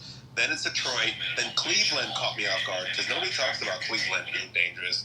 And then it says Memphis, Milwaukee, Philadelphia, and then Chicago. I know Memphis was on there because Memphis is a war zone. Really? All places where there's less jobs. New Orleans, I mean, it's all, I hate to put it this way, most of the murders in New Orleans is one demographic. But is that is it just not doing well economically? New Orleans? Exactly. Yeah, New Orleans. I don't think it has anything to me, every time I went to New Orleans, I enjoy New Orleans, but it does seem like it's just very poor. People are not in a hurry. They're not in a rush. That's why they call New Orleans the Big Easy. Because it's like people just taking everything easy. But besides that, that's a social thing. But economically, yes, I think that there are a lot of poor people in New Orleans, and especially since after Katrina, they doing all these Katrina things right now because I think it's the 20th anniversary. So they're not to say it don't need to be highlighted, but they're significantly highlighting it. I think at this time because it is the anniversary. I don't know how many years or whatever. But I do understand that it was a lot of people that went back. A lot of those people grew up in generations and a lot of those projects. I'm just going to say it. I ain't going to say low-income housing, whatever, public housing, whatever. And some of them left, but a lot of them came back. And then the ones that came back, it's they didn't have nothing. So they was living with people. Just because you live with your mom, people be oh, you're not homeless. Well, you still displaced. Y'all don't get William started on Katrina. You're not in your own space. So I still think that they never recovered from it. They never recovered. They never, and then not only the projects, but it was just all the properties that black people owned, and they houses in those areas is the ones that was by the levees, and they lost all their stuff. So it's just like it's just messed up down there. It's just not. I don't know. New Orleans. I don't know what they gonna do. They're gonna have to do something. And the levees is still, from my understanding, they supposed to be quote unquote fixed, but they say it still floods. It's just a flooded ass area, but it's unfortunately in low impoverished, marginalized, predominantly black areas that floods. The city is built below sea level, so they need to just shut the whole shit down. Yeah, I want to say good morning to Titan. But yeah, y'all don't get William started on Katrina now. That man will talk for hours. There's a Netflix movie about it. I can't wait to check it out. There's a documentary. Yeah, I know all about that setup. It's a damn shame. I would be furious if I had family. Not only that, these areas were the target areas for the government to bring an inflow of crack cocaine in the 80s. And if you guys go watch the film Kill the Messenger, they talk about that in that feature film. It's a Hollywood film. Who was the guy who decoded the whole thing and showed how the mafia got with the government and even the president of the United States and said, we're going to take an influx of this cocaine and put it in the poorest areas, the ghettos. And that's why a lot of people's moms today are, and family members are crack addicts, because it was a target, from the Contra Wars and COINTELPRO to put crack cocaine in black neighborhoods. And that's why they never recovered. The film is called Kill the Messenger. So from a solution-based perspective, do you guys think and I'm not trying to change this to a Trump thing, but, with him talking about bringing in the National Guard in certain cities like New Orleans, like Chicago, like D.C., do you think that's an effective way to, bring down the crime if he does it properly and then removes them, or what? What's your guys' thought? I think it is, because the kids are so far gone. It's not like this is Avatar and people are encroaching on an indigenous population that is connected to, the land, and we remember our history, and we're thriving. You know what I mean? Like the kids are brainwashed, programmed, full of trauma, and they're so far gone. It's like, and we, we tried with Jesus, we tried with the PE coaches and the football and things like that. It's like, and they've got the statistics on their side. That's why white people, when they run to these different rooms, they're the first thing to talk about per capita and statistics, because then with that data, they can then form up militias and form up laws. You know what I'm saying? So they got the data on their side. And we couldn't police these neighborhoods enough, so now they have to come in because the kids are too far gone.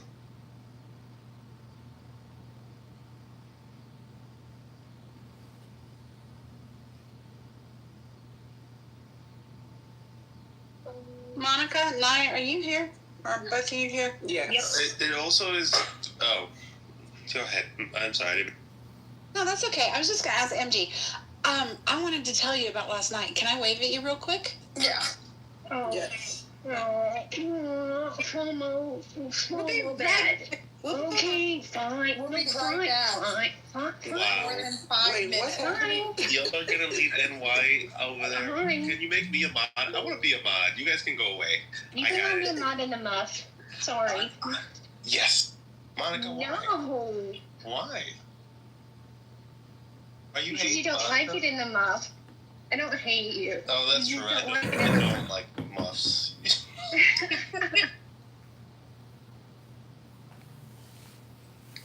I didn't get the way. We can blame the white man for the societal ills. We can't. So it is interesting, like, I mean, every country struggles with this situation, right? Like, I have shared this in the past, but, like, there is so the descendants of Spaniards in the Dominican Republic still hold 45% of the wealth in the country, and they can be traced directly to when they were given land by the Spanish colonizers when they left, right? And the problem 200 years later is still a problem because the unequal distribution of assets, like 10% holds 45% of the wealth. And I think sometimes Americans think like this is the only country where this happens. Like the same situation is in the U.S. Like the majority of the wealth in the country is still congregated in the hands of